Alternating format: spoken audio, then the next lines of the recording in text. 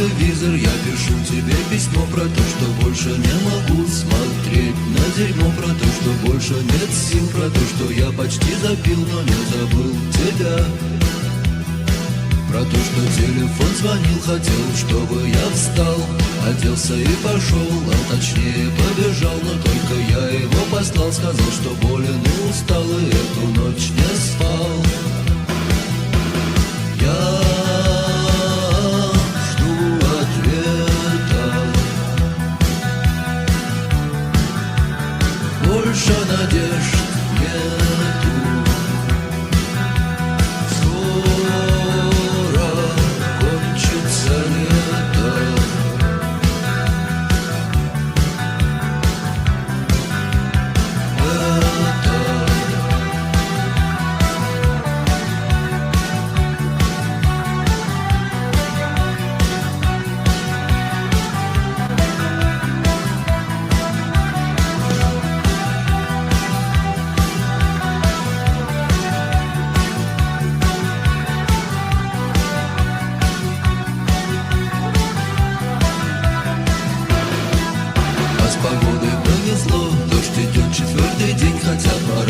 Сказали, жарко будет даже день. Впрочем, в той тени, где я пока сухо и тепло, но я боюсь пока. Дни идут чередом, день едим, а три пьем. Мы в общем весело живем, хотя и дождь за окном. Магнитофон сломался, я сижу в тишине, чему и рад вполне.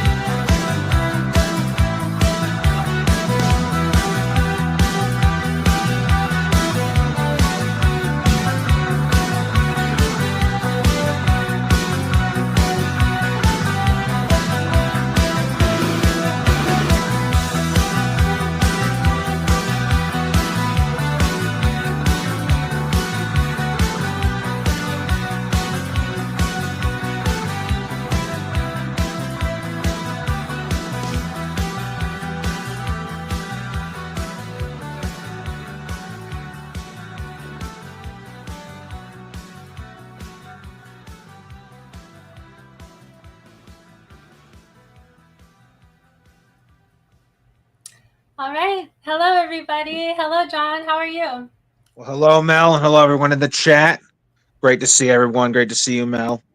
Yeah, good to see you too. Thank you so much for joining me again. And how's your Lent going? Are you doing Lent right now?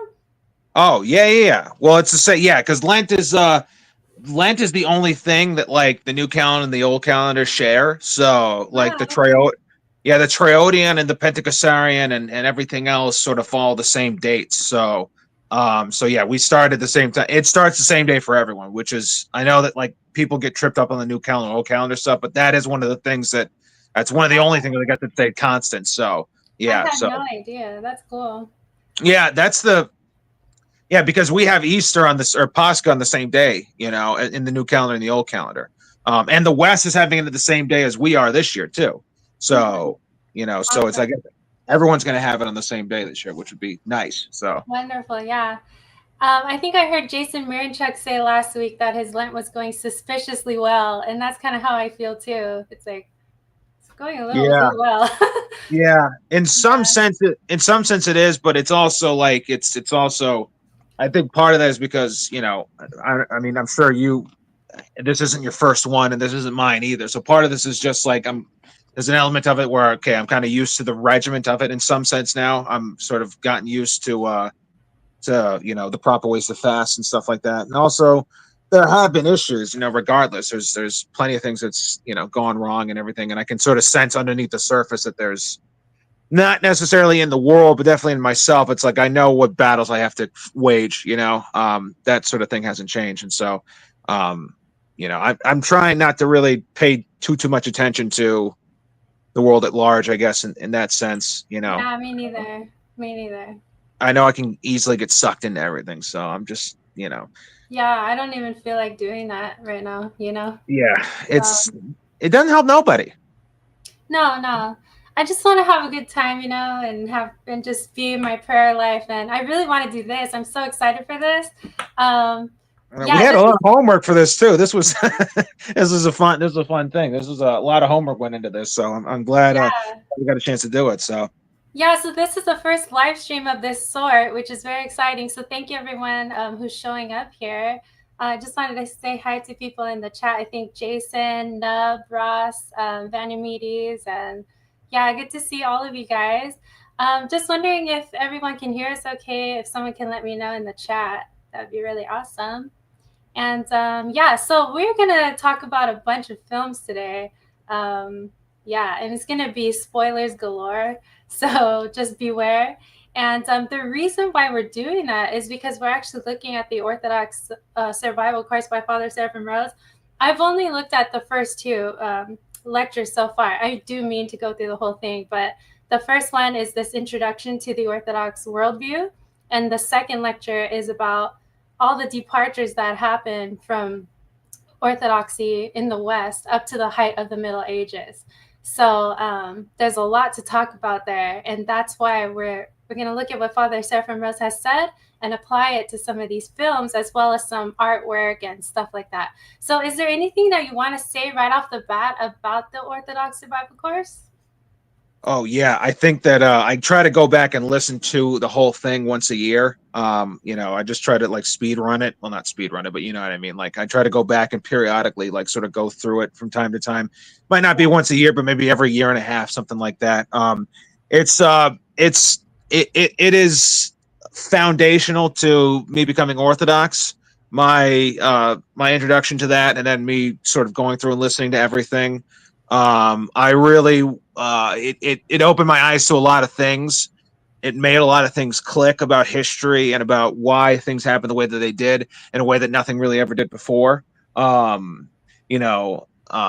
feel that it's really foundational for all people that come into the church that are Western to read that or to listen to it because to me it was always very clear what it was saying, which is that the state of the world now is because of the infection of every sort of other culture by Western culture, and the state of Western culture is directly due to the spiritual fall that happened after the apostasy in the in 1054, which wasn't felt immediately, but just in the same way you don't get sick right off the rip. It takes a little while to really start to develop, and the cancer takes time to grow, I guess. Yeah.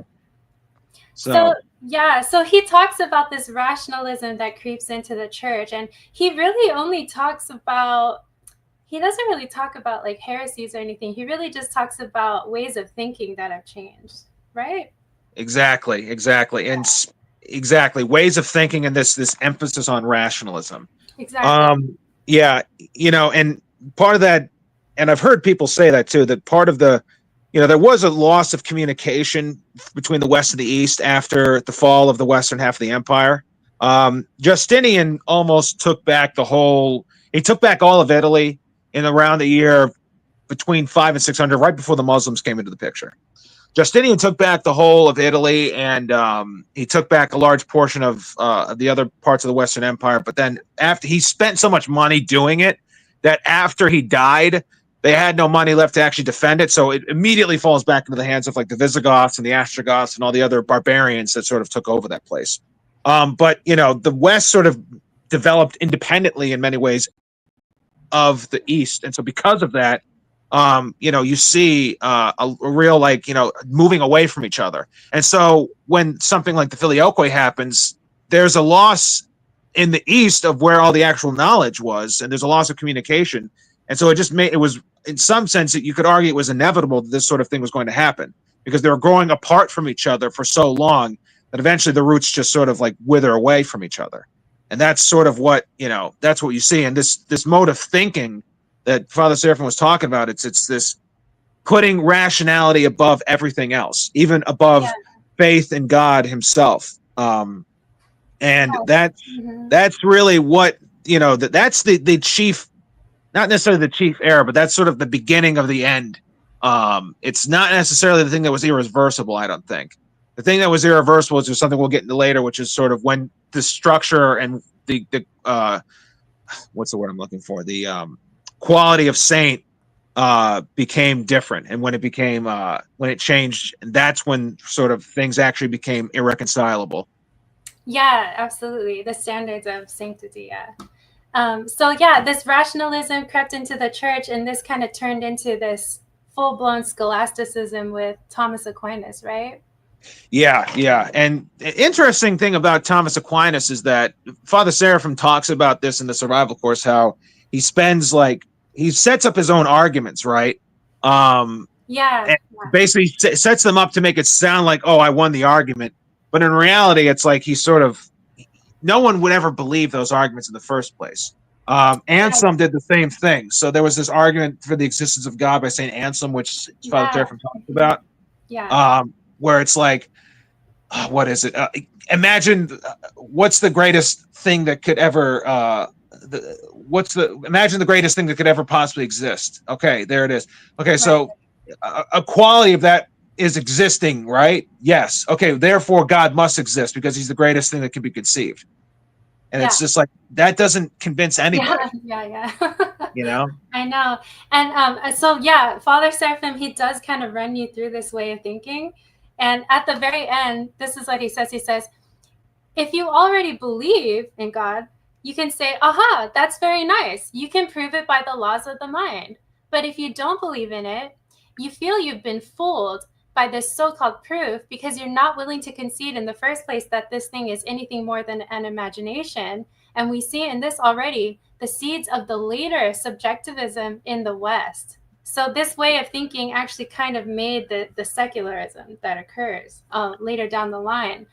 And this is just my opinion, okay? I'm not saying that John Connor agrees with me on this, but I feel like this very thing is happening like in the Orthodox like online sphere, because it's just this very like rationalistic way of thinking. Like, we're all like Western people. It's like I said in the last talk we had, it's really hard to shake it when you've grown up in this kind of mindset, even when you 100%. find the truth, even when you find orthodoxy and you go out there and you start either debating or evangelizing or something, if you bring to the table this like over rationalism and this logicalism, you're still kind of doing this very thing that Father Seraphim is pointing out here. And I think that it either brings you to two places. Either you're like, aha, see, oh, we have tag. See, there it is. Like, you know, shouldn't I seem so smart in your mind because I found this way of thinking that proves God. And then the other side, they're like, this, you know, and we've heard what people say about tag and precept and all this stuff, and it really hardens their hearts. You know, that's what it ends up doing for them.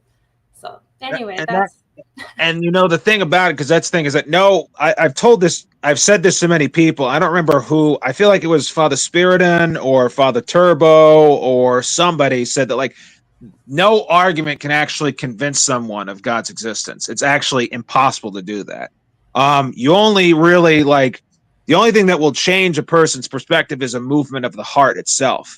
And the only thing that does that is if Christ lives in your heart. It's that's why Saint Seraphim said, "Acquire the spirit of peace, and thousands around you will be saved." Why is that? Because part of it, it means a lot of things, obviously. But one of the things it means is that if you have the Holy Spirit, other people will see that other people will see that in you.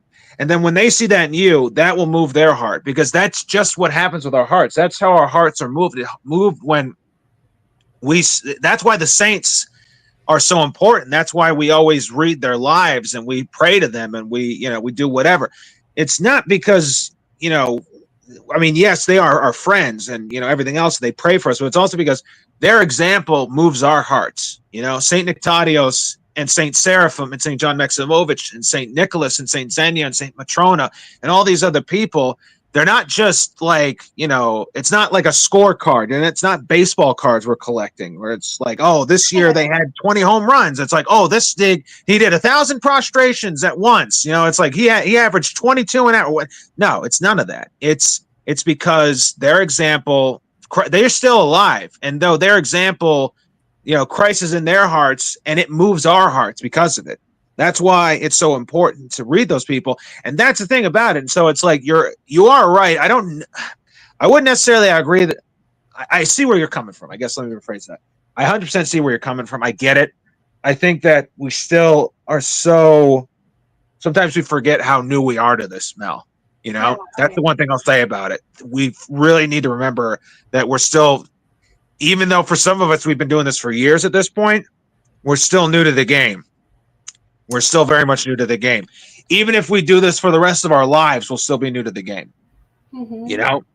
And that's the thing about it, is that it's like we just have to pray for those people. We have to pray, and we have to remember that, like, they're going to do what they're going to do. But if we are good Christians, right? If we do the best that we can, and we really in earnest, are humble, Christ will abide in us, and that is what will move people. And, that will undo anything. Really, it will. I've seen it with my own eyes. We've all seen transformation, the transformation that's possible. All of us, if we've been touched by this, have had that transformation happen to us.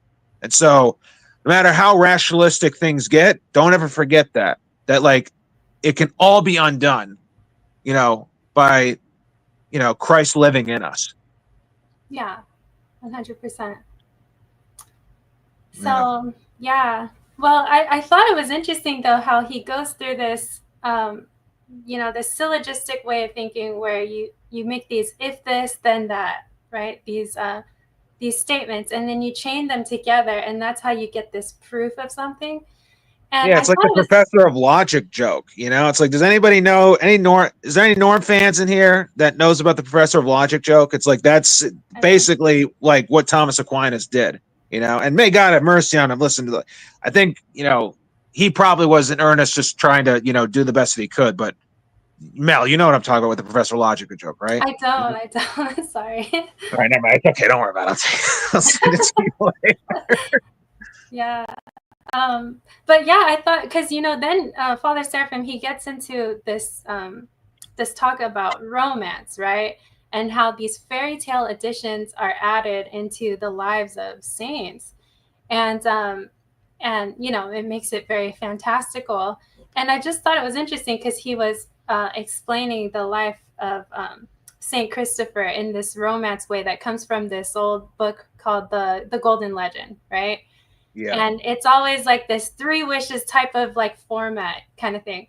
And it's like, okay, so Saint Christopher, he wants to follow or he wants to serve the most powerful king.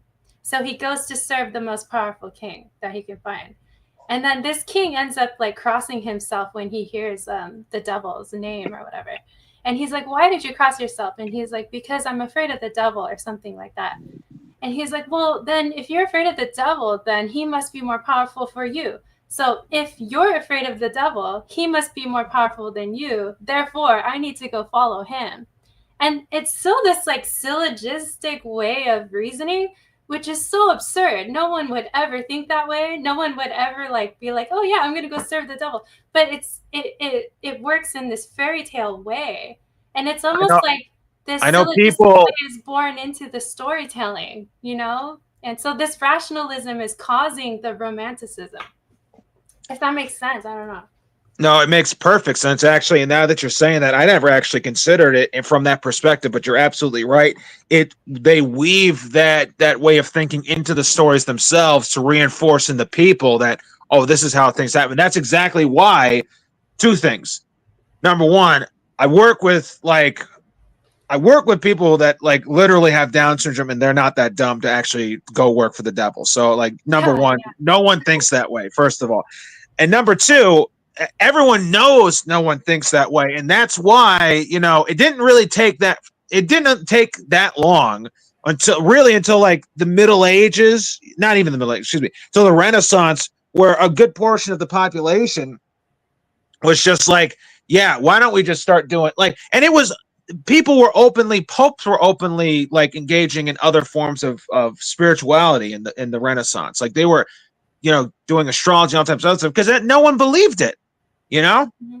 Everyone was just like, oh yeah, of course we're telling each other fairy tales. And if you ask any person who was a practicing Roman Catholic growing up, or was a lapsed Roman Catholic or from a lapsed Catholic family, ask them what they think about it, about the saints. They're just like, oh yeah, they're just fairy tales we tell ourselves, or it's a transaction.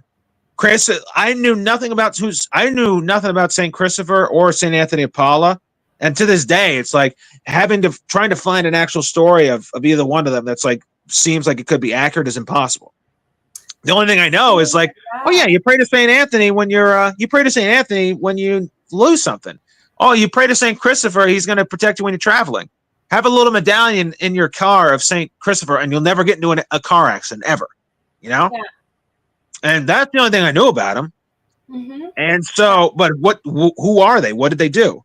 Nobody knows, because it's not carried on from generation to generation, because it's clear and obvious that the stories are bullshit, I know, yeah. When I was researching Francis of Assisi and Padre Pio, I can't find any 2 like accounts that corroborate with each other, really. Yeah, and they all sound like a 5th grader wrote them. Yeah. They literally sound like something a child would write. It's like, oh, he had a suit of golden armor, and he rode a pony into battle, and then all of a sudden he had to turn back to use the bathroom, and then he gave it away to the poor, and then he did all this other, and blah, blah, blah, blah, blah. And it's like, no, that did not happen, dude. That didn't happen.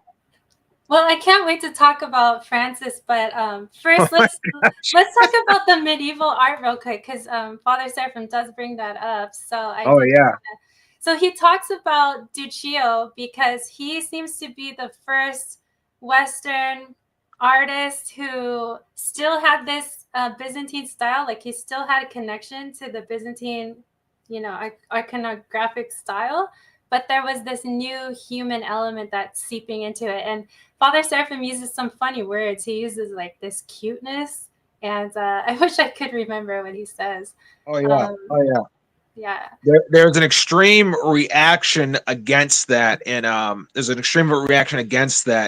iconographers, that like some of them will not, anything that could resemble an emotion, you will not see in the face of certain icon painters. So my godfather, for example, is one of these guys. He's an iconographer, and the minute he detects any sort of emotion, he just in the subject of the painting, or in some other side subject of the painting, like any sort of side character, whatever, he's just like, no, it's trash. Don't even buy it. Wow. And it's for this reason, because this is one of the things, this sort of cuteness. He also described it as, he described it as psychology entering into the paintings, basically. Wow. Wow. It's like all of a sudden the actual state of the people is actually on full display, and that slowly throughout generations becomes the actual point of the piece itself. Wow. Um, Yeah. And so, yeah, you're right. It's like it starts off very small, and it's probably because like the guys are just like, oh yeah, well, like we should probably add a crime, like add tears, and then the tears became, oh, we'll add a little frown because whatever, and then it kept going more and more and more and more and more. Right. You know? Yeah. He also talks about Giotto, and Giotto is interesting because he's closely bound up with Francis of Assisi, because he was the guy who he painted his life in this cathedral in Assisi. So I'm going to show some of his stuff later, but it's funny. There was a conversation between Father Herman and Father Seraphim during the lecture, and he's like, look at this painting. Like, I don't know if you guys can see it very well, but this on the top right is the zoom in of the one on the top left, and Father Herman was like, they look vicious. These people have a vicious, weird looking like face, and even these angels, they just look so weird.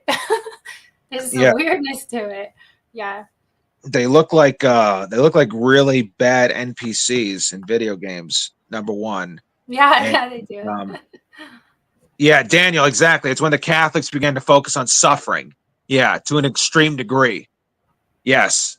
The point where that's basically now that's the only thing that seems to be real to a lot of them. It's what was the only thing that was real to me in some sense, like when I started to learn about this stuff, I was like, oh, I guess I just have to like physically like, well, that's another story for another day. But anyways, the point is like, that it's a ghastliness, Yes, and it takes away from the actual, because this is the thing too.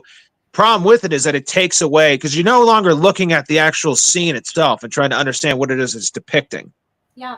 And even look at that photo right on the left. If you look at first of all, I had to actually zoom in to see what the photo was. I didn't realize that was Jesus being taken off of the cross until I zoomed into it. That's the first part. So like, number one, it's like all this other stuff is distracting from what the actual scene is trying to depict. Absolutely. Yeah. And yeah, it brings the mind away from it to a point where you only focus on the psychology, you only focus on the emotions, you only focus on all those other things. And so you can't have that. That's why if you look at an icon of the taking down of Christ off the crucifix, first of all, he's dead center into it, and the characters, the people depicted in the saints depicted in it will have tears flowing down their face, but they don't look ghastly the way that these people do. Yeah. They don't look like, I don't know, they almost look like those creepy, like smiley face they almost look like the Russian sleep experiment guy a little bit, You remember that? The Russian sleep experiment, the creepypasta? You know what I'm talking about? No. Maybe. All right, well, maybe. That's another story for another day. Yeah. People in the chat will know what I'm talking about. Molly knows what I'm talking about. He was probably in that experiment, so Well, let's talk about the changes in the standards of sanctity. Is there anything you want to say about that before we start talking about Francis? Oh yeah, I think that this is the thing that actually they have apex twin faces. Yeah, exactly, Jason. Yeah. Oh man. Oh gosh, I can't get over that. It really does look like the Russian sleep experiment guy. So, anyway, so I digress. The change in sanctity. This is to me been the thing that has always. This is the thing that has always stuck out as like the actual thing that did the West in. More so than the emphasis on rationalism, because that's going to cause problems. But this affects everything. When all of a sudden you have one set of rules for what is considered holy, and it then completely changes, you've lost the plot. Yeah. Because 100%. if your mind becomes infected, your heart can still make up for that. But if your heart becomes infected, you're kind of screwed. Oh yeah. And that, go ahead. no, I was just gonna say, and that's basically what this change is. You know, that's what Francis, and that's the thing is like Francis of Assisi is the person that signifies the changing of the guard. He's the person, and it's plainly evident if you read his actual life, or if you look into his actual life, or whatever account you look into. I guess it varies from life to life because honestly, no two are the same with Francis. But when you look into it, you see it's like he even declared himself in some sense that he was the changing of the guard. He was starting something new.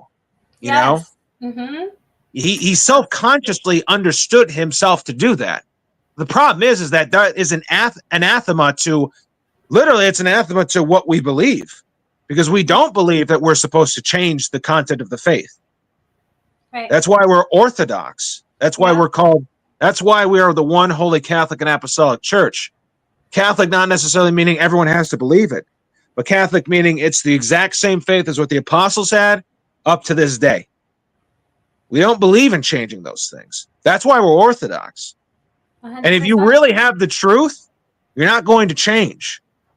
Why would you change? Yeah. Yeah, and Father Seraphim says that this change in sanctity will do more to bring about the Antichrist. That's what he says. So. Well, and that's exactly what, you know, so have you gotten to the part with the Grand Inquisitor? Yeah, we just did it, actually. You just did it with the brothers Karamazov. So anybody that hasn't, I really recommend anybody who's listening to this, if you have not done so, go. You don't even have to read the whole book. You can just read or listen to the portion of the brothers Karamazov by Dostoevsky of the Grand Inquisitor. Because you remember what the Grand Inquisitor said to. So for those of you that don't know, it's this what if scenario where Christ comes back during the Spanish Inquisition, and instead of the Inquisitors being like, "Oh, our Savior has returned," they actually arrest him on the site, and the Grand Inquisitor comes and basically tells him off in the jail. And the thing that he says is that, you know, we in the West, you know, you gave us spiritual freedom, but you gave us worldly poverty, and we didn't want that. Yeah. So basically what he says is like, well, what the devil offered you in the desert is just, that's what we did. We just took the offer instead of you. Yeah. And that's really the thing that's what this change in sanctity is, you know? It's taking your eye off the prize of heaven and turning your eye towards the prize here and now. Yeah. What was that, Moldy? How much does that chapter mirror the scene in 1984? I haven't read 1984, Moldy, so I don't know actually. You mean the one with Wilson and is that the one you're talking about? And anyway, that's a subject for another day. I guess we could talk about that later, Moldy. So we'll do another stream for you, Moldy. Yeah, exactly. Okay, well, okay, so I just want to say this movie, when I first started watching it, this is Francesco with Mickey Rourke and Helena Bonham Carter from 1989. When I first started watching it, I was really expecting like a pretty straightforward man of God type of portrayal of a saint, you know, and that's not at all what it was. And so it's crazy. It's just really crazy. But I'm still gonna show it today. I think a lot of Catholics hate this movie, and the reason why I think it's fair game is because it's on the 1995 Vatican film list. Okay, and this is a pretty well esteemed film list that Catholics can look at, and they can watch these movies. And apparently, it was recommended by the Pope. Yes. Right. Well, didn't John Paul II, like it said that he actually like commissioned this list, and he gave his blessing for this list, basically saying like these are like really acceptable forms of high art, basically, you know? Yeah. And Andrei Rublev was also on that list, also just so you know, big W for us. Just saying, but you know. Yeah. Well, this Catholic or someone who was reviewing the list said that this movie Francesco is the worst movie of Francis, which I don't, you know, I'm not surprised. But they said that the best movie is The Flowers of St. Francis from 1950. So I was like, okay, just to be fair, I'm just going to go ahead and watch that. So I watched it this morning, and it was awful. It just depicted the friars as being these like bumbling, delusional, foolish idiots, and they just did the most foolish things, and it never showed anything of sanctity from Francis. And so this is what someone thought was the best movie about him. I mean, that was very, very sad to hear, you know. It's probably because it was older, you know. That's probably why.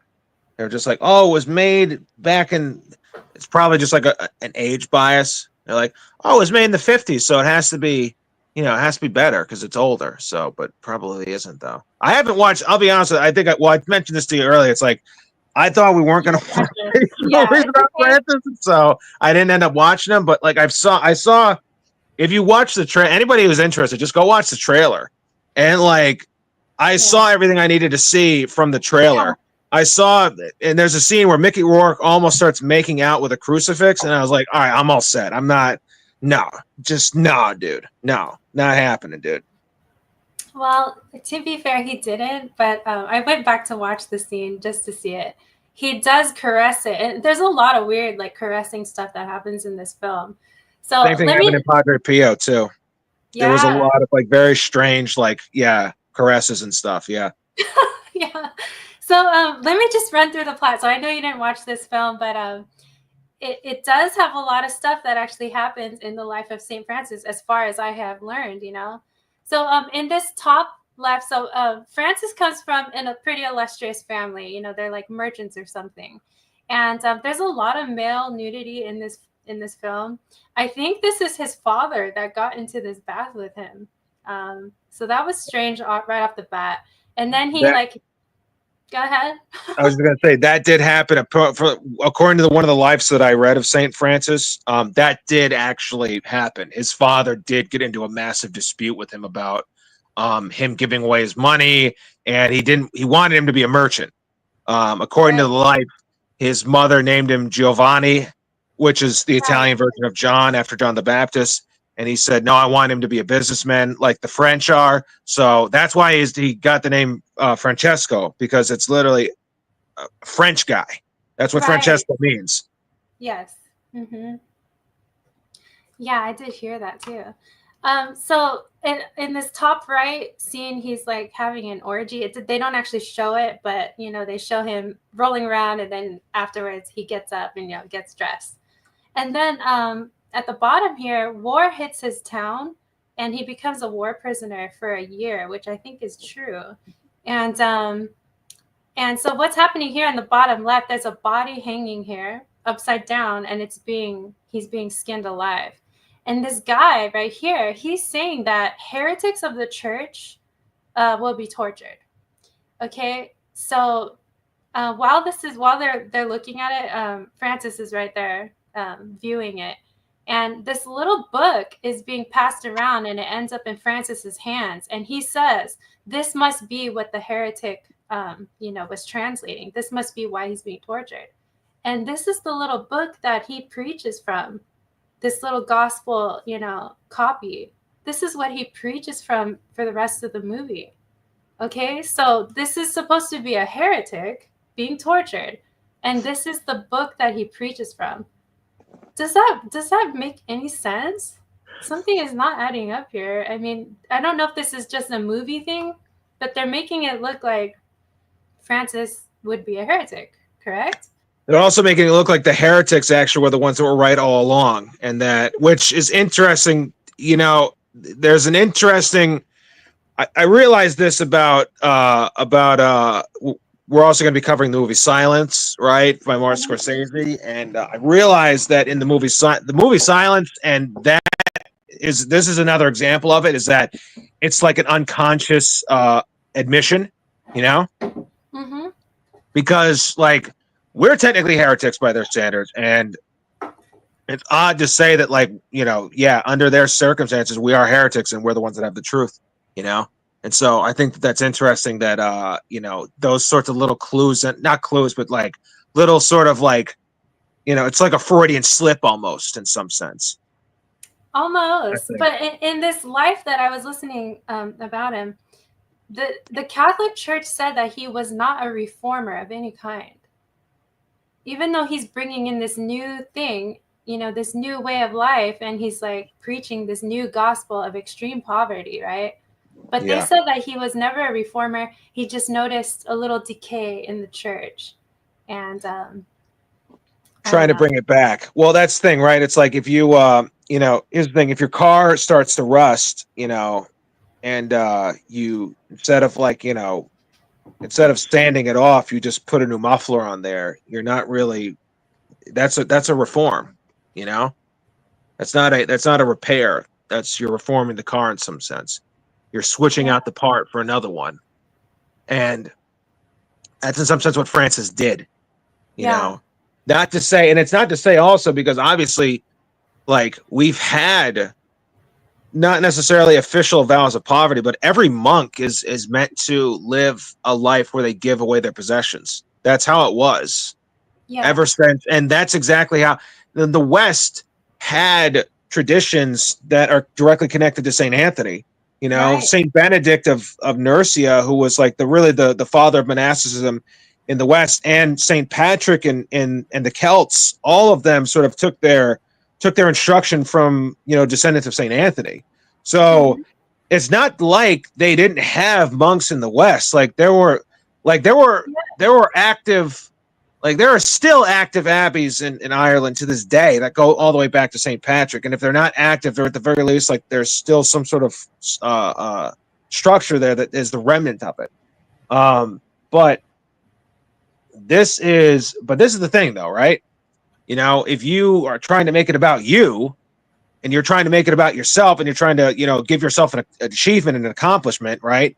You're going to sort of do little things like this, where it's like all of a sudden you're like making a declaration about, and we see this when people probably that we work with, are probably in our life all the time, and maybe, listen, I'm sure I'm probably guilty of this myself, in all honesty, it's a way to pat yourself on the back for the things you've done, and that's sort of the worry about this. Father Seraphim, are you going to talk about what Father Seraphim said about him later? Also, anytime. Yeah. Well, I was just going to say that one of the things Father Seraphim mentioned about St. Francis is that at one point he, I guess, ate meat during Lent. Yeah. And, if any of us do that, it's like, okay, like, it's a sin, but it's also not the end of the world. And so we'll repent. Well, maybe we'll do a little extra the next couple days. We'll go to confession about it. And we go forward from there. All the while remembering it's like, well, we're not something special. We're regular sinners, we are, we're weak and we're sinners. And so what Francis did when this happened is, instead of doing all that, like I just said, he actually put himself into the town square. He like chained himself up to like a bell tower somewhere and started flogging himself. And something like that, yeah, exactly. So instead of just quietly repenting about it, he makes a show of his own sin. So he can also make a show of his own repentance. Right. Yeah. Yeah. Father Seraphim does talk about that. He says it's like this presumption of holiness kind of thing, where he's like, oh, I made a mistake, but look how holy I am. I'm going to do something to myself. I'm going to, like a fool, I'm going to do something crazy, and then I'm going to be fine. And I'm still going to be holy in your eyes, right? That kind of thing. It's putting the spotlight on yourself. And that's the exact opposite of humility. Yes, absolutely. One of the things that I remember, one of the things that Father Turbo said that it's always stuck with me is that, sometimes humility is not thinking lower of yourself. It's just thinking less about yourself, Wow, yeah. And that's always stuck with me. And that's exactly, that is a huge component of what humility is. It's not calling yourself, because there is pride and self-degradation, you know, there's a massive amount of pride and self-degradation. You know, that's why comedians do it all the time, you know. It's because it is a way to sort of like puff yourself up, you know, like you're bringing everyone else low, or you're bringing yourself low for everyone else's entertainment, which in and of itself brings you up to a higher level. Interesting. Yeah. Yeah. Yeah. What Francis shows is really like an inversion of what it should be, seems. In this scene at the top, he's in his like family store, and this poor man is here, and he takes everything out of the drawer in front of everyone and gives it to him. And the very first thing he does is he looks up, like in his, you know, Mickey Rourke way, and smirks and looks at everyone's reaction to what he just did. And I was like, that's so weird. Why would they show it that way? You're supposed to do these things like, you know, discreetly. But yeah. Oh, are you here? Uh-oh, what happened? We lost him. Hello? Can you hear me? Yeah, I can hear you just fine. Can you hear me? Yeah, I can hear you. All right, I'm sorry about that. Chrome just decided to update I hate in the middle of me talking.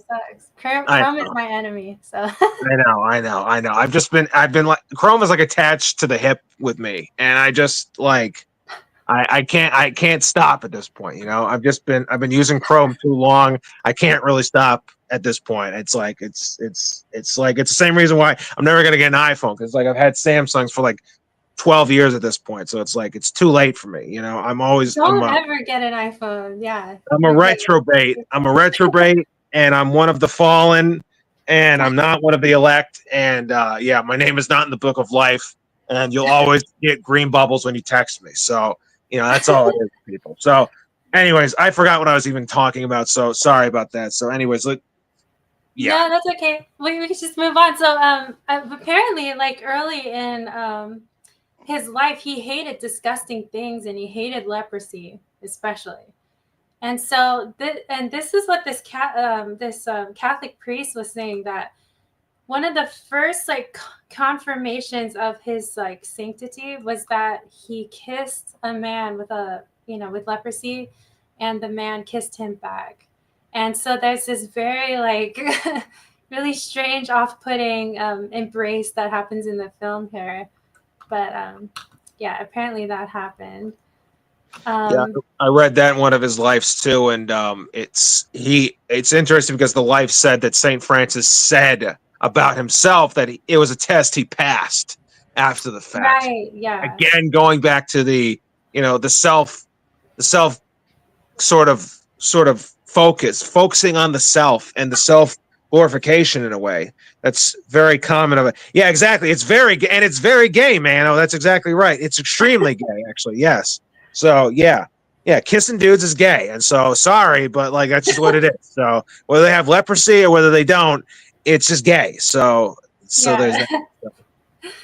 And so the next scene, he's in this like old abandoned church where is this the scene you were talking about where you're like, I can't watch this movie? Yeah, because look at that. Like, look what he's doing. He looks like he's like, it's like,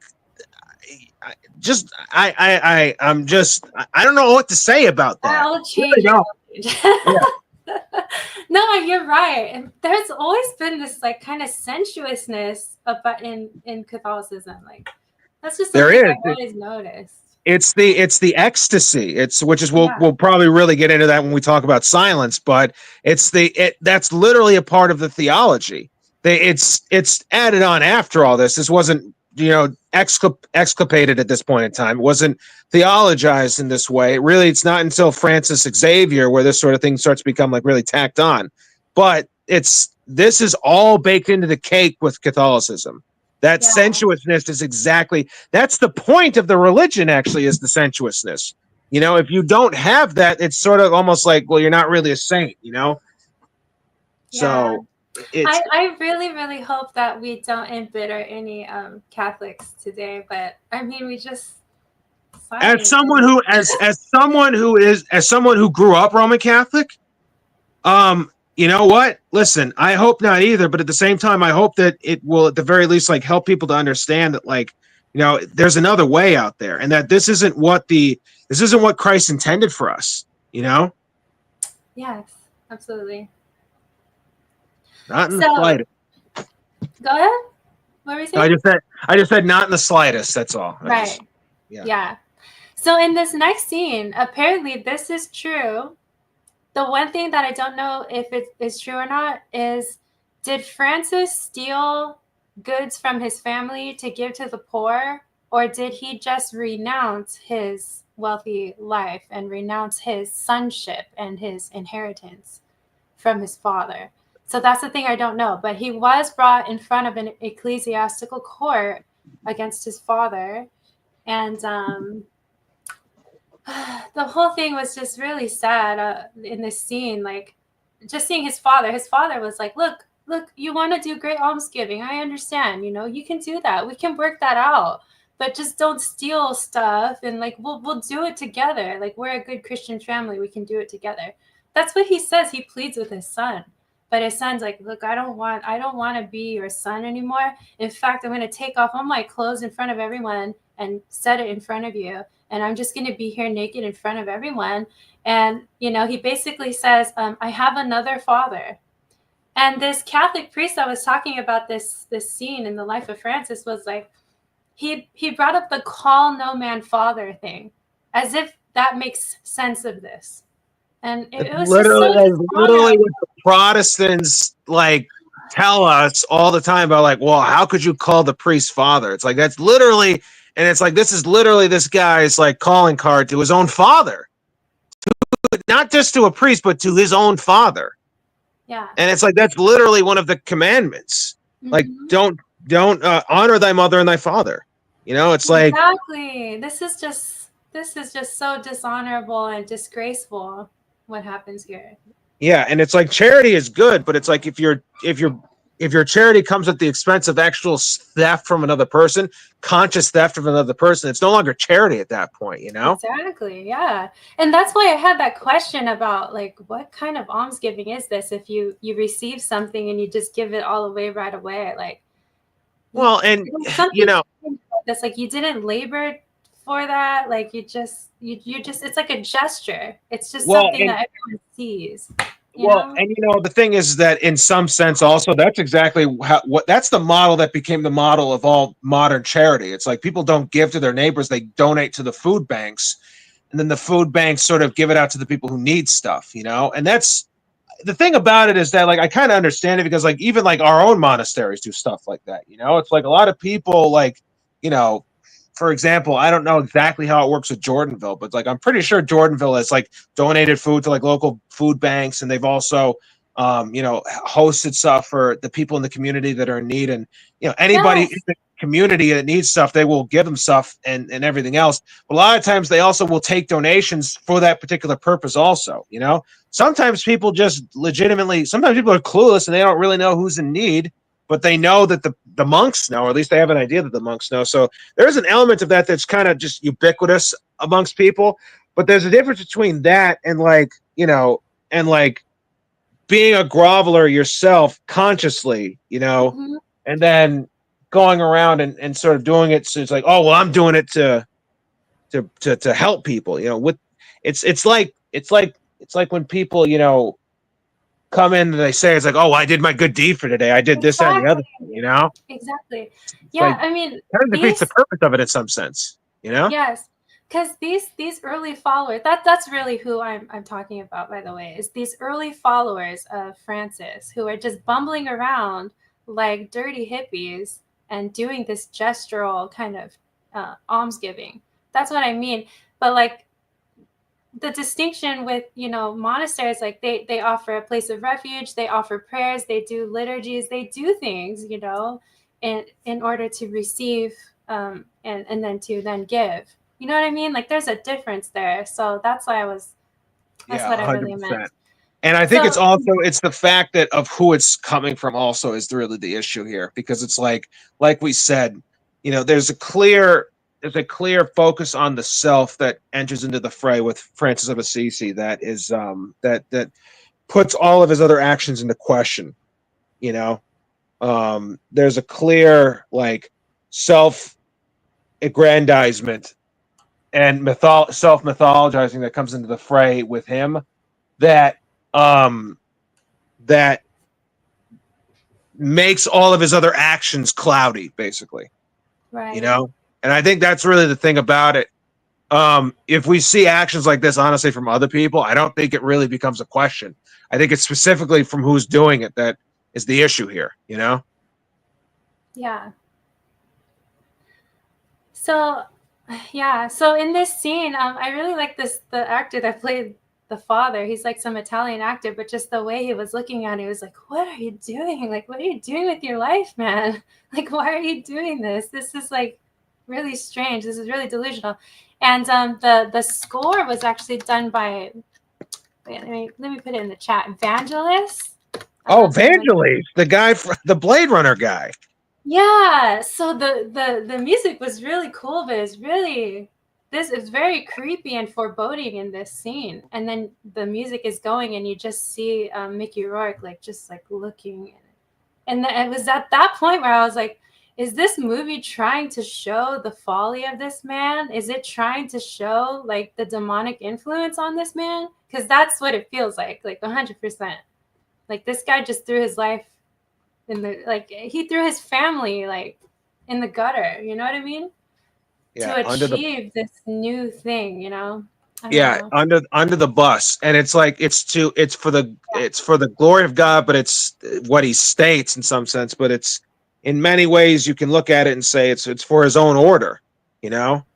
Yeah, it's for his own order. That's the other thing too, that like he introduces this whole concept of like these orders, and they're all named after the people that found them. It's like that doesn't, you know, it's what's one of the things that tripped me up when I first, you know, became a member of the church. I was just like, well, what are these the orders of the priests? Like there is no order of priests in the Orthodox Church. It doesn't really exist the way that it does in the West. It's like there's the Franciscans, there's the Jesuits, there's the Dominicans, there's like all these other things, and it's like it's always after the guy who founded it, you know?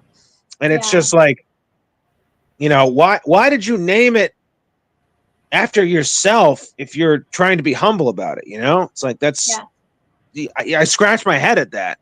And look, I'm, you know, Lord forgive me if I'm being judgmental towards this guy, but you know, I'm not trying to dunk on the dude, but it's like this is and maybe it's not even his fault, really. It's what the Catholic Church putting him on a pedestal is really that's the downfall. This is the virus. This is the spiritual cancer right here. This pride and this egoism is really the spiritual cancer, you know? Right. So another thing that's very strange though about him is that he talks about the lady poverty, and he tries to woo her, like in his prayers. He talks about her. He talks about brother fire, brother sun, sister moon, these kind of personifications. And Father Seraphim brings that up too. Like this is just very strange way to see the world, you know? It's pagan. It's a pagan way to see the world. It's a pagan way to see the world. I mean, like, and obviously, like, you know, listen, there's plenty of if you read the Psalms, for example, there's plenty of anthropomorphizing of the natural world. But there's a difference between that and saying like I'm going to woo poverty, you know? A lot of the other saints, it's like they don't, sometimes there's an element of it, like St. Paisios prayed for cancer, for example. There's elements of that sort of stuff. But a lot of the times it's, for the most part, I think, you know, from what I've seen, a lot of it is just they just take what God gives them and they just don't question it. You know, it's like if you really truly ask for humility, like God will give you humility. You know, you don't have to flog yourself in front of 1,000 people to call yourself humble or to call yourself lowly in spirit. You know? Yeah. And sometimes that's easier than what it takes to actually make yourself humble. You know? Yeah, wow, yeah. So people start following him, and he recites these prayers that seem very strange to me, you know, as an Orthodox. They just seem very strange, and all these people just repeat his prayers. And I never see a mass performed in the movie. I never see him take the Eucharist or anything. So that never ever happens in this movie. And then these two guys, they're like friends of his family. They try to get him back, you know, to his family. And he pulls out that little book and he starts preaching, you know, this gospel of it, extreme poverty. And they start, you know, getting convinced of it. So you see this guy on the bottom right, he goes to his home and he's mulling it over, you know, if he wants to renounce his life and join Francis. And I just thought it was interesting that he was sitting there staring at this little piece of bread, which is supposed to symbolize poverty. And what he says is, he asks himself, was I prepared to give everything away for that piece of bread? And that just struck me. It's like, it's not about the poverty though, you know, like you're still just like making an idol out of the poverty, you know? Well, and that is something that's the thing that's like, you know, that's sort of, again, where the West has lost the plot. That's something that we have to be careful of, even of ourselves, you know? It's like, I think we all have, a lot of us, myself included, have sometimes fallen into that trap of just like we see a lot of the stuff we do as a means to we see as a means, as an end in and of itself, you know? Right. Mm-hmm. All the Yeah. asceticism that we engage in, to whatever level we do it, the prayer rules that we have to whatever level we do it, the execution of those things to whatever level we do it, all of those things can be seen as accomplishments and means. It ends in and of themselves, but all of them always have to be means to an end. And that's exactly what, but that's, again, you know, that doing that is a form, and again, of self-aggrandizement, you know, because again, it's a trophy that he receives. It's a prize he gives himself. It's a thing, the here and now, that he is able to take pride in, you know, or at least the person who does those sorts of things, that's something that they could do. And that's the danger of it. And that's sort of the dangerous precedent that sets for the rest of history and for the rest of the Western history that follows this. Because, you know, St. Nectarios never really got his prize when he was on Earth, you know? Yeah. St. Seraphim never really got his prize when he was on Earth. St. John Maximovich didn't really either. Although, you know, they did in many ways do amazing things, and they got really fantastic things. But whatever they got, really, that in an earthly sense, it was pennies and peanuts compared to what they received in their hearts by communing with God, you know? Yeah. Yeah, 100%. So the guy, he ends up doing it. He jumps right in, you know, and he gives everything he has. And it's just this crazy, ecstatic scene where he's giving away all of his money, all of whatever he has from this little box. And all these people are just like rapidly taking. And you see Francis on the side here smirking about it. His father comes up from out of some door and he sees the whole spectacle. And then the people, instead of being grateful, they actually start stoning the guy, and they all wrestle, and I don't know, it's just crazy. But as you can see in the bottom right, after they get like beat up and stoned, they're just completely on cloud nine. They're like so full of joy, you know, they found this new way of life. And yeah, they found the secret of the gospel. And it's funny, as like, if it's something that's hidden, as if it's supposed to yeah. be something hidden, you know? Again, a pagan way of viewing things, you know? Uh-huh. Like a very pagan way. It's Gnosticism, you know? Yeah, it is, right? Yeah, that's true. Mm-hmm. And apparently this is true about Francis. He would actually sing and dance during his preaching, which is very like, has a Pentecostal kind of feel to it, you know? And Yeah, sometimes he would be praying like in this ecstatic way, and then he would weep bitterly after. Mm-hmm. And so there's kind of like this bipolar thing going on. And apparently a lot of Protestant groups adhere to his teachings today, which is not surprising. Yeah, a lot of, I'm pretty sure a lot of Santeria probably uses his prayers verbatim, you know? You think so? I wouldn't be shocked. I haven't looked into it. I don't really like looking into that sort of stuff, but I wouldn't be shocked, to be completely honest with you. if the Pentecostals are using it, why not? Yeah. They have, I mean, they use statues of different saints all the time. You know, they use statues of Saint Michael and Panagia all the time. So, I mean, I wouldn't be shocked if Mm-hmm. I wouldn't be shocked if Saint Francis is one of them also. Yeah. No, I wouldn't be shocked at all. You do see those like candles, you know, in the back of the like Mexican stores or whatever. So yeah, Yeah, they and have all that exactly. stuff. It's always there's Christ, there's Guadalupe, there's Yeah. Saint Joseph, there's Saint Michael, and Saint Francis. Like Yep. he's the only non-biblical figure that's always there with them, you know? Mm-hmm. Yeah. So what happens here? I didn't really get a clear shot of it, but Francis is trying to save this thief from being hanged, and one of his like followers kind of takes him away. And after he takes him away, the executioner, you know, he tries to carry on with the execution, and the thief bites the executioner's ear. Okay, and that's what it's showing right here. And then his friend is like, "Why were you trying to save that thief from being hanged?" And he still insists on saving him, and he says, "Because he's our brother." What do you make of that? Wait, hold on one second. So he, just so I'm getting this clear, right? Mm-hmm. So the thief was being about to be hanged, and Saint Francis saves him. And He didn't save him. He was trying to, but he his tried friend to, took him away from the hanging, basically. because he's our brother. Because he's our brother. I mean, again, it's I mean, it might be an unconscious admission, you know, Ah, might be an unconscious admission. Could be a Freudian slip. But it's also just, you know, it's a piety signaling, you know. yeah, That's what it is. It's virtue signaling. That's what he's doing. That's what a lot of this stuff yeah, is. It's virtue signaling. Yeah, that's what it is.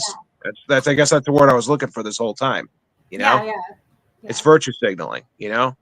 Well, I want to know what you think about this next thing, okay? Because this is really, really strange. And Oh, I can't wait. sorry. So apparently, it is true in the life of Francis, where he was like tempted about having a wife and a son for some reason, and so he rolled around in the snow to kind of like get rid of the temptation. In the movie, what happens is they're walking with his two buddies here, his two followers, and he sees a little boy, and he goes up to the little boy and he's like, "Oh, you know, little boy." And the mom comes and she's like, "Ha ha ha," takes the little boy away, and she walks away. And all of a sudden, he's just overcome with whatever. I don't know what it is at first, you know, and he takes off his clothes, he rolls around in the snow, he rolls down the hill, and he just starts lustfully, very, very lustfully humping the snow. Okay. And then the next thing you see is this on the bottom right. He's all calm, and he has these two like figures he made in the snow. And he tells his disciples, you know, the big one is my wife, the little one is my son. I have been tempted, forgive me. And it's very shocking. It's very shocking when you put all these things like together. And but besides that, you know, Father Seraphim, he does talk about, and we already kind of mentioned it, it's this spiritual self-satisfaction where he's like, yeah, I was tempted and I just humped the snow like crazy, but just forgive me. That's oh my gosh, that's yeah, wow. perplexing. Yeah. I don't really know what to say about it, other than I will say this is like, you know, those sorts of temptations are, everyone faces temptations. Everyone faces temptations. It's how you deal with them, I guess, is the thing. And you know, sometimes, and honestly, it's not even the temptation that's the sin, it's what you do about it that's the sin. And well, I guess it depends on who you ask about that. Don't quote me on that. I'm not a priest, so they don't quote me on that. But yeah, that's messed up. That's really messed up. No, It's that's really like, messed up. So yeah. the very next scene, he's holding a little boy. Who knows who this little boy is anyway? And this is the scene where he starts telling some of his followers. I guess he's getting more followers now, and he's telling them, go out 2 by 2 and preach the new gospel, basically. And Father Seraphim talks about this too. He's like, why would you go out and preach the gospel in countries that are already Christian? Why would you have a new gospel that you're preaching? Like, this is silly. And why send them out 2 by 2? Well, they kind of do, don't they? They kind of do. Yeah, they do. That's what's implied by that statement in some sense, is that they do have a new gospel, you know? Yeah. It's this gospel of this spiritual you know, this Pentecostalist sort of spiritual ecstasy, whatever, you know? Yeah. That's what they're preaching. And so it is a new gospel. So it is. Yeah. Yeah. And so I don't know what the story is with this follower here in the middle, but he does end up running into a church in Assisi naked. And that's what happens in the movie here. And I don't quite know why he did that. But yeah, he starts trying to preach to the people. The people are like laughing at him, you know, because he's being ridiculous. And then Francis comes in, he puts clothes, or, you know, he puts a cape on him or whatever. And he says, try again, they will listen to you. And the first thing that blurts out of the guy's mouth is, I am the Son of God. I was like, what? God. Why would you say that? That's because the guy's probably possessed. The guy probably has a demon. You know, he's probably demonically possessed, you know? Yeah. So with all these scenes so far, it's like, is this movie just trashing Francis? And that's sort of the thing about it, is that in you know, like, anyone with eyes to see can clearly see that this is a disturbed man. This is a truly spiritually degenerated person. You know, I feel bad. Honestly, it's honestly sad to even have to talk about him like this. And may God have mercy on him, really, because I don't think he probably intended to bring people down the wrong path at all. But this person is spiritually ill, and we're not any better. We're all spiritually ill, but you know, that's why we can't that's why we're not supposed to start new things. We're supposed to go with what's worked and what's been handed down to us. That's what the saints do. And that's what we're charged to do, is to stick with what's been given to us. Because when you try to do your own thing, yeah, exactly, Danny, it's prelest. That's exactly what that is. It's prelest. You know? And that's exactly what it is. It's like it's the mistake of taking prelest for actual spiritual enlightenment, for actual, you know, theosis, you know? Yeah. It's like it's the whole concept of theosis is gone, actually, you know? And when that's why, because the Holy Spirit is gone from that church. And when the Holy Spirit is gone, you cannot have theosis. Yeah. You are left to the devices of your own being. You know, and that's the scary thing about this too. It's like, I think people should remember is that what these states are, these are not states that are foreign to us. These are all within the spectrum of our everyday experience in some sense. Obviously, it's the extreme ends of it, you know, but that's all demons work with. They work with what the capability of our bodies actually are, you know? Yeah. You know, and what the capability of our emotions actually are, you know? Mm-hmm. It's peace that the Lord gives us. You know, that's what he says to us. That's what he said to his disciples. Peace I leave with you. My peace I give unto you. Not as the world give it unto you, give I unto you. And that's the difference. Yeah. Because it is not a spirit of, and it's not a state of ecstasy that we reach for. And honestly, I don't really know how to describe it any other way than that. But that's what it is. It's a spirit of peace. It's the comforter. Exactly, yeah. And that's literally what it is. And that's not what Francis of Assisi has. Yeah. It ain't it. Whatever it is, it ain't it, Chief. Yeah. That's not it, Chief. That's not it. And look what he does here. He takes down the cross from the wall because he can do that, you know? He's so holy. He can do it. And also he needs to like redecorate the church, I guess. So he takes it down and the crowd like calms down a little bit and he preaches a little bit. And some people, you know, it's like that whole movie trope where some people like they're starting to get it and they're really listening. And then someone in the crowd just starts stoning them. So they have to like rush out and leave the church. I And mean, yeah, probably the people that had. No, I'm not going to say that. Actually, never mind. So, never mind. It's okay. I thought this was interesting. So there was some kind of, I don't know exactly who, but there was like a cardinal or someone who was, sympathizing with Francis. It doesn't really show you in the movie, but they're talking discreetly. And he says, God cannot defend you. Only the Pope has such power. So I thought that was interesting. Oh my gosh! Well, that's what they. I mean, that's why they broke it off in the first place. It's like because the Pope like has. I mean, I'm pretty sure that's literally what they believe. It's like the Pope has like universal, like what the Pope says is law. You know, I mean, I'm not joking. I mean, like literally, like that's. I mean, like they think that like there was. I'm pretty sure I heard my grandma actually say this at one point, even though she was not practicing, but she still had a lot of like beliefs just sort of drilled into her. She's like, well, the Pope actually owns everything. He just lets us rent it, you know? All the land in the world actually belongs to the Pope. That's why like Portugal and Spain fought over Japan because like, the Pope said like, well, you could just have one half of the world and, Spain can have the other half of the world. And so that line, whatever the line was, had just happened to split Japan in half. And so, half the Spaniards took half and the Portuguese took the other half.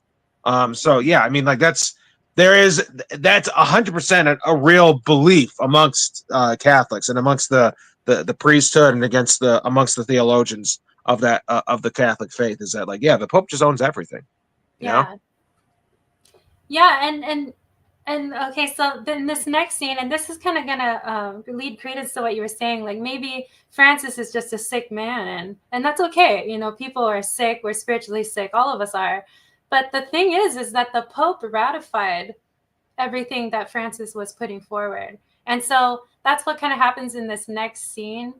But there's some interesting dialogue. So him and some of his followers are taken to this council with the Pope. And one of these guys is like, look, we've seen this before. There's so many of these groups that pop up. They say they're following the gospel. They proclaim humility. They proclaim poverty. And then vanity takes over, and then they proclaim themselves the true Christians. And it's kind of like, don't you just see that all over the place, even today? But I thought that was an interesting line in the movie there. But then it's another Freudian slip. Yeah, exactly. But apparently I don't know which Pope it was. I think his name was Innocent. That was the Pope at the time. He had a dream. And that's what caused him to, dignify and ratify Francis's order. So that's what happened. And so that's kind of what happens here. He starts gaining a lot more followers. And as you can see here, the word of the new grace spreads so widely. So it's the new grace. The city actually gives them some kind of building to house, all the brothers of his order. And Francis goes up there on the roof and he just starts destroying the house. So this was given to him, for his people, his followers. And, you can't have anything. So he just starts taking it apart and destroying it. It's really insane. I don't know if this has anything to do with his real life, but that's what happens here. He can't help himself. He's just like, he just can't. I guess he just can't help him. I don't know what I don't. Yeah, I don't even know what. Yeah, I don't know. It's just like he just has to. It's a virtue signal. It's like the people that like. Yeah. It's like the people that like the people with bumper stickers on their cars. Like it can't stop at one. It's like once you put like the rainbow flag on there, you have to put the science thing on, and you have to put the BLM thing on there. You also have to put the Stop Asian Hate, and then you have to put the Ukraine flag, and you have to put everything. And then eventually, It's just like the whole car is just covered. It's this whole cascade of like topping yourself. Yeah, exactly. It's all these different sprinkles of bullshit all over your car. It's just like. And it's like, and somehow they always manage to cut me off in traffic too. I don't know how that is. It's like somehow, it just always happens that way. Very strange. But yeah, and but anyways, I digress. But that's how you know that this is all because you have to keep compelling the people that are following you. So you have to keep like one-upping yourself, you know. Yeah. And the people in the movie, they start getting, you know, like they start protesting basically. They say, we want an order. We want some kind of program, you know, give us a program. And so what he does is he says, look, it's already in the gospel. I already told you this. Like, you know, you have to be extremely poor. You have to give away everything you own, like all the time. And they're not happy with that. And I don't remember we're running around naked in the streets in the gospel, though. I mean, I will say that. I mean, like, I don't know. Maybe I wasn't listening hard enough, but like, I really don't remember that being in there. Maybe someone in the chat can help me. What line that is? I just for the life of me, I really can't remember that. You know. Yeah. And don't say Mark 12 either, because that's not what I'm talking about. All right. Don't at me and be like Mark 12, because it's like, if you're a smart ass if you do that. So don't. Like, no. So yeah, I don't know, man. And so the people, they get kind of pissed off. He actually he sets off into the mountains because he just has to get away from people. He sets off for solitude and he becomes gravely ill. And the people still need some kind of written rule because they need to send it to the Pope to make sure, you know, whatever. And so he ends up like rewriting it again. And he means to go and deliver it to the Pope himself. When he arrives, he finds that the Pope is dead. And this whole scene is it's really silly. Like, he goes up to the Pope's ear and he says, open your eyes. Why does the Pope look like Dracula right there also? Is that like, did you take that purposely because that's the one where he looks the most like Dracula? Or like... No. That's just how he looked, you know. That's just how he looked. And his he looks like Nosferatu. He looks like he looks like the Werner Herzog Nosferatu. Like, he looks just like that guy. That's wild.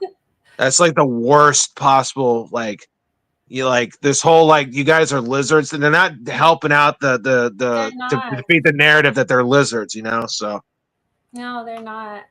And so his disciples like, what did you just whisper in his ear? And he's like, I told him to open his eyes. And he was like, but he's dead. And he's like, but he can still open his eyes wherever he is. I just thought that was silly. So he says, go give him the written thing that we wrote down. He's like, what do you mean? He's dead. He's like, that doesn't mean he can't still read it. It's almost a Norm joke. That really is like almost like a... you know, he can still open his eyes where he is, you know, like he can still, you know, he can still read. You can't read, you know, you're dead, you know, you probably read better now. You can when you're alive, you know, like. Wow, you got Norm down pretty well there. That's when you've listened to about 72,000 hours of Norm content, you pick up a thing or two. So yeah. So here he's just completely despairing. And is this true in the life? Did you hear about that toward the end? Like when he's like praying for the stigmata basically, but he's out there. Oh, I thought that the Rock was his new wife. The Lady Rock sister. Yeah, that's his. Yeah, he divorced. Yeah, because the snowman wife, the snow woman wife. Melted, so like he needed a wife, so obviously he'd get a rock, obviously, you know. Yeah. He who builds his wife upon a rock is the smart one, but he who builds his wife upon a snowman is a fool, you know. So did you really go there? Oh my god. Well, honestly, like, listen, if we're talking about just making shit up that's not in the Gospels, it's like, you know, just saying, like, if you want to go, I'm just saying, I'm not saying that's actually in there. I'm just saying that, like, it lines up with everything else, you know? So, Lord forgive me. I don't mean to, like, Lord forgive me, actually. All right. That was, all right. I wasn't trying to, all right, whatever. Anyways. So he receives the stigmata, basically. And that's what happens. So what do you think about that whole stigmata thing? I think it's 100% demonic. That's what I think about. Is it demonically given, or does he? Absolutely. It's 100%. Yes, Father Seraphim, made it clear. It's like I talked about that with my spiritual father, with like other things. It's like the stigmata is 1,000% something demonic. Absolutely, unequivocally something demonic. You know, Padre Pio, as a modern example, received the stigmata, and you know Yeah, they we're did. gonna talk about it. Apparently, they did medical tests on him to see if like his wounds would heal, and they just never did. So people are Yeah. like, "Oh, it's a legitimate stigmata," and it's like, listen, like just because he cannot undo his band-aids to recut himself doesn't mean a demon isn't capable of doing that underneath, you know? So Sure, yeah. Yeah. like, Well, OBG says it's very complicated. I would love to hear which. Oh, well, are you talking about the stigmata, OBG? I would love to hear what you think about this.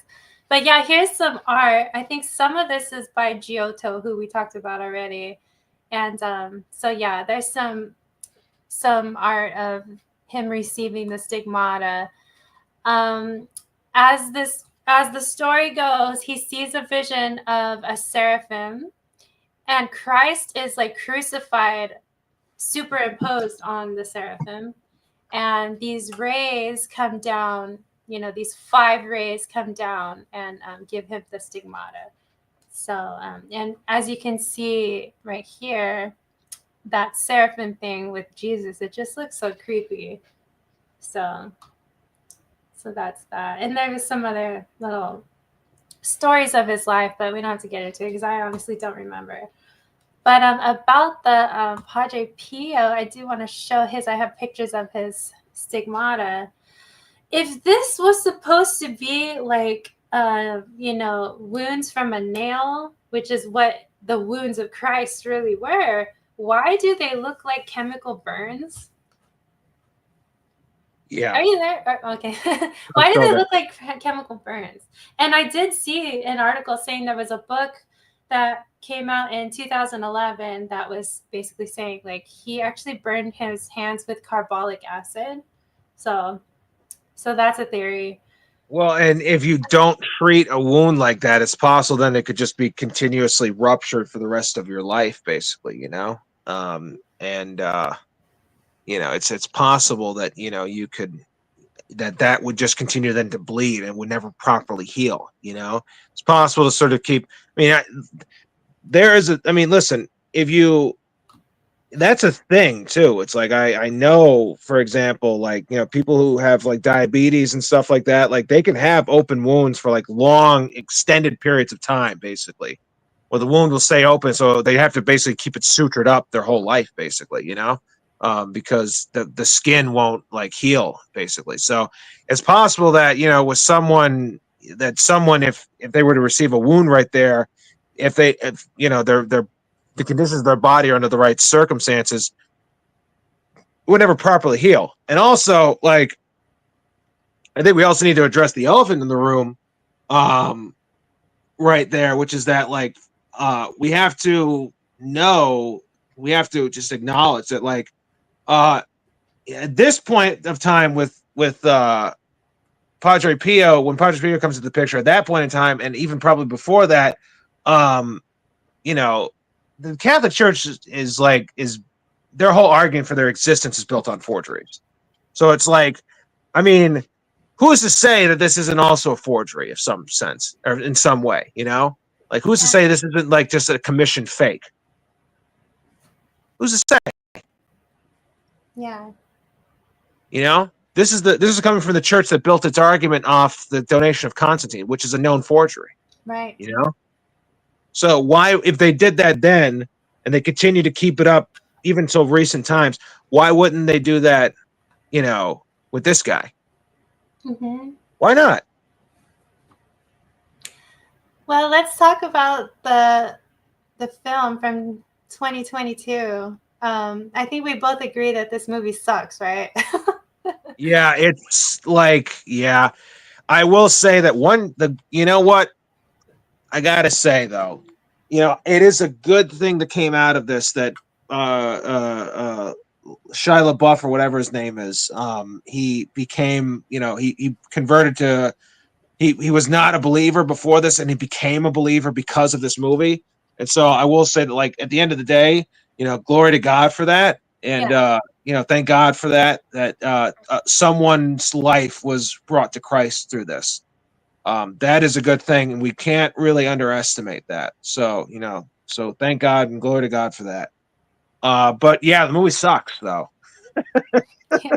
Yeah, the movie's awful. The movie is not watchable. And like, Yeah. yeah, it's really bad. And it's like there's two.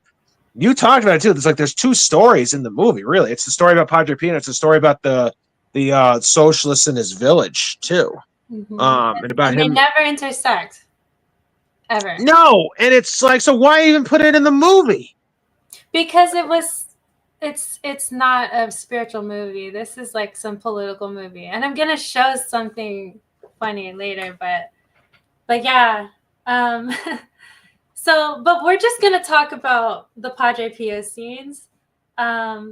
So he is having a conversation with Satan, right? I think Padre He's being tempted. I think that's what it is. Is he's being tempted. That like he's being accused of. He's being accused. Basically, he's going through a temptation in some sense.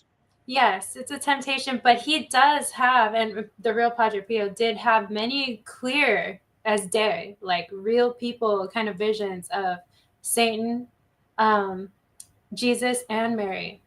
Yeah. So And yeah. that's not foreign to Orthodoxy by any stretch of the imagination, about like the demons specifically, like attacking people. Like that happened to Saint Porphyrius actually. And it happened to Saint Anthony, obviously. And Yeah. but one thing you mentioned to me before the stream is that this would happen to him like all the time. Yeah. All the time. Apparently. Yeah. Huh? Ever since he was little, apparently. Yeah, and that's extremely rare. That's extremely rare. That I don't know of that happening where it's like you see where it's like you have like visual manifestations of stuff. I have never heard of that before. Like from the age of a child onward. That part's different. Yeah. That reminds me of the whole Fatima thing. Yeah, exactly. Well, and and it speaks to the fact that like this, we might be dealing with a legitimately mentally ill person. You know, the same thing as Francis. You know, it's like, you know. Mm-hmm. So in the movie here, the devil is like starkly American. I thought it was like Henry Rollins or something. But yeah. He says something to upset Padre Pio, like it really gets under his skin, and he starts saying, "Say Christ is Lord, say Christ is Lord," and that's when they get into an altercation. And at that point in the movie, it seems like a horror movie. It seems like a horror film completely. There are like a lot of shadows and like scary faces, and sometimes the scary face is actually Shaya's face, you know.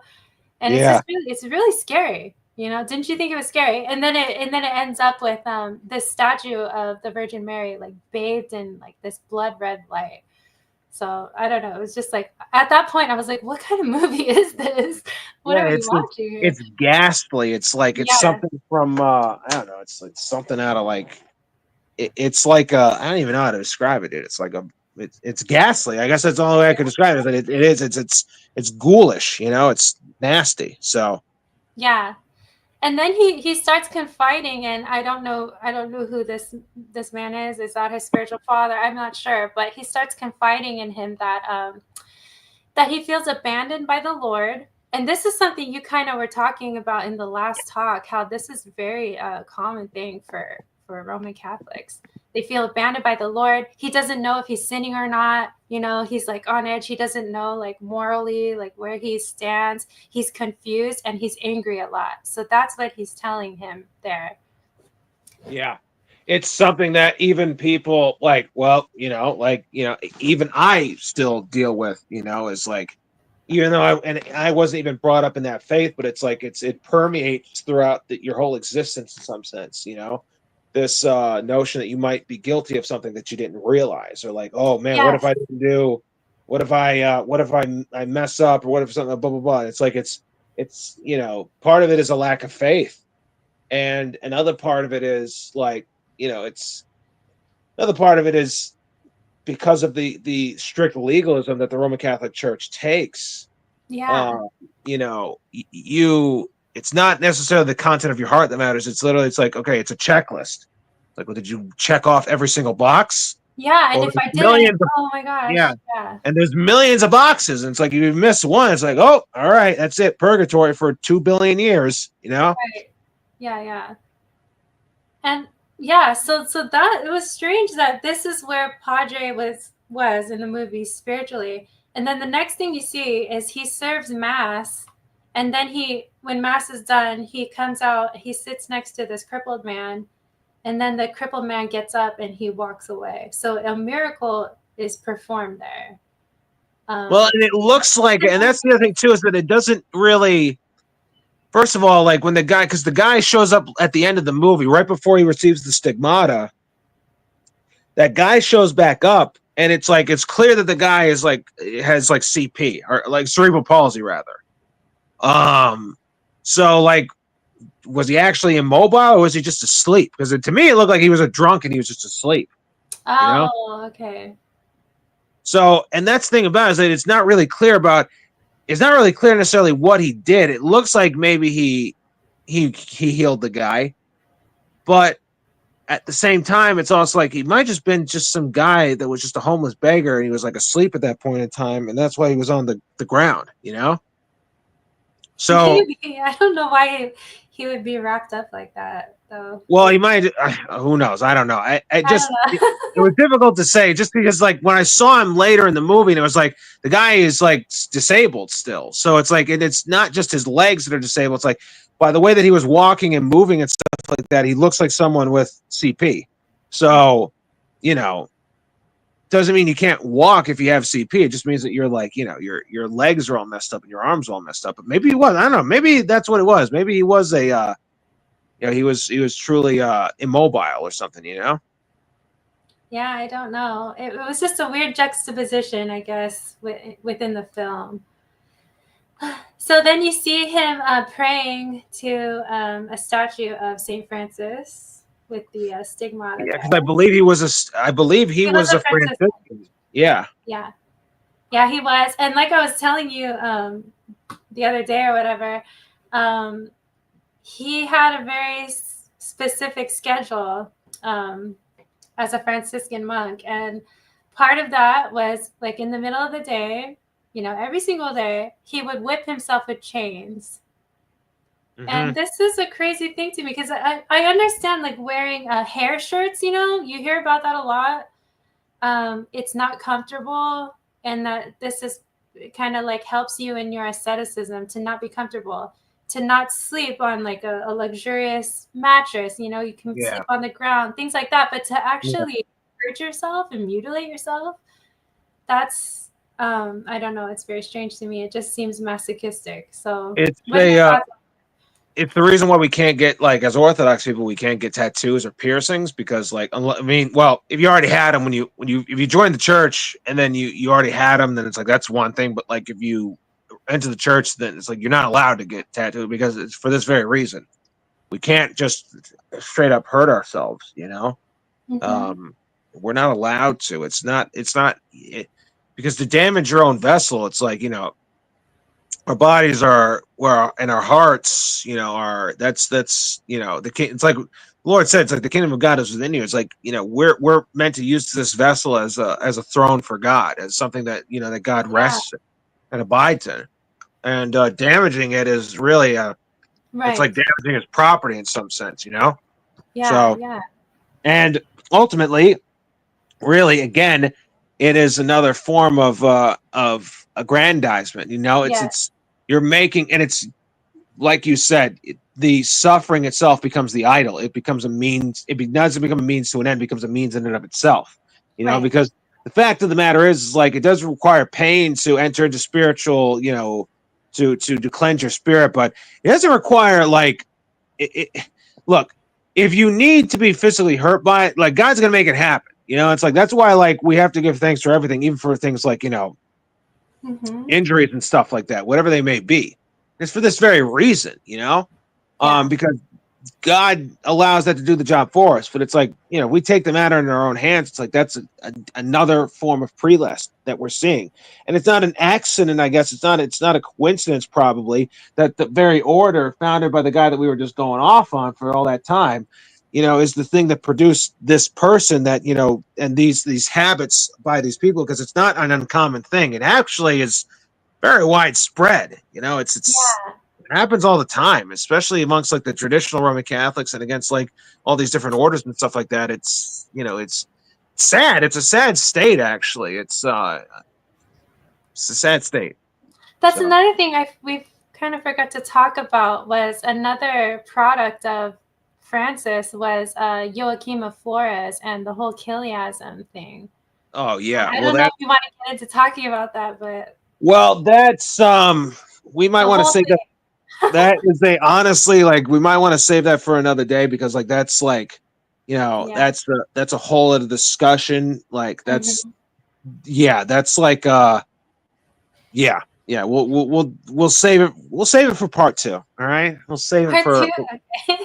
Well, I guess really for us it would be. I guess it would be part 5 for us. But yeah, you know what I mean. Part 5. Yeah. Yep. So this is the famous scene that was memed and shared all over the place. It's a pretty good scene. I mean, everyone was like, we don't like that Padre Pio says F you and stuff. But I mean, this was supposed to be a demon. And apparently in the life of Padre, people say that this was truly a demon.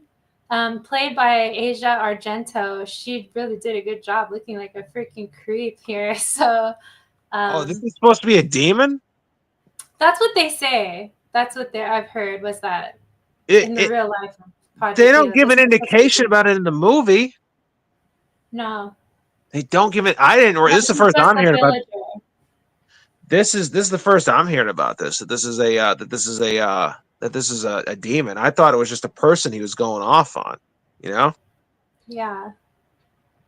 I don't know. Yeah. It does change the. I guess it changed the subtext of the meeting, I guess, to some degree, but yeah, you know. Because if this was truly just a person, would it be appropriate for him to go off on this person? No, and like that's the thing about it too, is that it's like that's the thing that, like, that's why it struck me, because it really was like I was thinking about, because the thing that, so for those that haven't seen the movie, basically what she confesses to be a Skinner to him.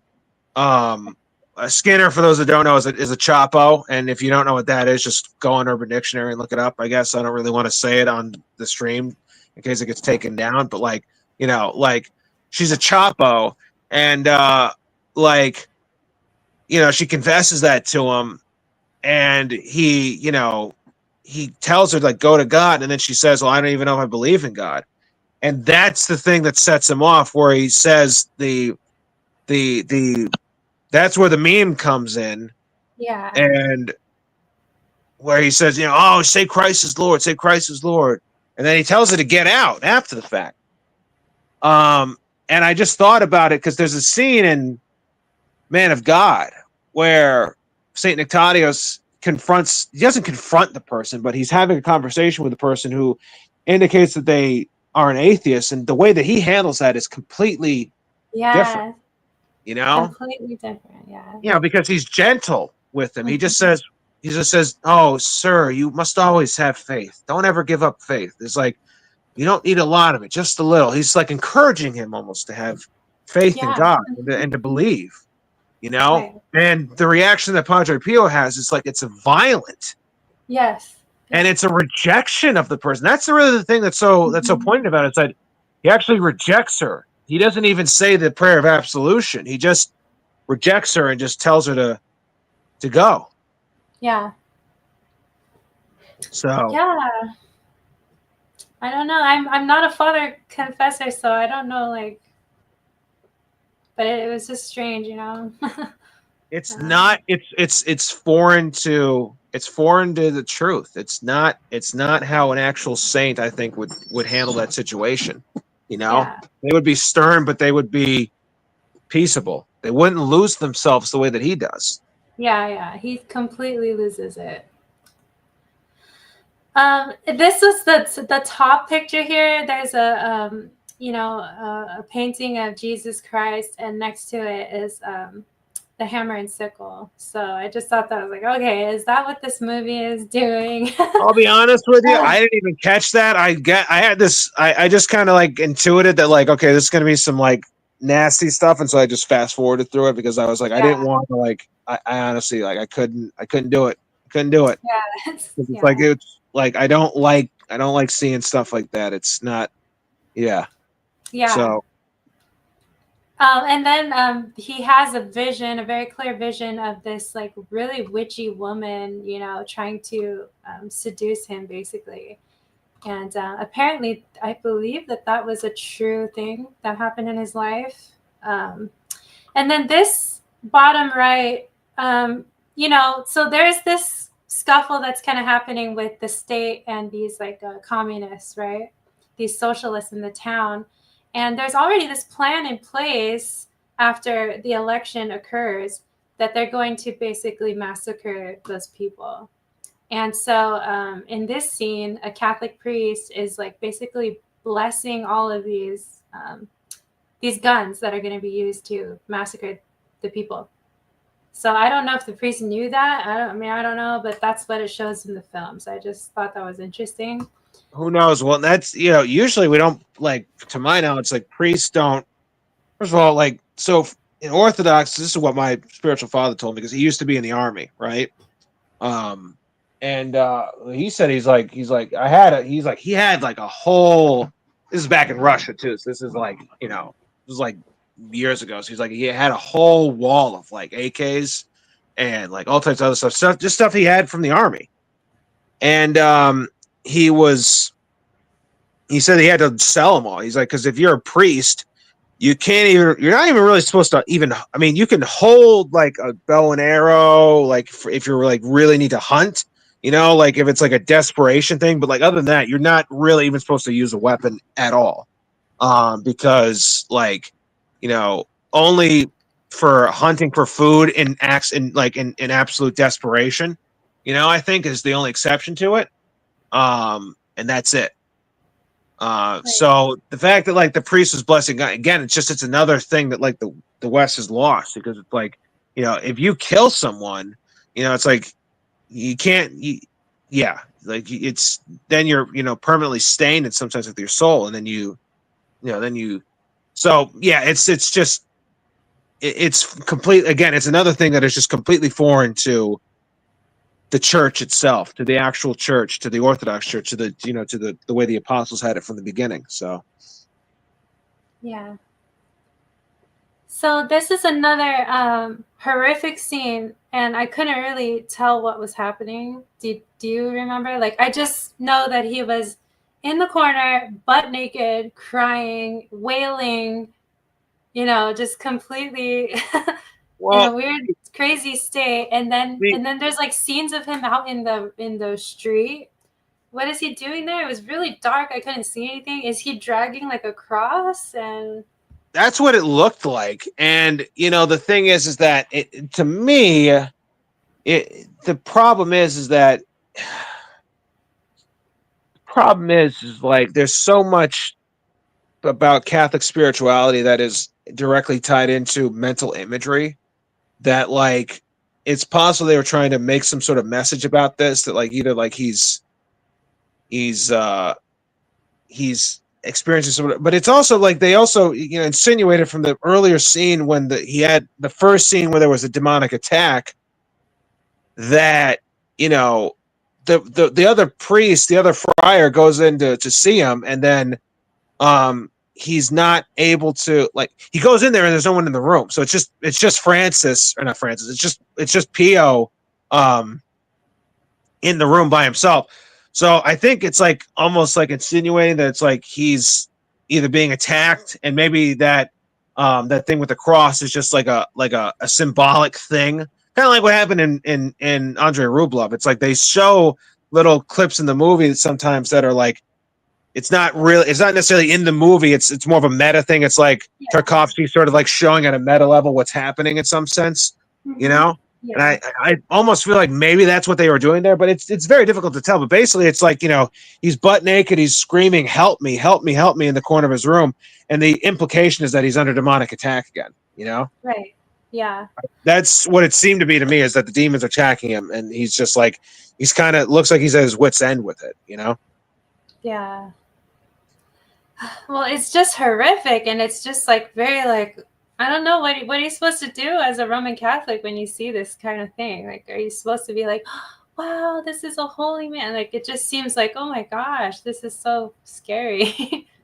I don't know. Yeah, it is. It's horrific, and it's and I guess some people will say like, well, he received a gift from God. He met God at the end of this, so it was worth it. It was just him. I think that's sort of the thing, is that the argument that they're making with that is like, that's probably why they put that image of the cross bearing there in the first place, is that, it's him bearing his cross by doing these things. But again, it's just so foreign to the light. It's like, this is not what happened to Saint Seraphim. And it's not what happened to Saint Nicholas. It's not what happened to Saint Nectarius. And it's not what happened to Saint John Maximovich. It's not what happened to Saint John of Kronstadt. It's not what. Go ahead down the list. Just go down the list. Yeah. Like, it's not there in anybody else's life. And I feel for that person. I do, because it's like, that's so horrific to have to go through stuff like that. I can only imagine. And really, it's someone who needed help, and they didn't get it, and they never got it. And so, it's almost like, at a certain point, when someone's abused for long enough, they just begin identifying with their abuser. It's like a Stockholm syndrome, And so they start to take on and start to believe that, what they're experiencing is actual love. And that's the sad part about it. That's the real trick of the devil here, is that, the devil is like gaslighted so many people into thinking that this spiritual abuse is actual Christ's love. And it's not. Yeah. It's not at all. And that's the part that's so sad about it. And that's the part that really is so devastating about it.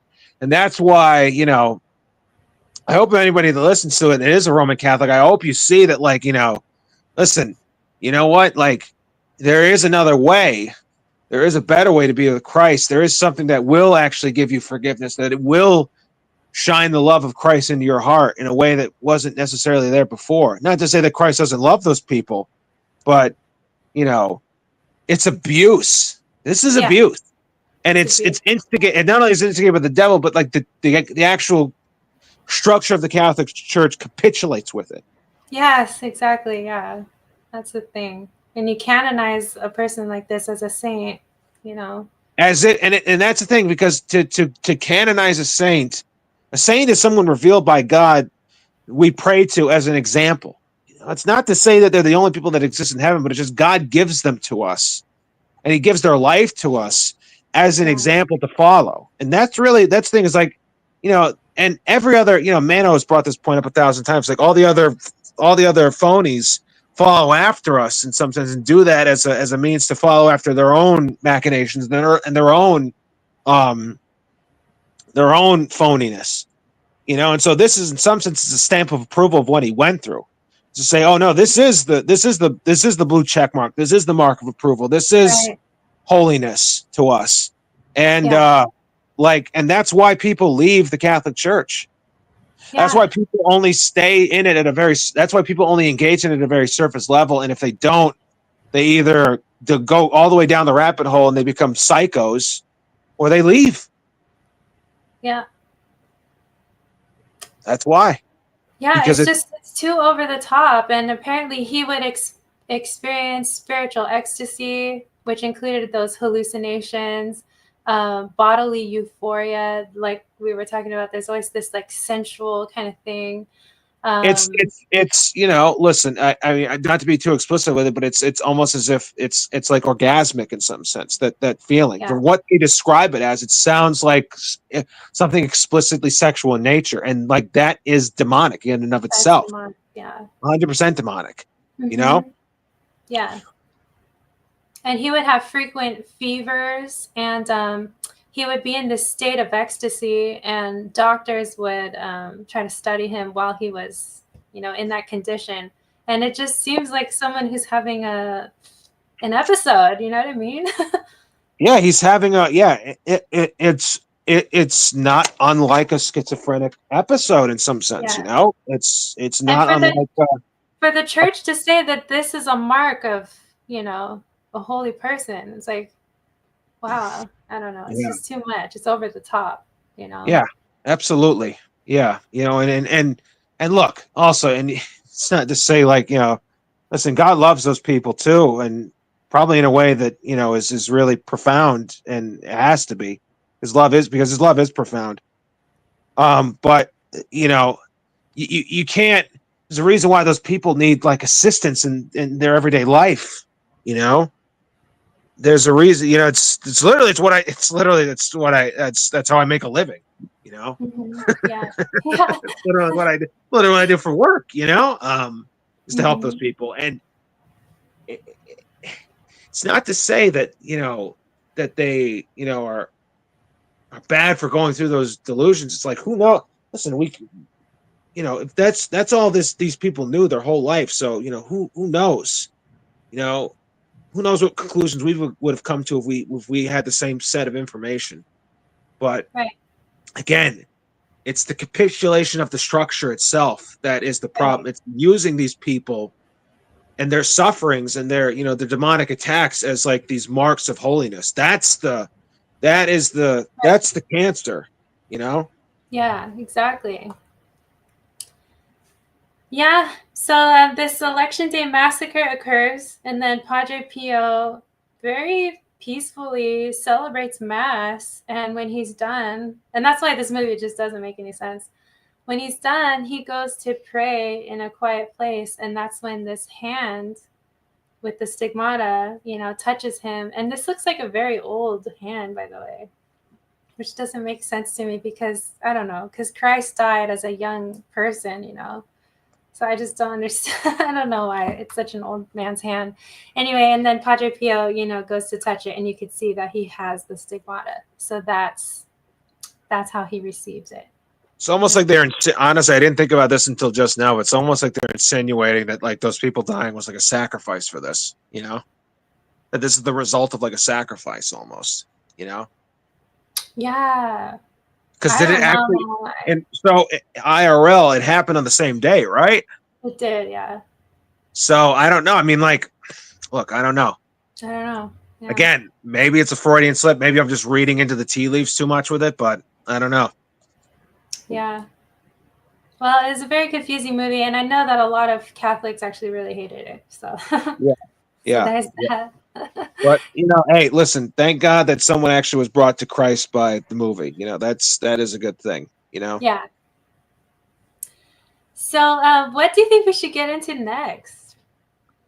We're 2 hours in, but I honestly, like, I really like, I mean, do we have any other, I guess the only one, actually, you know what, I would like to talk about silence at least at some point, you know. I think like we should probably touch on that at least a little bit, you know, especially because like silence really, like, the whole thing with Silence, the movie by Martin Scorsese, it really does like emphasize that the one Andrew Garfield's, the monk that he plays, really emphasizes the whole ecstasy thing.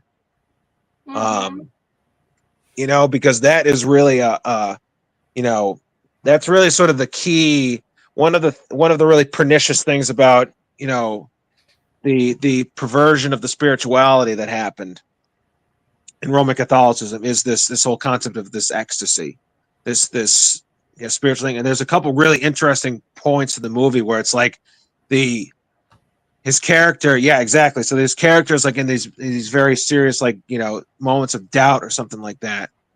And hey, Jethro, how you doing, buddy? Good to see you, buddy. Glad you can make it.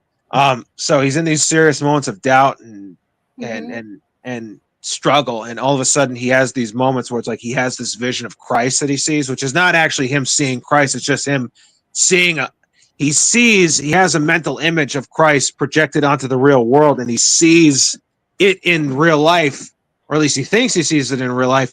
And what happens is like every time he does, he has this very like, it's like his whole body starts shaking. He has this like extreme laughter, this moment of like absolute pure bliss. Again, something like akin to a bodily ecstasy, right? Akin to something sexual in nature. But the interesting thing about it is that soon it happens in multiple points in the movie where it's like soon after he has that happen to him, after the ecstasy takes place, immediately his faith is shaken.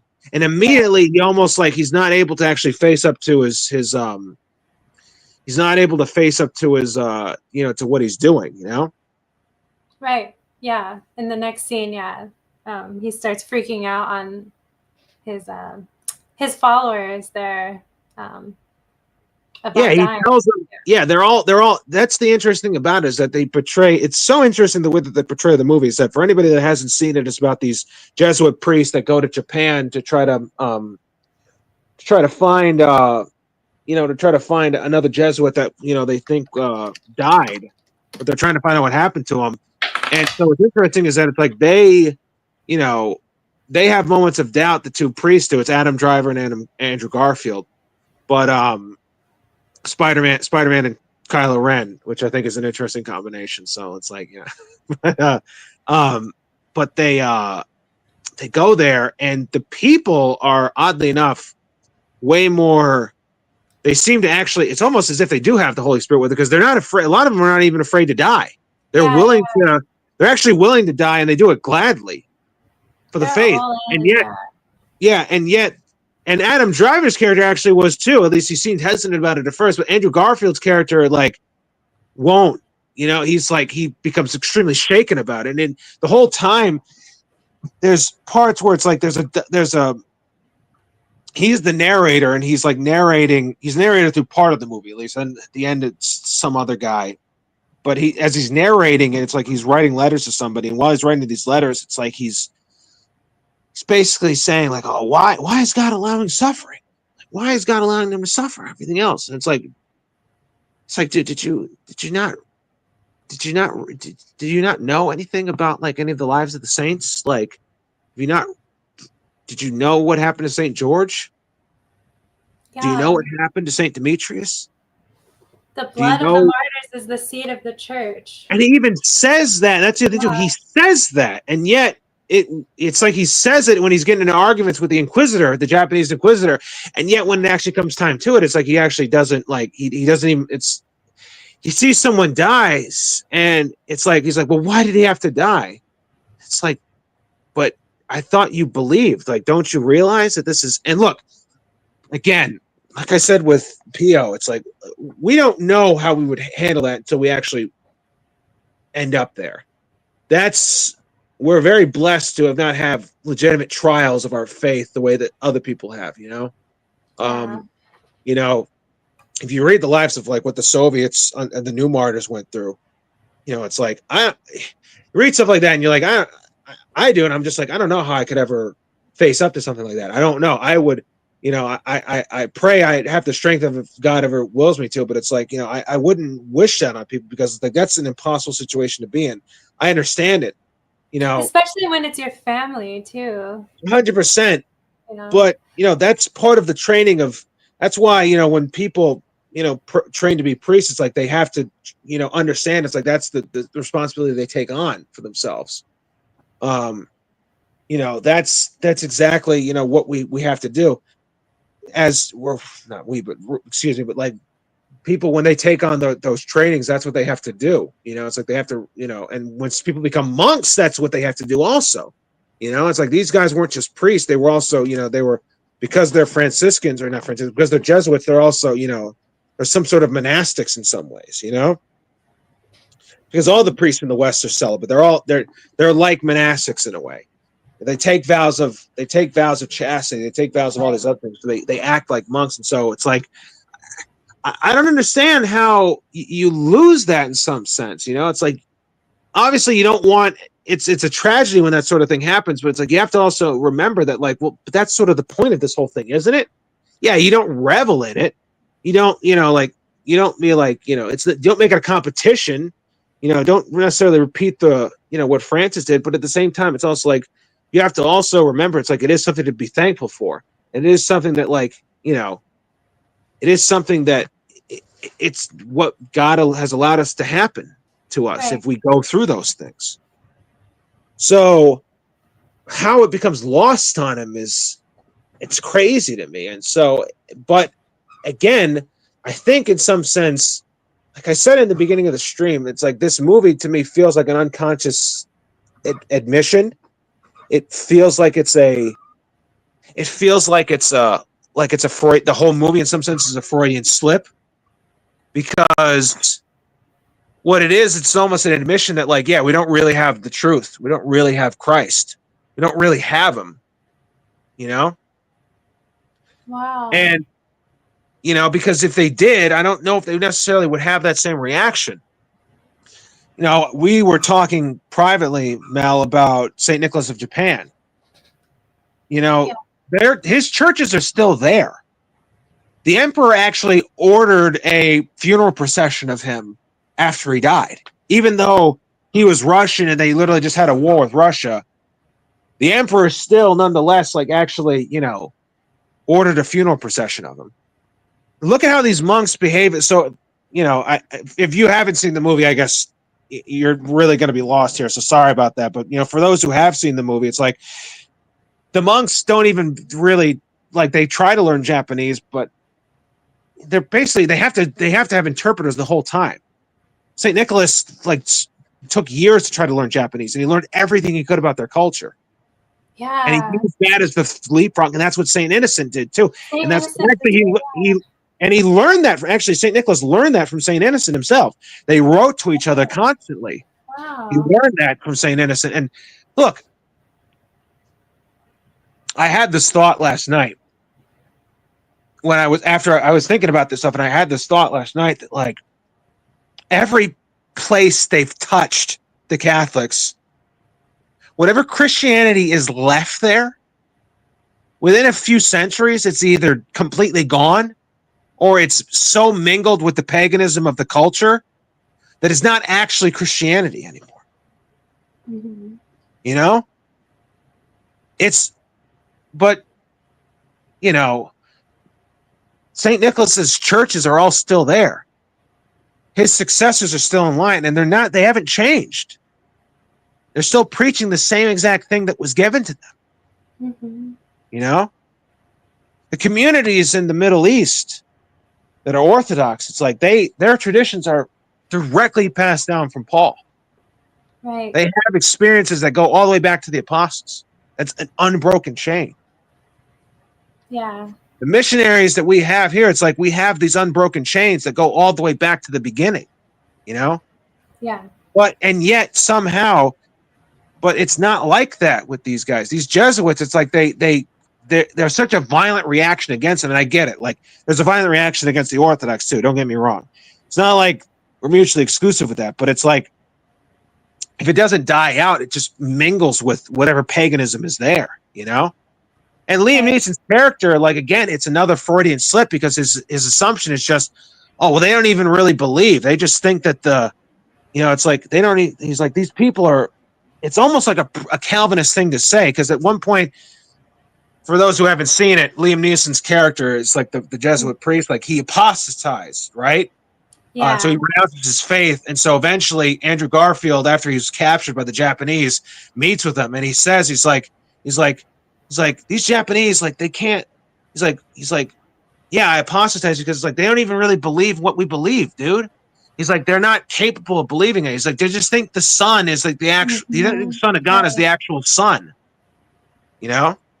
Wow. So it's total noble savagery. Again, I think that is another Freudian slip in some sense, you know? Right. Because he was basically saying that these people are dying in vain. He was. Yeah, he was. That they're dying in vain, number one. And number two, it's like they're not actually smart enough to understand what we believe. You know? That's so horrible. It is. It's really fucked up, dude. Really fucked up. Super fucked up, dude. And that's the underlying assumption. But that's the thing, is like, that's the underlying assumption, I think, with, if it's not consciously admitted, I think it's under the surface with with them, with the Jesuits, and with these orders. It's like I mean, Father Seraphim talked about it, like they admitted it in the Second Vatican Council that like they are the ones that changed. You know, I think it's he said, I don't know what is Father, the guy who, I don't know, it's Vez Congra. I don't know how he actually pronounced his name. I don't know what his real name is, but like he was one of the theologians that wrote for the Second Vatican Council. And he said, you know, we've just evolved. He literally said it's like an evolution. It's like how a plant grows and changes over time. It's like that's what the Catholic Church is. It's like only the Eastern Orthodox are the ones that haven't really, that they've kept the same for the last 1,000 years. You know, they're the ones that hold on to the old ways. You know, Right. So again, it's just an admission that like we're not really it. You know. Wow. And that's what was really so striking about this movie, I think, is that when you look at it, it's like Nietzsche when he calls himself Antichrist. It's like he's not saying that he's really embodying that in some sense in his writing, you know, because he's putting himself in place and he's putting his belief system in place of Christianity. You know, he's embodying it. And he might not realize that he's doing that, but nonetheless, that's what's happening. You know, and that's exactly what silence is sort of communicating. At least that's the message I got from it. You know, I don't know. Maybe people in the chat or maybe you have something different to say about it, but like that's what struck me about the movie. You know, and I just again, like every plant, they're like a. It's like in remember Princess Mononoke? Remember the pagan, like remember the deity, right? That they try to kill at the end with the deer that has like the head on it, right? It's like every it touches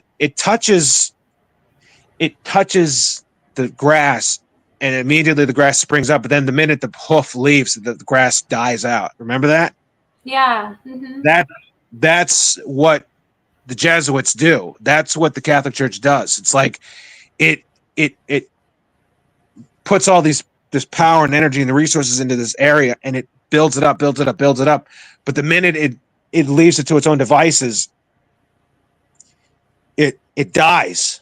And if it doesn't die in its structure, like where people just go back to believe their own thing, it dies spiritually, and it becomes mingled with whatever the belief system of the locals are. That's what Santeria is. And in some sense, I think that's what Protestantism is, you know? Maybe that's what Protestantism is. Protestantism is just the death of, it's just that process just played out, you know, over like a longer, you know, period of time, basically, you know? Yeah. And voodoo, too. Voodoo is also the same kind right. Yeah, exactly. Voodoo is that way. Absolutely. And a bunch of these other things are all like that, too. And it's like, well, that's what a lot of New Age stuff is, you know? Because a lot of these, you know, it's like that, gosh, who's the Thomas Massey? You know, it's Thomas Massey does the, you know, he did that, or no, not Thomas Massey's the congressman. I know, I was like, wait, what? I know, that's not Thomas Massey. Who's the guy that, like, he's the guy, Father Seraphim wrote him a letter. It's Thomas something. Someone in the chat maybe knows who I'm talking about. The Jesuit priest in the 60s that Father Seraphim Rose. You know who I'm talking about? He was like completely shaved head, and he kind of was like a little bit like Alan Watts in a way, and like the New Agers really love him. I feel like Mano knows who I'm talking about, but Mano left. So. Oh, all right. Well, yeah. Thomas. Yeah, Danny. Yeah, Thomas the Train Engine. Yeah, exactly. No, not Foucault, Moldy. That's no. Moldy, don't you have homework to do? You need to read the book. Yeah, exactly. Well, let's talk about Man of God. Let's switch gears to the Orthodox movies. We talked already a lot about positive to talk about. I definitely need something. I need something positive to talk about. Enough of this grimness. This movie was so perfect as a portrayal of a saint, and it just flies in the face of all the other movies we were just talking about, because this is what a man of God really is. It really struck me, like watching it, like this movie is called Man of God. It truly is a man of God. Like, this is what a man of God is. Yeah. So do you want to do the honors of kind of talking about it a little bit?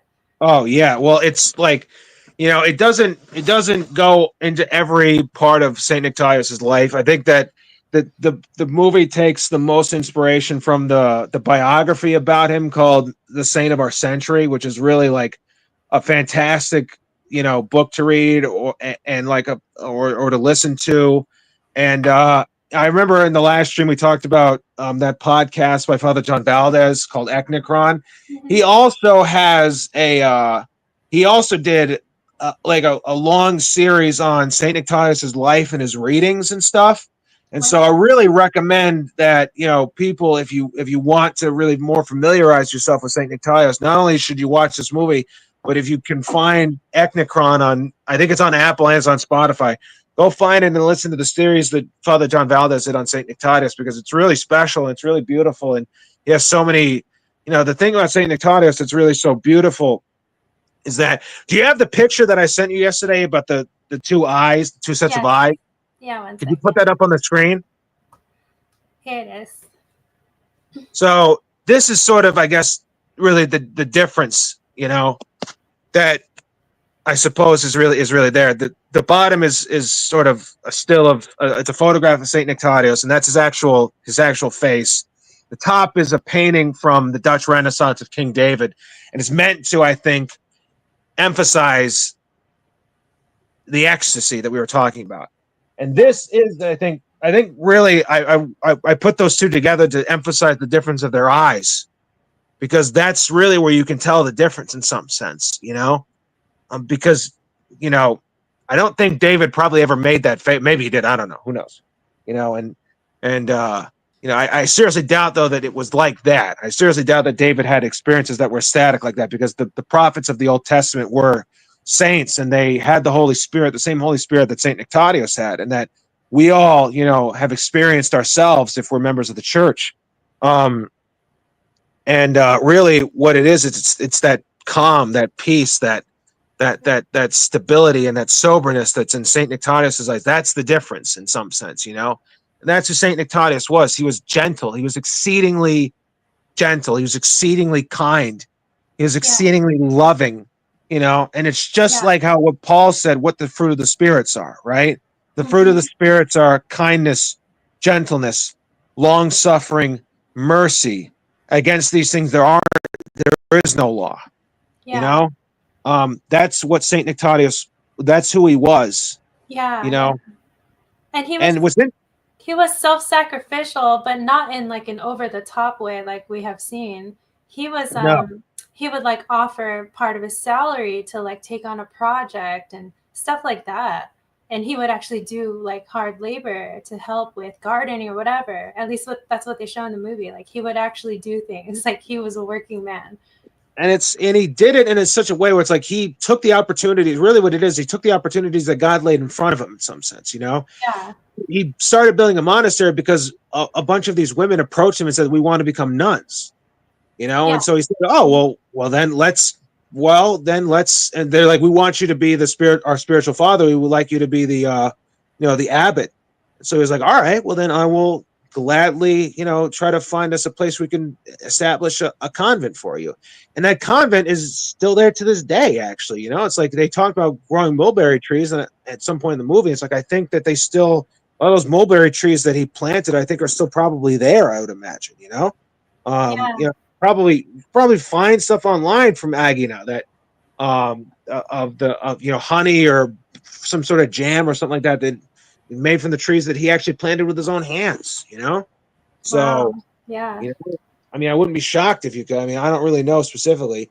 It's like it's always in a place I've always wanted to go to Agina more than I've always wanted to go see his grave. He's Saint Nectarius is very important to me. He's a very important saint to me, and so like I know a lot about his life, and this movie was really touching to me in some sense.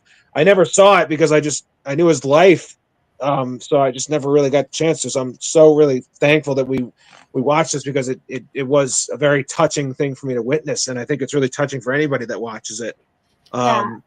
because the gentleness and the kindness and the soft spokenness in some sense and the self-sacrifice that he emphasizes in this movie is exactly that is what a saint is, Yeah. someone that lays down his life for his neighbor, What really stood out to me was when he was being, persecuted by people who were saying, "Oh, he's giving away too much and he's going to give away everything."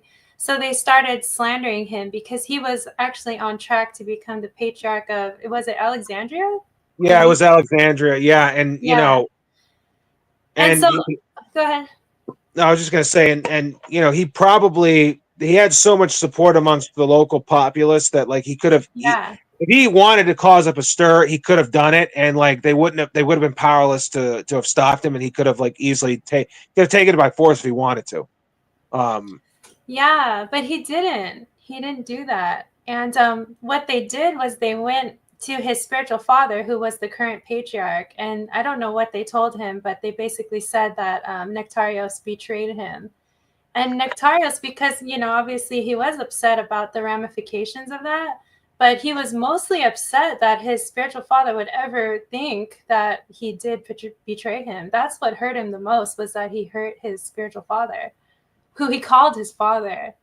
And that really touched me. It's like what he really cared most about was his relationship more than, his career or whatever.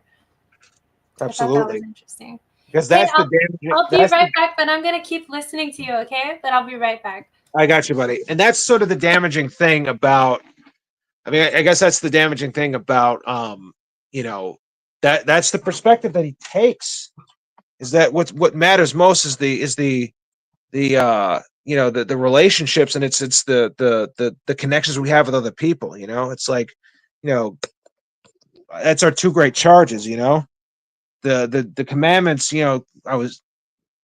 We hear it in the gospel. Right? If we read through the gospel, love thy neighbor, love the Lord with all thy strength and all thy heart, with all thy might, and love thy neighbor as thyself. Saint Nectarios had multiple times where he could have easily have taken, have stormed in there. Well, not stormed in there, but you know what I mean. He could have taken the patriarchate for himself if he really wished for it, but he never did. What's interesting is that according to his life, he had a spiritual father when he first became a monk that instructed him that, like, if someone slanders you, just it gave him sort of like a rule to live by, in some sense, that he took with him throughout. It was an obedience, in some sense, that he took on, which is that if you have slandered, someone slanders you, it's like, don't slander them back. Don't even really meet the accusation. Just sort of let it be, And if God, it's a form of cleansing that comes from God, is the way that he described it. It said it's something that God is giving you. It's a cross to bear that God is giving you, that you have to go through. And that's exactly why he met all the slander predominantly with silence. Number one, it's the lesson that the Lord himself teaches us, in some sense. If you listen to the gospel, when Christ is against Pilate, it's in the synoptics, it said that he answers Pilate to never a word, basically, and when he goes to see Herod, he doesn't answer Herod any of the questions. He just is sort of there, silent. Isaiah, the thing that the eunuch from Ethiopia read from Isaiah, he was led as a sheep to a slaughter, and like a lamb was dumb before his shearers. In his humiliation, his judgment is taken away from him, and I don't remember the rest of it, but the point is that, like, it is a heavy cross to bear, but it's something he took on because of his spiritual father when he was initially made a monk. And it's a cross he bore that really made the depths of his humility that much deeper. It's what opened his heart up to the greatest extent. It's the sufferings and stuff that he went to, and it's the silence he had to endure through. And I love the fact, the thing I really love in this movie is the fact that they kind of, like, I was talking about this to my spiritual father once, that, like,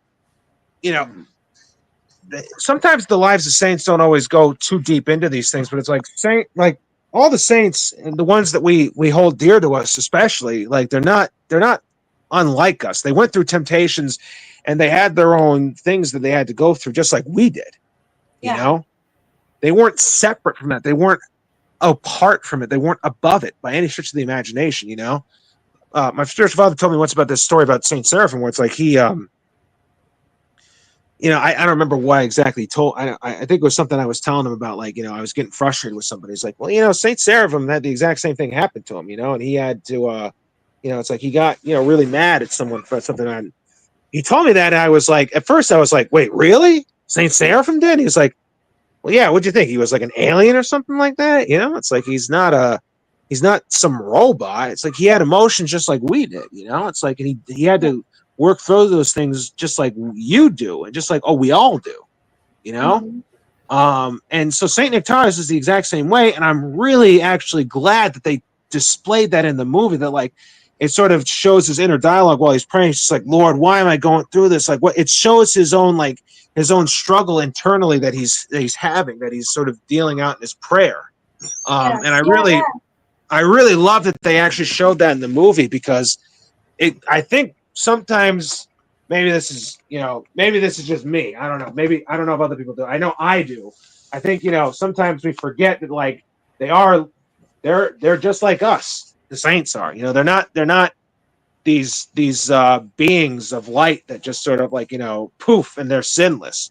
Yeah. They go through the same struggles that we do, and they go through the same temptations that we do also, and they have, you know, a lot of the same, and they have the same passions as we do also, you know. And so I think it's comforting to see that in a movie, that like, to know that like someone else went through the same battles that we go through, and that they found a way through it, and that they're actually, not only are they not only do they actually are there to help us through it. You know, it's very comforting to know that, I think. Yeah. And it's very comforting to be reminded of that and to see that in the movie. And I'm glad they put that in there. Yeah.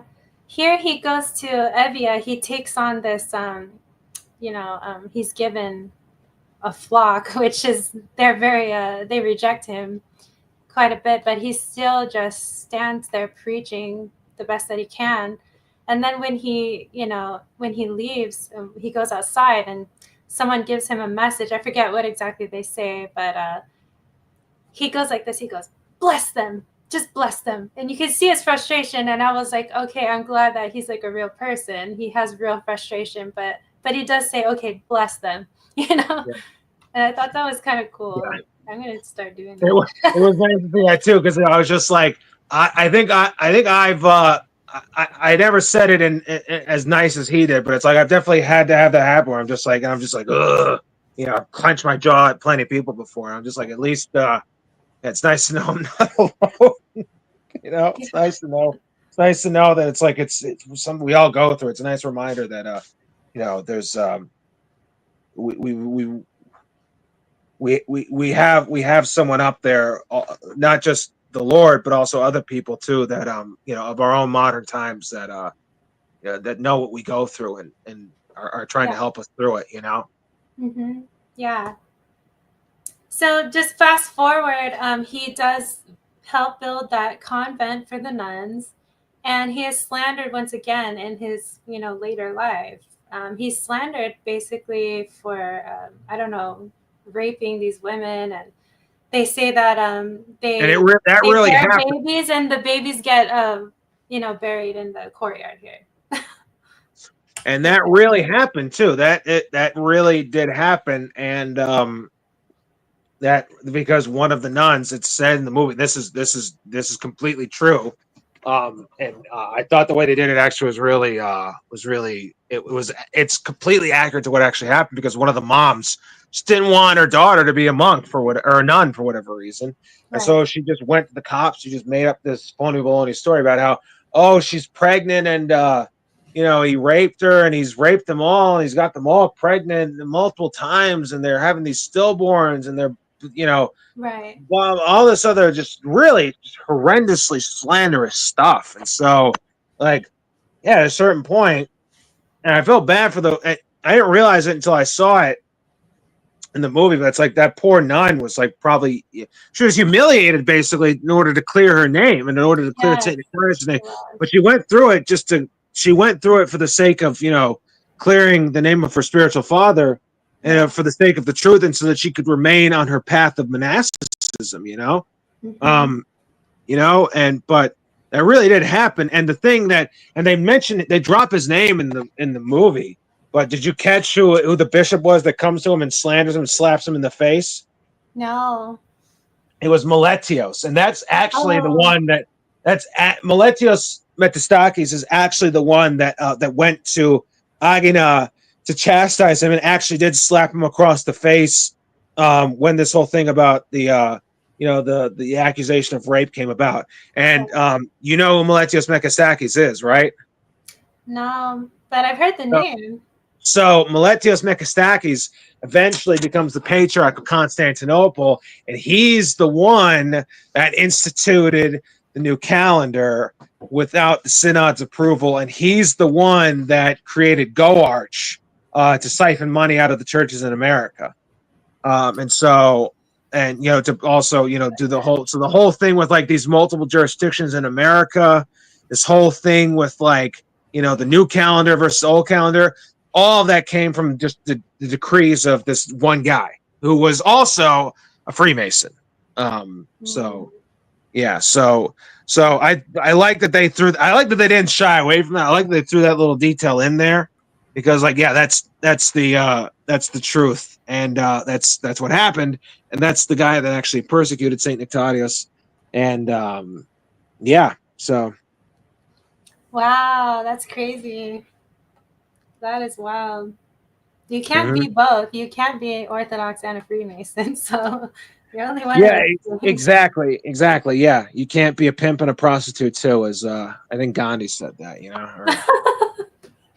Yeah, I bet. It was Jack White. It was a White Stripe song, but anyways, yeah. So I got this top left screenshot just for you. Your favorite, your boy right there, Costas. First of all right. So like, look, all right, listen. So like, anybody that's seen the movie, all right, listen, all right. Anybody that's seen the movie, all right, put a 1 if you like Cost in the chat, and put a 2 if you didn't. All right, I don't know if anybody's actually seen the movie or not, but like, we'll see. If I get a 1, yeah, put 1 in the chat I for Cost. thought it was a 1 bit in of the a chat for goofball, Cost but is I two love two it. for a thumbs down. All right, anybody? I'm not gonna answer like that. There's nuance to this, so I just thought that he was a stammering The weirdo. nuance is that he's my guy. That's the nuance. All right. Well, he was definitely by Saint Nectarius' side, and like you said, he's the amalgamation of probably many people, right? Yes, exactly. Yeah, exactly. I think he's Yeah. probably just a shoe-in for multitudes of other people that sort of like followed Saint Nectarios and helped him throughout his life and stuff. And he's kind of emo. He's kind of like a my dad never loved me kind of guy. And like he definitely has like some like he's a little low T, I think.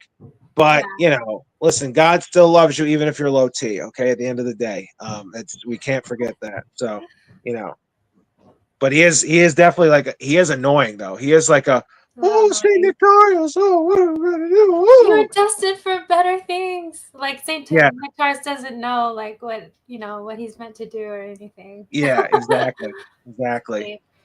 Yeah. So It's like Saint thanks for Nectarius, reminding me that like I could have been a patriarch and I'm here stuck with you on this island, Costas. Yeah. yeah. So Saint Nectarius, he gets pancreatic cancer, I believe, and he passes away. And this is the very last scene of the movie where he passes on, and he reassures this man that's sleeping in the bed next to him. It's actually played by Mickey Rourke. He's a paralytic. Which, And by the way, all-time redemption arc for Mickey Rourke. Also, like maybe Mickey Rourke. He was on that show. Oh God, what was that he's show? The Masked Singers. he was on The Masked Singer. Yeah, I'll never forgive him for that. So My clients watch that show all the time. It's Some of them like like are some kind some of of them are initiation ritual thing. some of them are like obsessed with that show, and I never understood it because I'm just like, this whole thing is like, it's really dumb. But Insane. also Mickey Rourke is the guy. He's the one that played Francis in that movie. Yeah. Oh yeah. Yeah. Yeah. It's just like he's had so much plastic surgery done, he doesn't look like the same person anymore. No, But he like, doesn't. all time redemption arc on his part, that he like, that he went from basically being like a like a schizoed out, like, like homeless person that they said was like a reformer of the church, to an actual. And that's the other thing too, is like his scene in the movie that also is a true story. That was a real guy, except the guy wasn't paralyzed from the waist down. He's paralyzed from the neck down. Yeah. So, yeah. Yeah, so the nurses, they find the reposed body of Saint Nectarios, and like they're taking like a sheet or something and they throw it on the guy's bed. And then They're taking his robe that he had on, or his hospital gown or whatever. Yeah, they took it off his body and they put it on the bed with the guy, and he immediately was able to walk again. Yeah, hilarious perfection. I thought he did a really good job. So I don't know. It's just my my opinion there. It helped because it's helped because during that scene in the movie, like it's muted and you can't hear anything except for, you can't actually hear him. You can only see him crying. And I think that's part of the reason why it works. Because I guarantee you, if you heard him sobbing like a baby, it would really then it would be too much. And the uncanny valley at that point, we would completely have tipped over it. Yeah. And you'd just be like, no, dude, that's not going to work here, Yeah. So yeah, I thought it was a great movie. This person, Saxon, didn't like it. Whatever. I thought it was great. So well, you can leave, okay, Saxon? Yeah, you could just don't leave. Don't leave. I'm just kidding. Thank you for being here. So we're in the home stretch. We just have like 5 more movies to talk about. Yeah, no big deal. Yeah. But yeah, okay. So the island. So one's in the chat. If you've seen the island, you never liked Rourke. I feel like he's a fake Orthodox. They're both in the occult. I mean, Rourke isn't Orthodox. Well, Rourke isn't Orthodox, so he's Roman Catholic. Yeah. So he isn't. Also, soy face, is that Kristen? I think it is. Yeah. Kristen? Why are you trying to fool us here? First of all, like we know, like we figured out your tricks, okay? First of all, and second of all, he's not Orthodox, yeah. So he dresses in drag and carries purses. He says he's Orthodox. He's really effeminate now. I've seen pictures of him. He looks pretty funny, but he's still. Listen. Well, he did. Well, listen. You know what? Look. A broken clock is still right twice a day. He did good in the role, so Yeah. So there's that. It's a party now. We have Dr. Crispy, we have Punchy, we have Kristen, we have Jason, we have Daniel. I think Morgan's still here. The gang's all here. Is Henley in here? Jason. Who? Hold on a second. My cat almost fell on me. Hold on. Sorry about that. All right, here you go, baby. Okay. Thank you all for hanging out with us. Yeah, thanks for going on. We're going live here, everyone. Yeah, what is that? And what does that mean to play us out? What does that mean to play us out?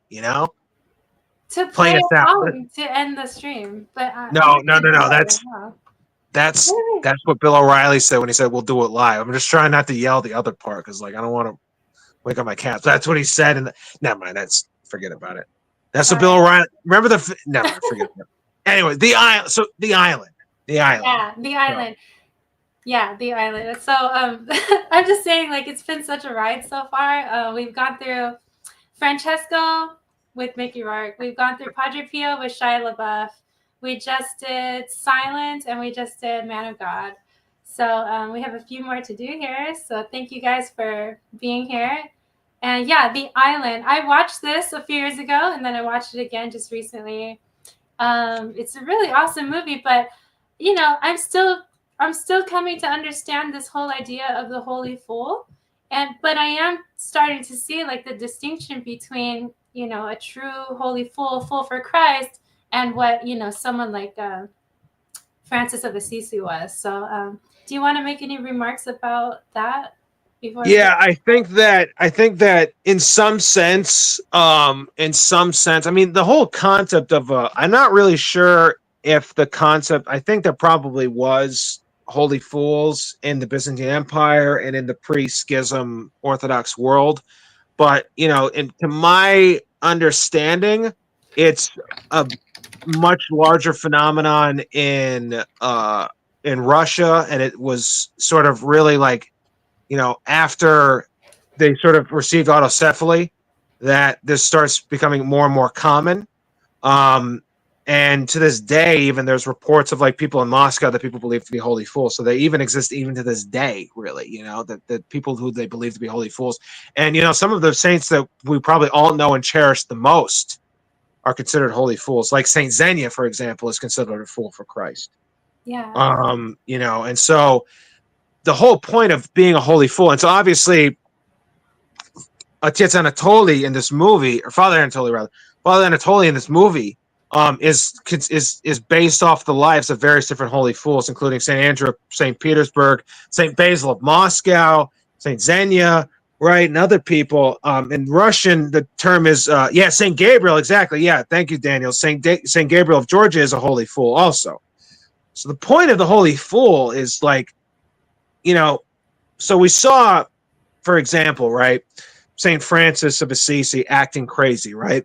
Yeah. But there's an element of it that's like self-aggrandizing, right? Right. Where it's like, look at me, I'm doing all this stuff but really the foolishness comes from like, you look like an ass while you're doing it, basically, right? That's the foolishness that comes in there. It's like, you look like you're, you look like a fool doing it. That's the foolishness that comes in from it. It's like, clearly you're taking this too literally, when you hear these things out of the gospel. It's like, clearly you're taking things in the way that they're not supposed to be. You're taking things out of context. That's the foolishness. Yeah, and like, it's delusional, and it's like you're making things happen to be rewarded somehow, when really God gives you trials and gives you struggles, and you grow that way. Exactly. Like I was trying to tell you in that other movie about Francis, he and his brother, they found a house, and they go into the house and they want to preach the gospel to whoever lives there. And the guy's like, get out of here. I don't want anything to do with you.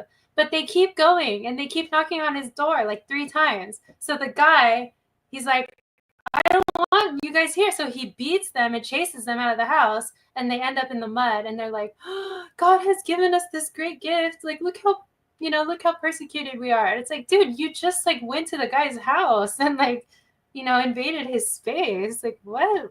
So that's the kind of foolishness that it's like, it's just completely delusional. Yeah, it's like that meme of the kid that like, remember the meme of the kid that's riding the bike and he puts the stick in between the bike himself, and then he falls over, and he's just like, how could you hurt me? You know what I'm saying? It's like that basically what exactly. That's essentially like what that is. You know what I mean? That's what they're doing, when they do stuff like that. That's essentially what the Franciscan sort of way of being is. Yeah. And the difference between that and like Saint Gabriel or Saint Xenia or anything else is like, so Saint Xenia, for example, used to call herself by her husband's name, Andrei.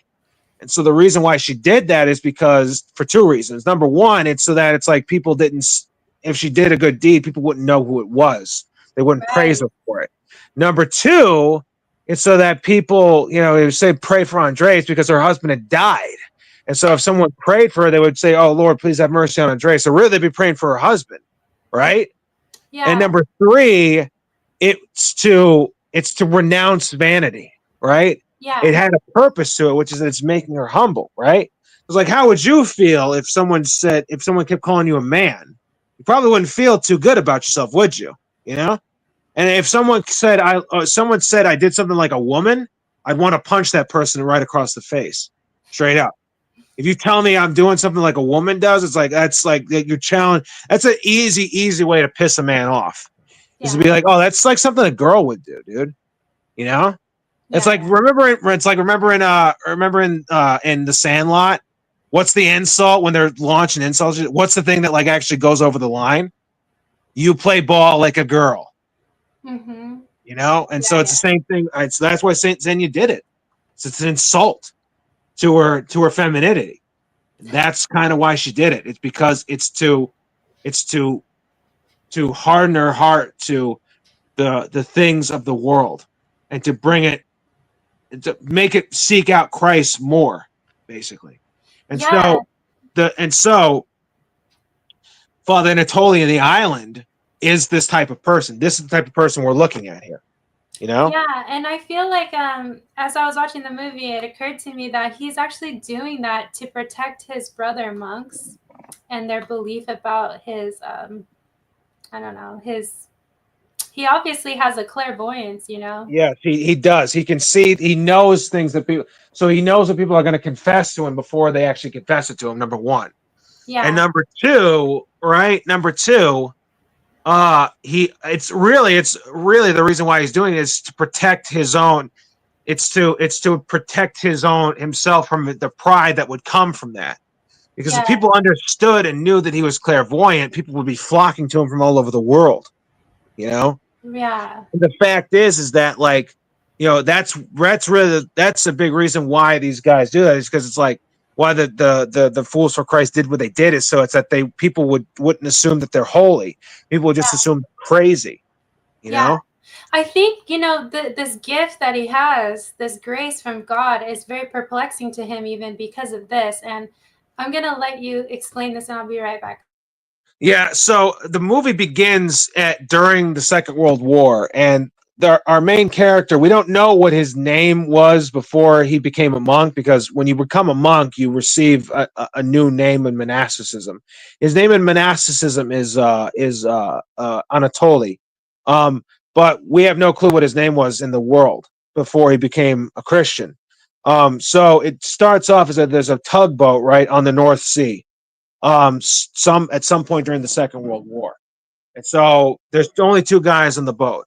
There's the guy that's working the coal engine, that's throwing the coal into the fire, and there's the guy that's steering the ship. And we know that the guy steering the ship is named Tikhon. And so Anatoly, the future Anatoly, goes up to take a cup of tea with Tikhon, and they're stopped. They're cornered by a German ship, and they're stopped. And so the two of them are captured by the Nazis. They try to hide in the coal that's on the ship, in the pile of coal. And because Anatoly is working with coal all the time, he has a really bad cough. And so he gets found, and him and Tikhon get found. And, you know, Anatoly's basically begging for his life. He's begging for, he's like, no, don't kill me, don't kill me, don't kill me, blah, blah, blah. And so the Nazi guy just says, all right, well, then he gives him his gun, and he only puts one bullet in the chamber, and he hands it to him. He says, all right, then shoot him. If you want to live, shoot your friend, and you will live. Be a man, and you will live. And so, begrudgingly, Anatoly pulls the trigger. He has his eyes closed the whole time, and then he pulls the trigger, and he shoots Tikhon.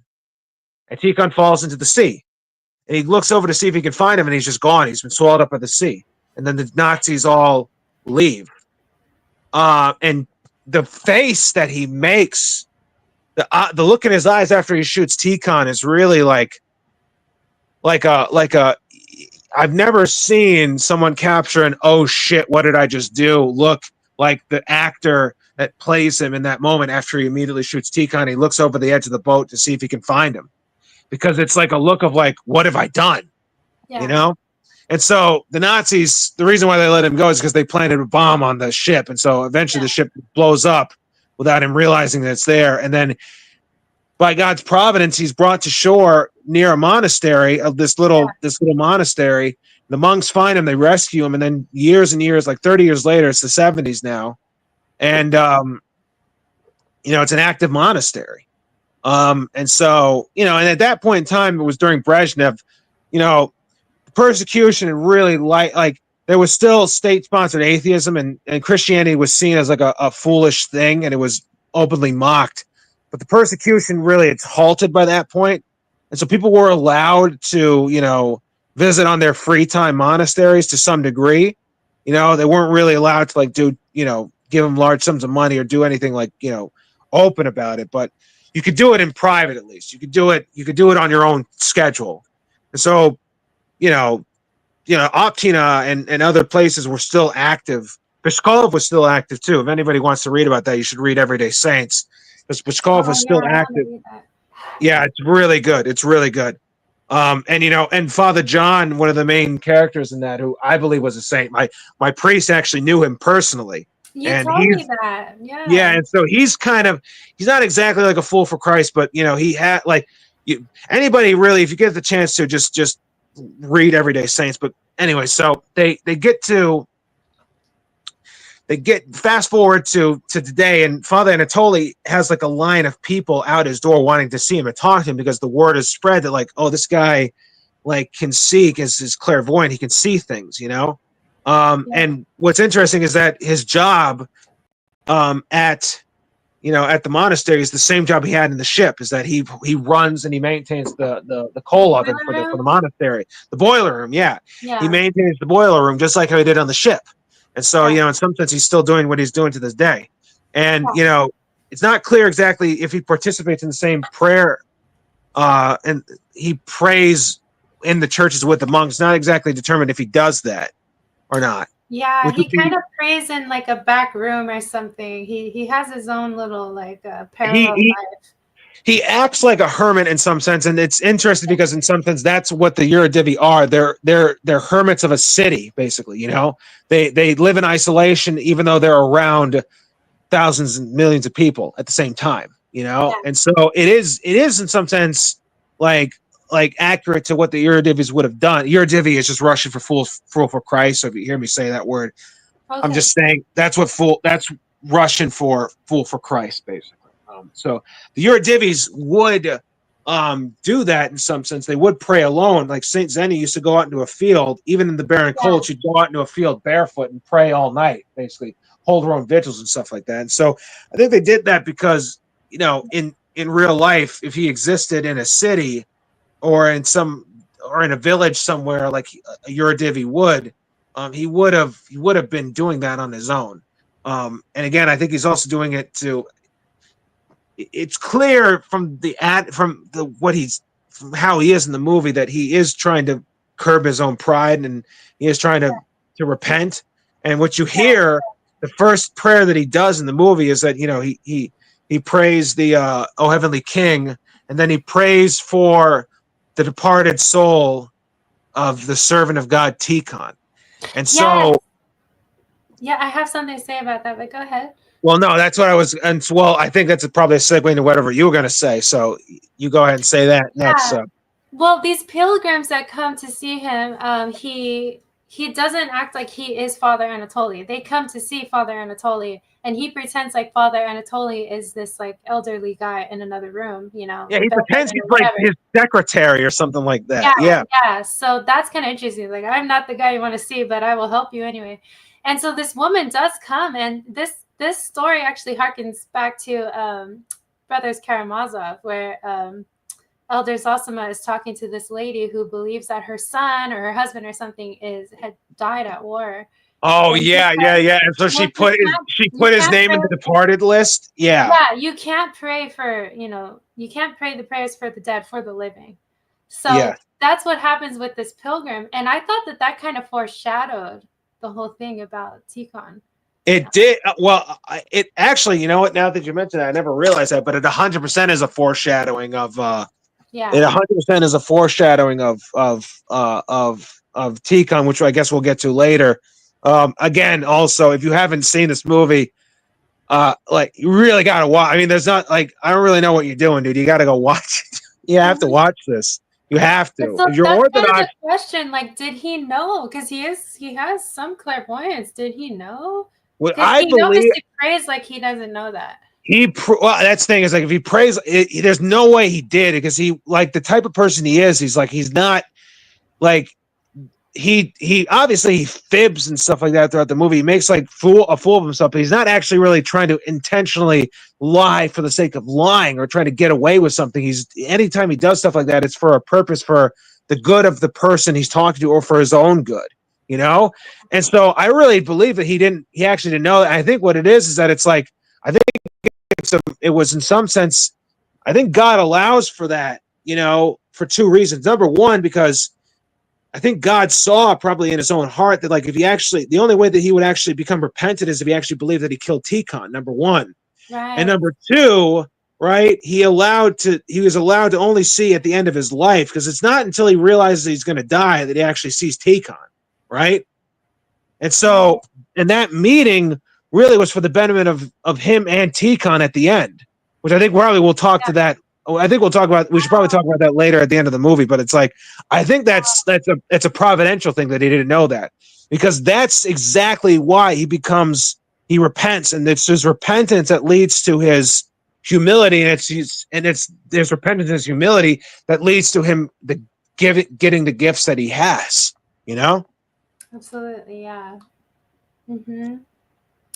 Sorry, I'm kind of like fast forwarding a lot because I really didn't get many stills from this movie, but basically what happens here is his father superior, he lives in a very nice, like, cell. It's not even like a cell, it's like a nice cabin or something. He's an iconographer and he has a lot of nice space. And anyways, part of his residence gets damaged. So he has to sleep, or he chooses to sleep with Father Anatoly in the boiler room. And he brings this very nice, red, luxurious-looking mattress with him. He got it from Athos, he said. Yeah. He's also wearing these very good boots, because this is like northern Russia. It's like cold and windy and like, oh, chill. I would die after like a week of being there. I swear. Well, and it's like, literally, Father Anatoly like puts a blanket on a pile of, literally, it's a pile of rocks. That's what he's putting it on. Yeah. That were frozen up until like an hour ago. Right. And that's what he sleeps on. You know. Yeah. So it's like, even if you sleep for 8 hours, it ain't comfortable, dude. You know. No. Yeah. So Father Anatoly, he does something really wild. He basically locks the door. He closes the vents to this furnace thing. He throws his Father Superior's boots in there. He says, "Oh, there we go. Took care of that. You know, there goes the demon. Get you out of here," just like he says there. And then his Father Superior, I'm so sorry I don't remember his name. He like Philaret. Father Philaret. Philaret? Yeah, Father Philaret, yeah. Yeah, he's like he looks like Father Zachariah Lynch a little bit there. Oh yeah, he kind of does actually. Yeah, you're right. Yeah. Good call. And he's just like, oh my God, like Father Anatoly's gonna kill me. That's what I thought too when I was watching. I was like, what the fuck is going on here? Excuse me, French. But then and then anyway, they end up outside, and he also throws the mattress like in the water, and he's like, oh, took care of that one. And so like they're just sitting there, and now they're nice and calm, and they've got soot all over them. And the first thing is, Father Philaret, he's thankful. He's like, man, you showed me how little faith I have. I thought you were gonna kill me, and you showed me like how attached I was to these things, and thank you for doing this. He's just right away, he's very thankful for what Father Anatoly did. But Father Anatoly had to do it in such a crazy way. But I guess that's the only way that Father Philaret would have, I don't know, accepted it or something. And that's how the Eurodivi would do things too. It's like they do things in these very extreme ways, but it's like it is to prove a point in some sense. It's always to prove a point. It's done in an extreme way, but it's because it's not necessarily an extreme message, but it's like it's meant to drive deep into the heart of the person. Saint Xenia did stuff like this all the time. Like she did stuff like this all the time. She used to bring like, there was one story I think where she what did she do? I think she took like a burning log, or no, that's Father Anatoly does that in the movie actually. But Saint Basil, the Fool for Christ did this, and other ones did this. So it's like they would like go out to the streets. That's what Saint Xenia did. She went into the streets of St. Petersburg, and she was like, start baking blini, which in Russian culture, blini. Blinis are like crepes. That's the Russian equivalent of a crepe. And so blinis are always served at a funeral, basically, right? And so she ran through the streets one day. She's like, all of us are going to be making blini tomorrow. All of us are going to be making blini tomorrow. And everyone's just like, what do you, it's like 3:30 in the morning, go to bed, you know, like, what are you talking about? And then the next morning, Catherine the Great, Catherine II, the Empress, died. So, you know, so like everyone that day made blini because that's what you have when you that's what you have when you have a what's it called when you know when a funeral happens. And so when it's a state funeral, when it's the funeral of the emperor, the whole country in some sense is participating in it. So that's why she went through the streets saying that stuff. So you know, that's how they would do things. It's like they told, like, it was a foreshadowing, it was a foretelling, but it was also like, again, it was done in a way. So there's always that shadow of doubt when they do it. It's just like, well, she is kind of like a crazy person, isn't she? Or, oh, he is kind of like a psycho. So like, why would, you know, it's like, so, you know, it's like, whatever, don't take it too much to heart, but that's the point of it, you know? Yeah. Yeah. So this man, he has a daughter, and her husband disappeared or something like that. He died. So she starts going crazy. She's demonically possessed. So the father takes his daughter to see Father Anatoly, and he immediately takes her alone to another island, and he just basically starts praying and performing an exorcism, right? And it's successful. She is made well again. And then he has a chance to speak to her father, or maybe he has a chance to like let him make a confession or something. I'm not sure. Not sure I remember, but that's when they get to talking. And do you wanna so here? Yeah, so what happens is that right before they arrive, and it's interesting the way that they portray this woman as being demonically possessed, because it's like she kind of seems like it's like she's going through like a very like a manic episode, basically. You know, and I thought that was interesting how they showed it that way, and I thought, you know, based on some of the experience I've had, I can believe that some manic episodes might be demonic in nature. But it was right before that, Father Anatoly reveals to Father Philaret that, and to Father Job, that he's going to die in the next like 3 days. And so, you know, start preparing my coffin, basically, because I need to get this thing, you know. So he comes to he figures out, like, I guess, I don't know, who knows how, but he just knows that he's like, which is very common for the saints to know this, that like they get, you know, the Lord kind of reveals to them in some way, shape, or form that, hey, within the next like 3 or 4 days, like you're out. So, you know, you'll finish the race, basically, you know. It's very, very common for that to happen. And so so he's talking to Father Philaret, and then they see the ship, and then he's talking to the possessed woman. He can he understands immediately that she's possessed, right? He can sort of see it immediately. He recognizes, like, okay, there's the demons at play here. Like, so, you know, he kind of tries to bait her into doing this, but he starts talking to her. He says, "Hey, who are you? What's your name?" And she's like, "Blah blah blah blah. My name is," I don't remember what her name is. I think it was like Natasha. What, or no, it was what was it? Nastia. Yeah. Not Anastasia. Nastia is just short for Anastasia. Yeah. So Anastasia, and she's like, I'm here with my father. He's like, who's your father? And she's like, his name is Tikhon Petrovich.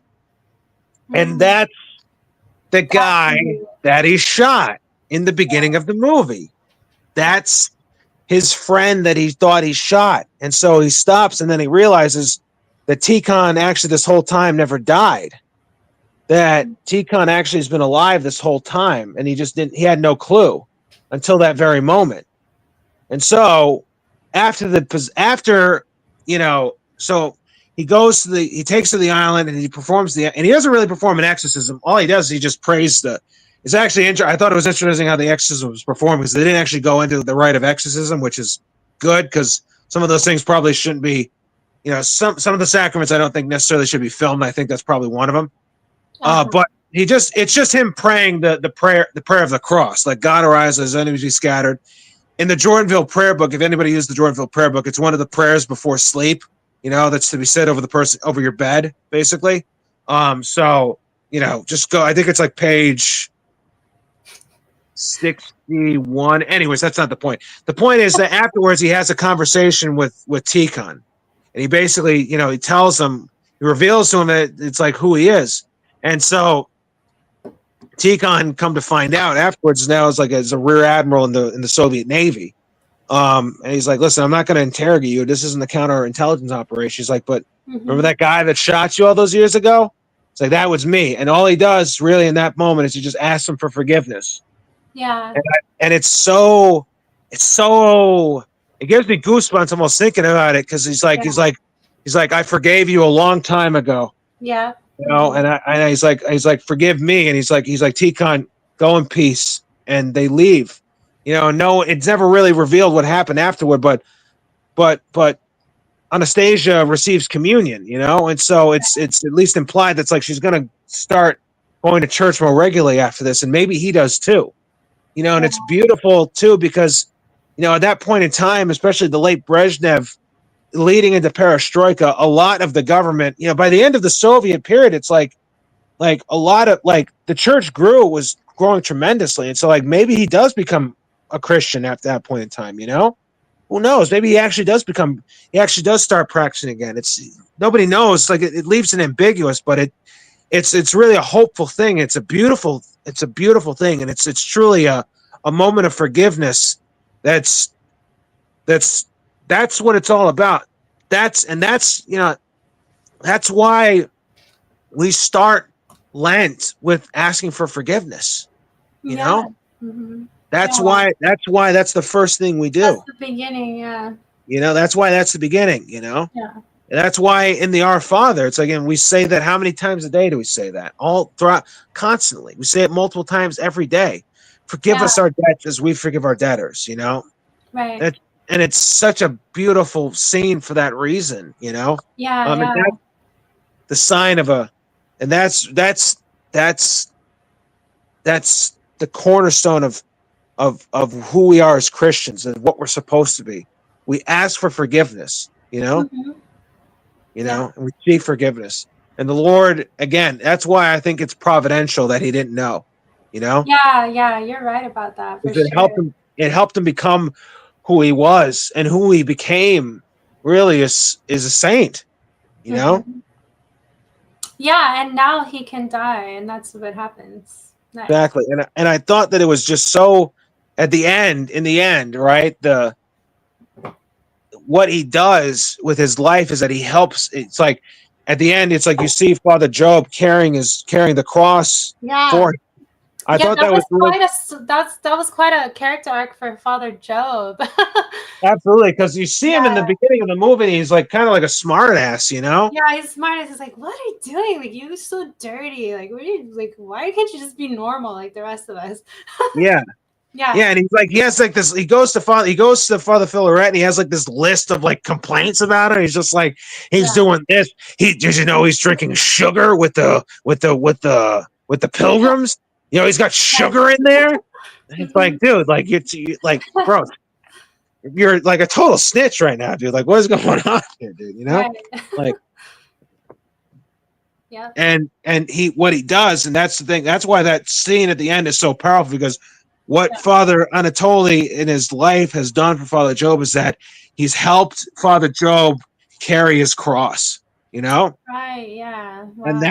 And that's sort of the thing, is that it's like he's helped Father Job get to the point where he can now carry his cross, Mm-hmm. And that's the thing. And that's what the saints, they do for us. That's why they help us, and that's what they do for us. It's like they help us bear our own cross, along with Christ, Christ sends up there as something to help us with him to bear our crosses, Yeah.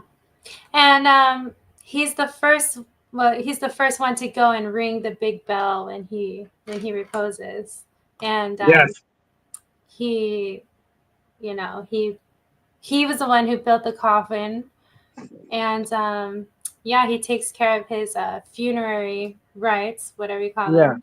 And it's so in that coffin too, it's like he actually, like at the first, he Father Anatoly, that's another beautiful scene. Another really touching. He actually, like, because Father Anatoly tells you, just bury me in this fishing net box, And Yeah. Father Job actually, like, he actually, like, probably, I mean, like, probably spent like all day and all night working on that thing. He was like, I built you this beautiful. He wanted like give him something beautiful to be buried in, and and Father Anatoly like doesn't accept it at first, and he honestly he mistakes like what Father Job is doing for like something prideful, and Father Anatoly almost starts crying because he's like, I'm just trying to do something nice for you. I'm sorry, please don't take it the wrong way. And he's like, no, forgive me. I didn't understand what you were doing. Please forgive me, And Father Anatoly literally he starts to rub off the varnish with like coal. He's like is this what you want? Do you want to like so it's touching. It's very touching that like it affected him so deeply that like at the first like he couldn't stand this guy, and now he's literally like built him his own coffin, like and put everything he had into building him a coffin, something beautiful to be laid to rest in, Exactly. So yeah, this movie is and I will say that like just like it's an interesting contrast too, because like in the same way that like although the movie really sucks, Padre Pio led to the lead cast like his conversion. Oddly enough, do you know anything about the actor that played Father Anatoly? I just learned that he was like a rock musician in the USSR. Yeah, I go to a very ethnic parish, and most of the people there are from the former Soviet Union, and so like they all grew up listening to that. I don't remember his name. It's like Piotr. I don't remember his last name. Mamonov, yeah, Pyotr Mamonov, yeah. So his band, a lot of the people I know, they're just like, yeah, we all knew this music growing up. He was like our Pink Floyd. He was like our David Bowie. Nobody really thought he would become Orthodox. He was like an artist. He was just living a kind of degenerate lifestyle. And it's like, and he only took on this role as an acting gig. He didn't even really do it in order to convert, and it affected him so deeply that from the time of the filming onward, it's like he completely changed his life, and he became an active and a participating member of the church, and he completely changed his life basically after this movie. And it's really just a beautiful, I think, testimony. He died in 2021. It's actually weird because not long after the first time I saw it, because the reason I saw this movie the first time is because DPH did a review of it, and I watched it, and it just blew me away. And then maybe a month later, the guy actually dies. So, it's very sad, but like, he died as a member, as a practicing Christian, Yeah. I wonder what Norm would have said. We're gonna see what Norm would have to say for Andrei Rublev. Huh? We're gonna see what Norm has to say when we talk about Andrei Rublev. Yeah, we actually are gonna. Yeah, exactly. That's exactly right. We are exactly going to see what Norm has to say when it comes to Andrei Rublev, Baldy. You have no idea how much you called it. So yeah, but you wanted me to share this picture of Saint Xenia. So anything? Well, that was to contrast, I guess, with the with these sort of photos of. I wanted to do that as like a contrast to Francis, because you see all this ecstaticness of Francis and this ecstaticness of Padre Pio, but I've just always really, really loved this painting of Saint Xenia, because it's again, just like with Saint Nectarios, there's such a gentleness and there's such a peace in her eyes that's just so strikingly beautiful that I love it. I love this painting of her. It's not an icon; it's just a painting. Right. But it displays whoever made this painting still got it right. They took influence from her icons and they got it right, because it is perfectly exemplifying the peace that she carried with her, because that is the spirit. That's why the Holy Spirit is the spirit of peace. You know? Yeah. I do love this style.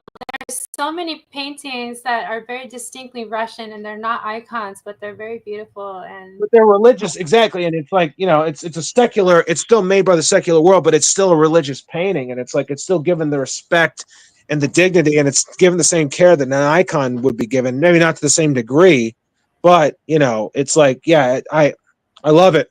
I absolutely love that. And speaking of, Andrei Rublev was a movie that was made in the Soviet Union, and it was actually sanctioned by the Moscow film. Yeah. And it's very interesting to me. Yeah, not only was it and it was also on John Paul II's list of great religious movies. And I really have been like looking at, I never watched this movie until I watched it for this stream.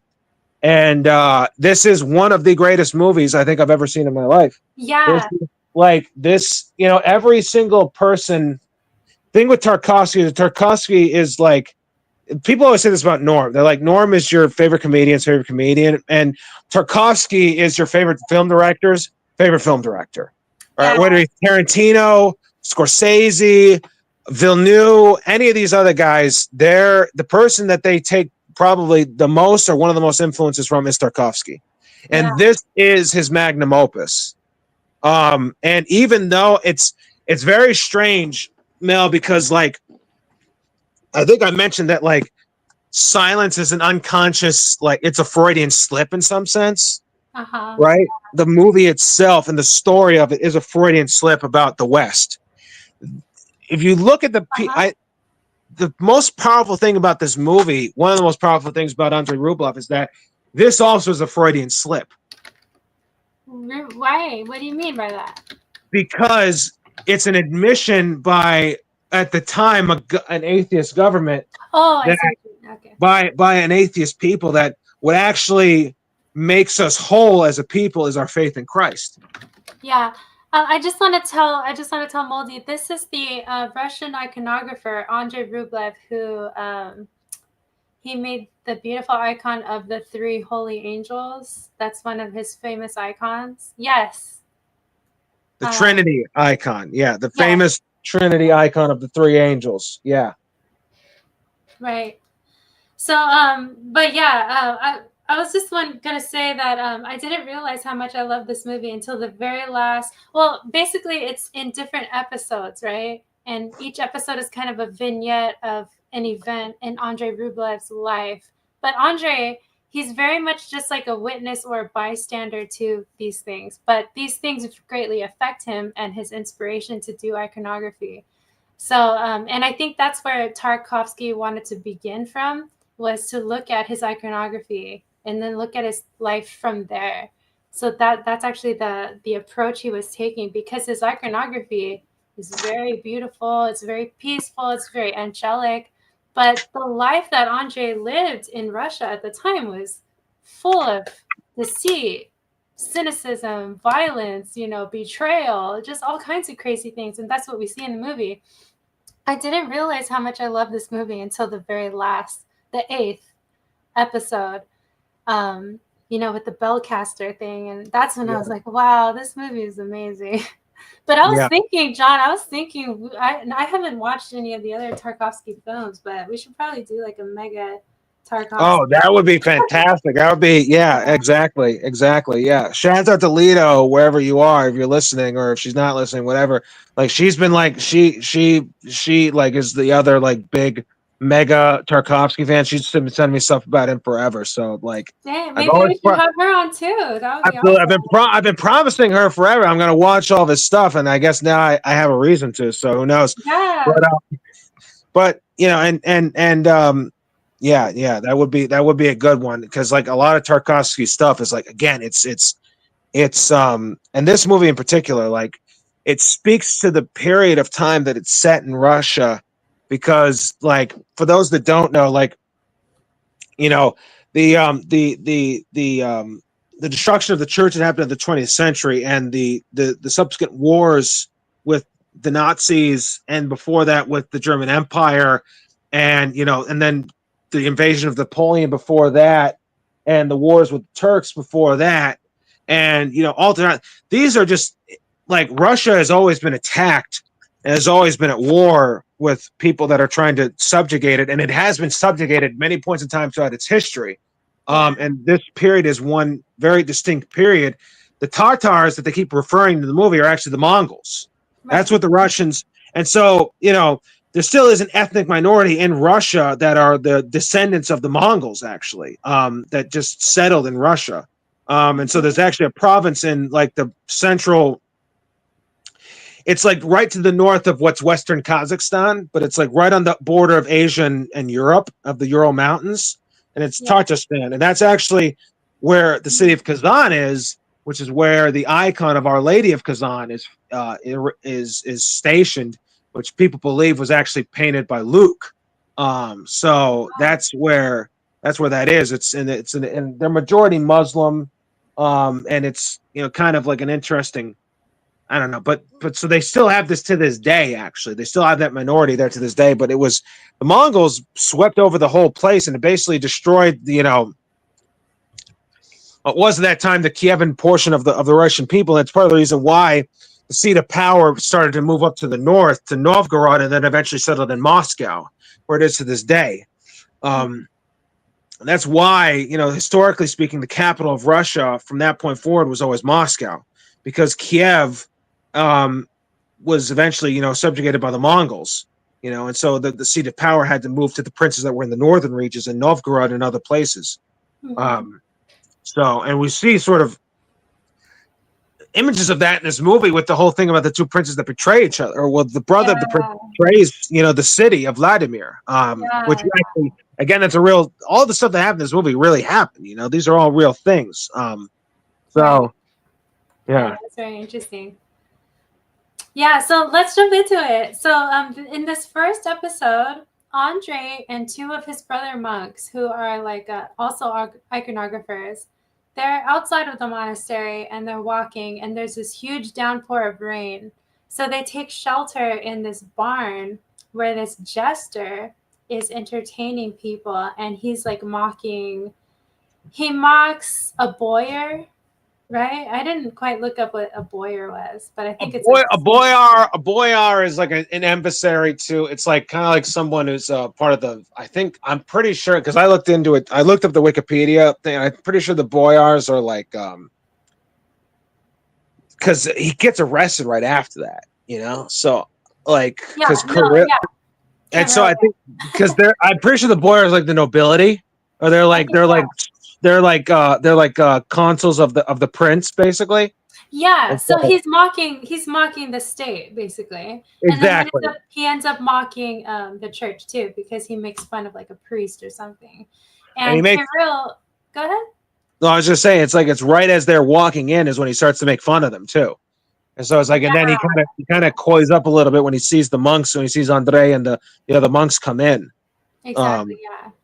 And Moldy, I just want to tell you something interesting that my husband is from Bulgaria, and he always told me that the Bulgarian people, like he says this like it's gospel truth, the Bulgarian people came from the region of the Great Wall, and they like emigrated or whatever to the Bulgarian place. So there is some weird like Slavic, like Mongol thing going on. So I don't know how true that is. Anyone can correct me, but my husband swears to that. So well, I mean, like, look, so so I know this, that like, first of all, like the Turks, right? So like the future Ottomans, right, originated in the Central Asia, which is like where Kazakhstan,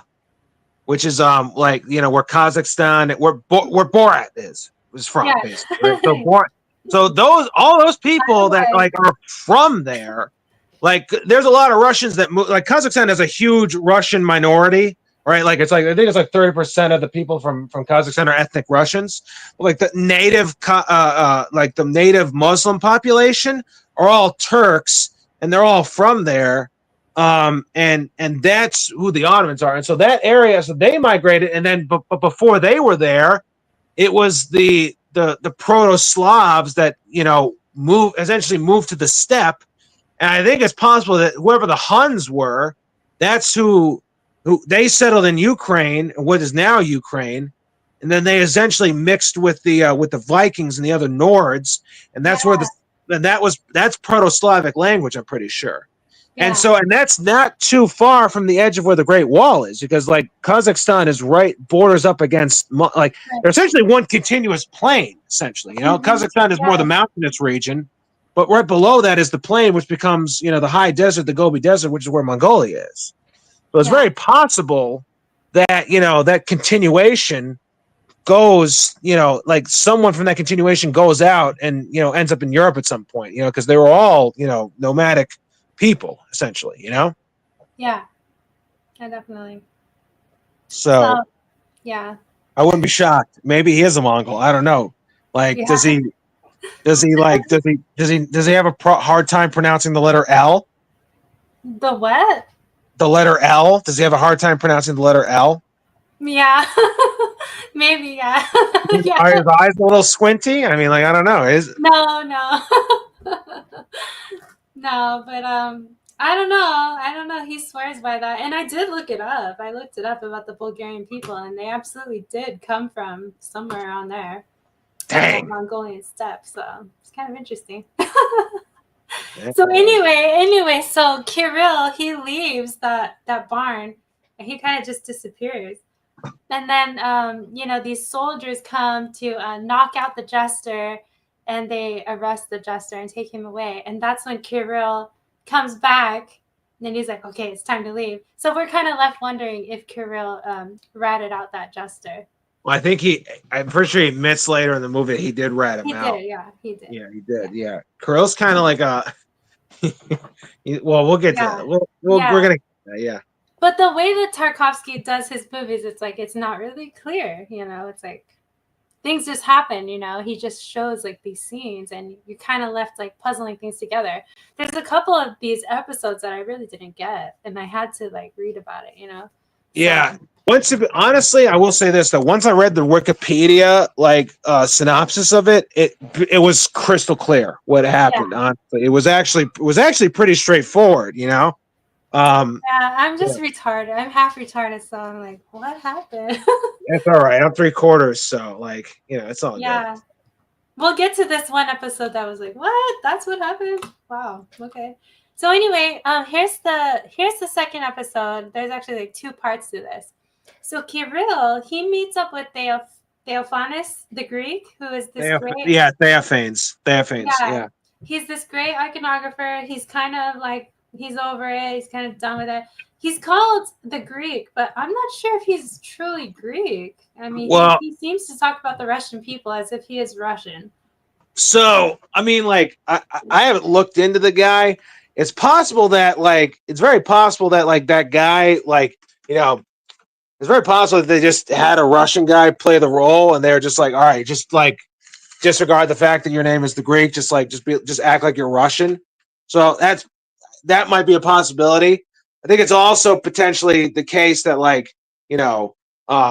the guy was just called the Greek, maybe because his iconography looked more like a Byzantine style than a Novgorod style, because the Russians and the Greeks do have very distinct. I mean, once you kind of figure out what to look for, they're very distinct from each other. And Andrei Rublev, he doesn't necessarily start his own style of iconography, but he very much influences the rest of Russian iconography from his life forward. And it doesn't really, I don't think it looks anything like the Greek style, And I think to this day, it's I can spot the difference between a Russian and a Greek icon. You could see it once you know what to look for. You can see it almost instantaneously. You're like, oh yeah, that's a Russian icon. It's like, oh, that's a Greek icon. It's like just the way that they draw the faces, the way they do all this other stuff. It's like, yeah, like I was telling you earlier about my godfather. It's like that's why he doesn't really like Russian. He likes Greek style ones. And it's he honestly detests it because he thinks that there's emotion in the Russian ones, or he thinks they're too it's like how Father Seraphim said that, like, it's this cuteness. It's like that's how he describes Russian icons. It's just like they're too cute. They're too rosy. The cheeks are too rosy. You know, they're not supposed to be rosy. And I'm Does just he like, like Andrei Rublev's? I don't know if he's seen it. I'm sure if he saw it, he probably. I mean, I his have- iconography. Oh yeah, he likes oh yeah. But that's because Andrei Rublev, if you look at his iconography, he still has that, like, there still is an element of the Byzantine style with him, where it's like there's very clearly defined lines on the faces, and like there's very neutral inflictions of the face itself. There isn't emotion, there isn't any of this other stuff. Clearly defined lines, like the proportions are such that like a traditional icon would be, where But everything is very elongated, which is that's also a spiritual thing. And my husband's mother in Bulgaria, when I was there one time, I was kind of obsessed with Jordan Peterson at the time.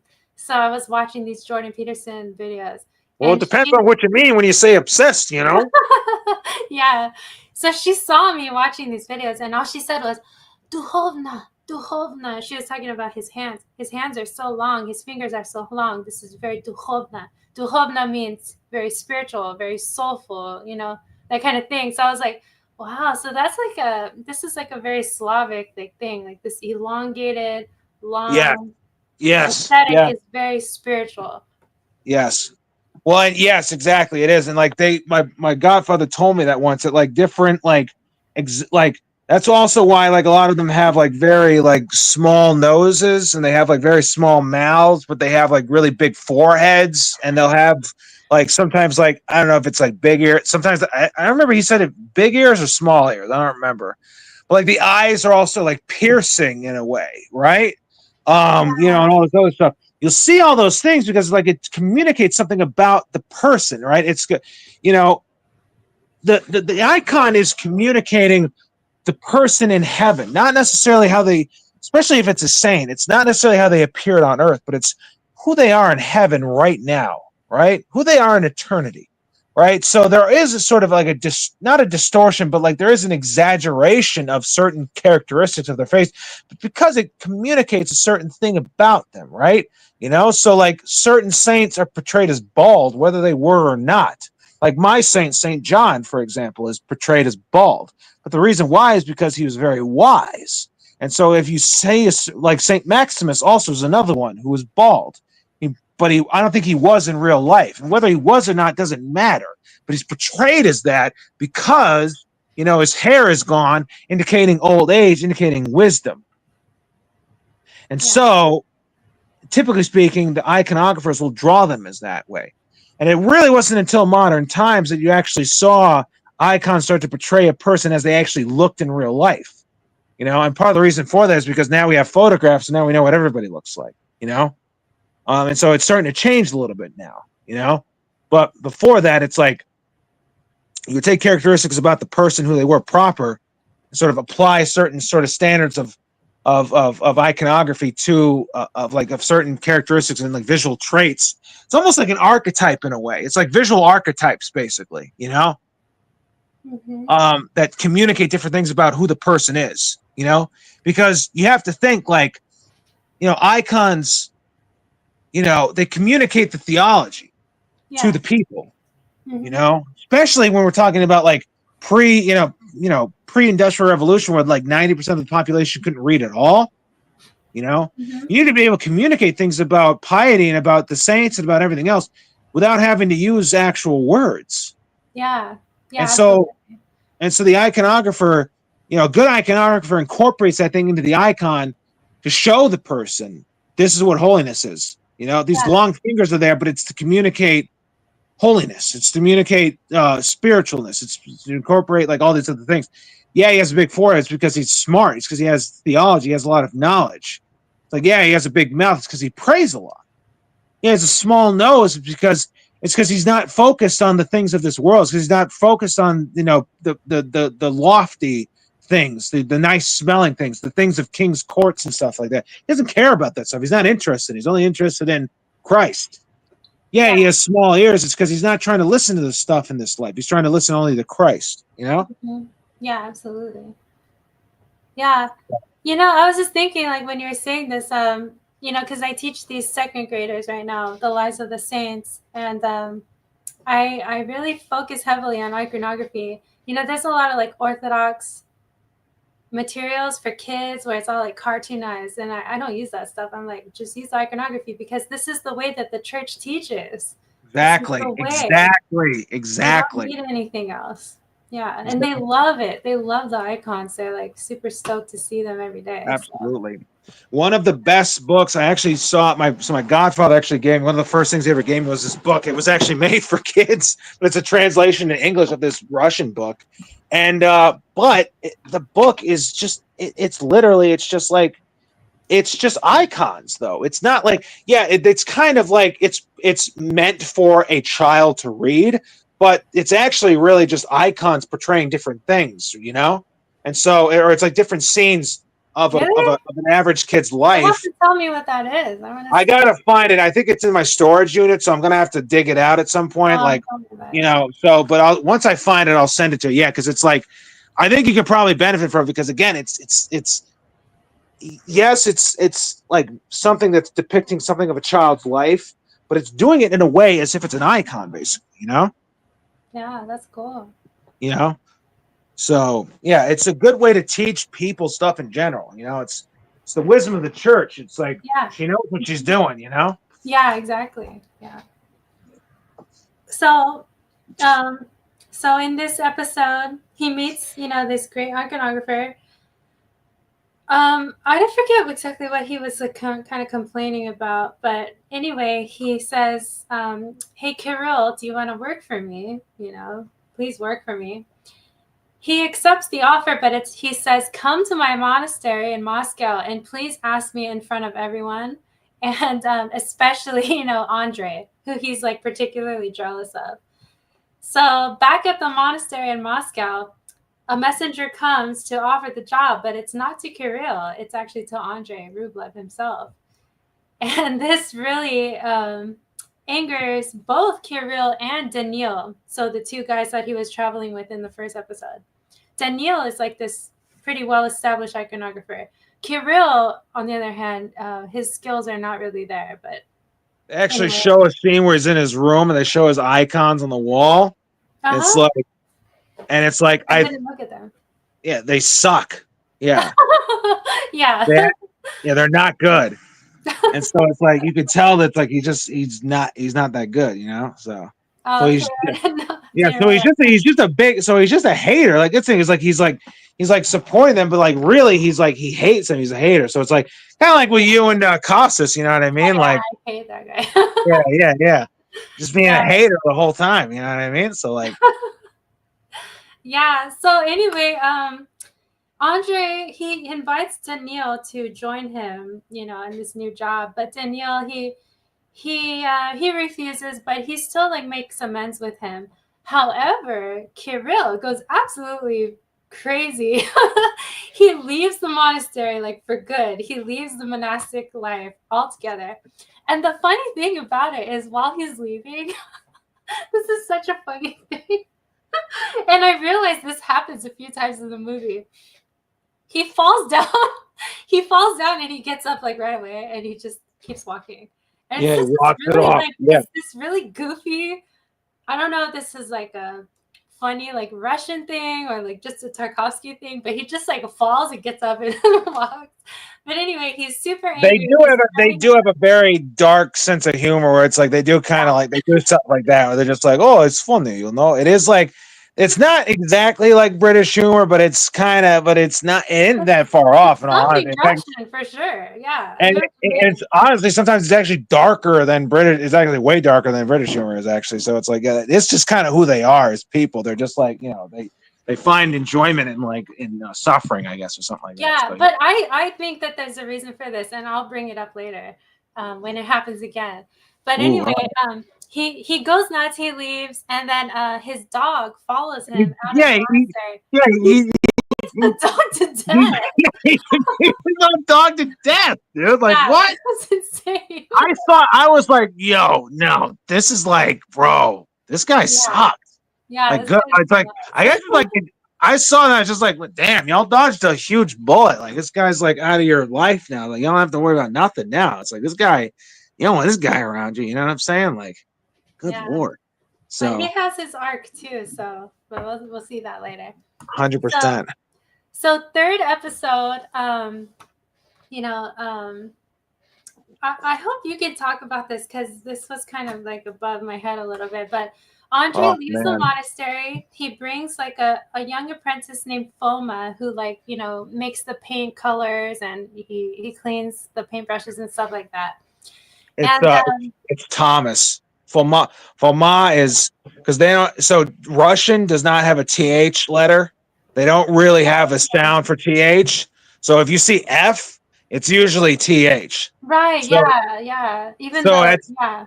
yeah. So he's Thomas. That's his name, Thomas. Interesting. So Yeah. I didn't realize that for like the longest time. That's why Dostoevsky's name is Fyodor, like FYD, because it's Theodore.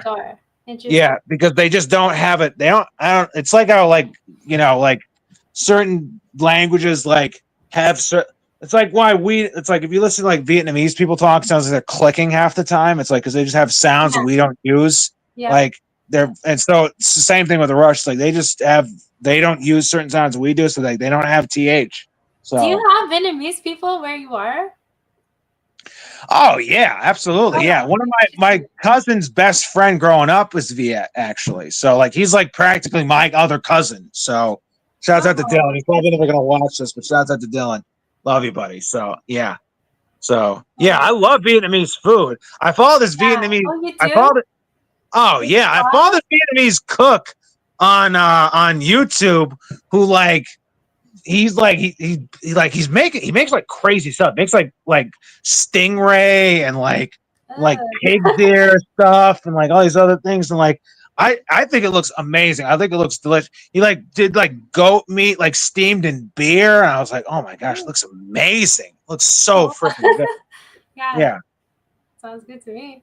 Why? Do you have a lot of Vietnamese people over there too? Oh yeah, I grew up with like Vietnamese gangsters, and actually Vietnamese people scare me a little bit. I Fair enough. I have a lot of good friends, but I've had some pretty scary experiences too, like with machetes. Dang, bro. All right. Here. Well, just remember, Charlie don't surf. All right. He knows. Who? Daniel knows. He's from the Bay Area, so he knows. Danny, yeah, Danny. I'm sure. Let us know, dude. Let us know about how you guard yourself against machetes. And listen, just remember, Charlie don't surf. Okay, so yeah, Charlie don't surf. Charlie don't surf. So, and also that was something I wanted to bring up. Do you think that gosh, I can't remember his name, but the Liam Neeson character in Silence was kind of like because they had to go search for him, right? And they had to go find him in the wilderness, in the jungle out there. And they wanted to find out like his fate and like, what he came to be. He kind of reminded me of like a Apocalypse Now, like, A little bit, actually. Yeah, he is a little bit like a Kurtz character, I guess. And it's honestly, and he did. And actually, that's such a great. Oh my gosh, Mel, that's such a good point. He totally is like a Kurtz character. Yeah, because he goes against the messaging. He goes against the whatever the Kurtz goes against the U.S. military, right? And he goes native, and so does Liam Neeson's character, right? I mean, the only difference is that Kurtz gets killed in the end. Liam Neeson's character doesn't. So it is like but yeah, you're right. It's almost like as if instead of apostasy, basically. So yeah, exactly. Yeah. So wow. Good call, Mel. I didn't even think about that. Wow, good call. Yeah. So you're not half retarded. You might be a quarter retarded. It's not half retarded. So okay, yeah, a quarter. So in this third episode, Theophanes, whatever his name is, Theophanes, whatever. He's very cynical, and what he says about the Russian people is it's kind of a secret because at the time, I was reading the Brothers Karamazov, and Ivan in the book, he's talking to Alyosha, I think, and he says this. He says, to begin with, for the sake of being Russian conversations on such subjects are always carried on inconceivably stupidly. And secondly, the stupider one is, the closer one is to reality. The stupider one is, the clearer one is. Stupidity is brief and artless, while intelligence wriggles and hides itself. Intelligence is a knave, but stupidity is honest and straightforward. I have led the conversation to my despair, and the more stupidly I have presented it, the better for me. And pretty much what Theophany says is that the Russian people are benighted, okay? And I don't know if people know what the definition of benighted is, but it basically means that like they're doomed to this ignorance, and that they are stupid, and that if Christ was born again, like in Russia, the Russian people would crucify him. And that's when Andrei has this whole response, and maybe you can take it away with that. And there's this whole like passion play that happens, like, you know, as an overlay while Andrei is giving his response. And, you know, it's just, you know, it's the whole crucifixion thing happening again, but in snowy Russia. So do you have words to say about Andrei's response? No, I have no words. No, of course I have something to say. Absolutely. This actually, so, you know, I remember this, I even though I never saw this movie before, so David Erhan, Real Med White, like right after the war started 3 years ago, was my first Great Lent. I remember it like it was yesterday because it was my first Great Lent. The war just started, and it affected my church tremendously because like it tore us apart in many ways. Because everyone, you know, was from over there, so it affected us directly. Mm-hmm. So it was just a very, very, very turbulent, and I just like my job, the business I was working for closed, and so like a lot of my life was up in the air.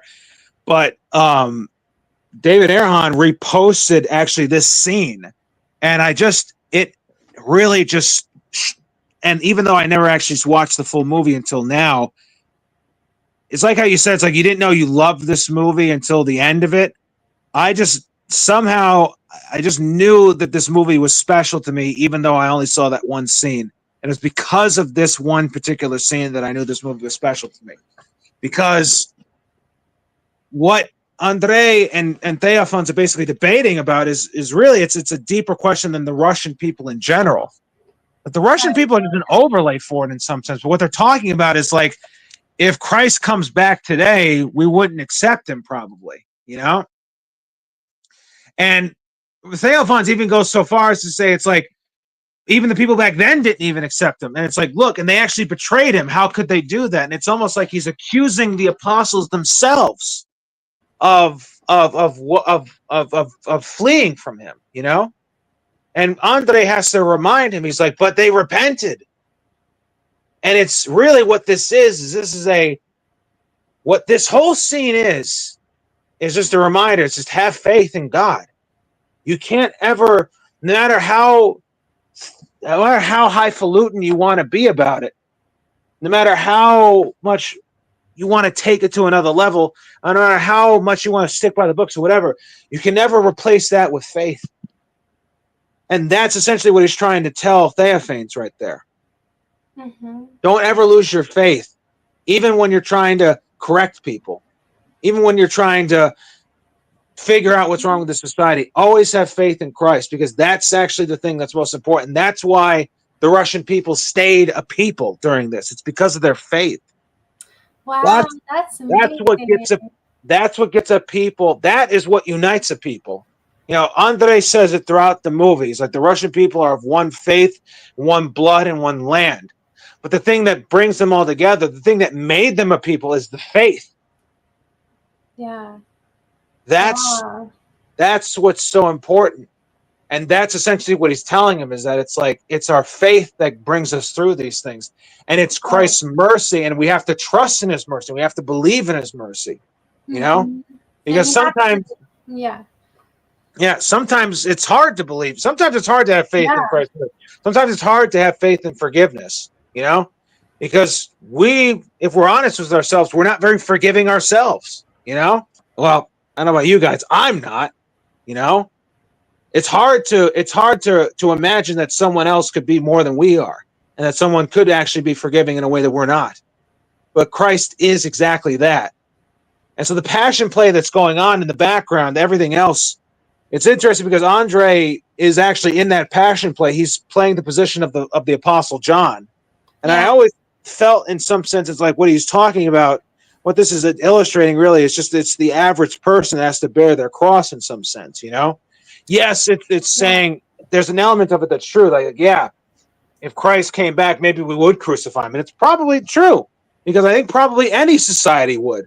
Because every society, no matter how Christian or not Christian they are, like any of us could have done that. Any of us could be Judas, you know? Yeah. Plus, it was necessary and it was part of God's plan, and there was Yes. nothing anyone could do about that. It had to happen in some sense. It had to happen. Jesus, Yeah. even the Lord even says that. He said it is necessary that offenses may happen. Woe to him by whom they happen, though, but it is necessary that they have to happen, though. Absolutely, yeah. So that's the thing that's so beautiful about that scene. And even to this day, you know, I've seen it like a million times at this point. But to this day, it's always stuck with me, you know? And it is just so, it is extremely beautiful. And I usually don't like passion plays. I try to avoid stuff like that. But, you know, there's some exceptions to the rule. And like the passion obviously is an exception to the rule. And this is another exception to the rule. This is, it's profound, actually. This scene is profound, and it strikes to the heart of exactly what the whole debate between them is, and it's the whole heart of what Andrei is talking about. And it's the reason why this is the reason why he is the iconographer that he is, because you can only be a good iconographer if you're a prayerful person, if you're a pious person. And you know, he understands, at least in this conversation, he understands what true mercy is and what true repentance is. And that's exactly what he's telling Theophanes. He's like, don't forget that. You know? Yeah, we might have made some mistakes in the past. It's like, are people repenting for it, though? God is allowing these things. Yeah, we're under persecution by the Tartars right now. Yeah, we might not be the smartest people, might not have the best theology. He's like, but we're carrying our cross. We're trying. Yeah. We're trying to repent. And at the end of the day, I think that's really what Christ cares about more than anything. Yeah, 100%. Yeah, it was a really beautiful scene in this movie. It's very profound, yeah. Profound. Yeah, this movie is the GOAT for sure. Yeah, for real. Yeah. Here's your, go ahead and explain this one, John. Well, yeah, so just Theophanes, like, he's going off and off with Andrei, and then after, like, after the passion play happens, all of a sudden Theophanes starts, like, crying, and Andrei starts saying to him, he's just like, what's wrong here? Why are you crying? And he says, you know, my oldest, Alexandria, died in the cold of last year. It took her down as it did many. And he said, and my oldest child, Andrei, and this is the hardest pill to swallow, my boy, Gregaro Ivina, I no longer love him. And it's just it is the only thing in the movie that's a little out of place, really. You know, because it's like the movie just stops and like he has this very strange dialogue, and then the movie just cuts back to whatever it was. So really the only thing that, like, honestly, if it wasn't for this one scene, I think probably, you know, this would be the greatest movie ever made. But like this one scene just is very strange, out of place. But listen, even every shiny day, every sunshiny day has a cloud in it. So yeah. Yeah. Yeah. So anyway, so this is the 4th episode. I actually didn't really, I'll be honest with you, I didn't really quite get this one. I kind of had to fast forward through this part because it's like I don't know. I was like, I don't know if I should be watching this during Lent. So I looked up the Wikipedia about it, and I kind of tried to see if I could just read the subtitles about it, and just see what was going on. And what it looks like is like Andrei was legitimately tempted. So at that time, like for real. For real. Yeah, exactly. It wasn't a demonic delusion or anything. Like, this is a real woman. He basically what basically happens is he walks into he's walking through the forest. They're trying to get to the monastery, right? Him and Thomas and the other people that they're with are trying to get to the monastery, and literally so this is a real thing. The pagans in Russia, there are still pagans that practice the old Slavic pre-Christian rites, and they still do this. Basically what they do is at the first day of the summer solstice, they all run out naked into the river and they just have an orgy with each other. Yeah. And so that is this is a real thing. And so, and at the Soviet and during the Soviet era, they didn't they didn't become a majority of the population by any stretch of the imagination, but they were for the first time in a long time, they were allowed to kind of roam free and do their thing. And so these people might have legitimately been actual pagans that were just doing their summer solstice, and Tarkovsky was just all right, let's just film them. All right, boom. It wouldn't shock me in all honesty.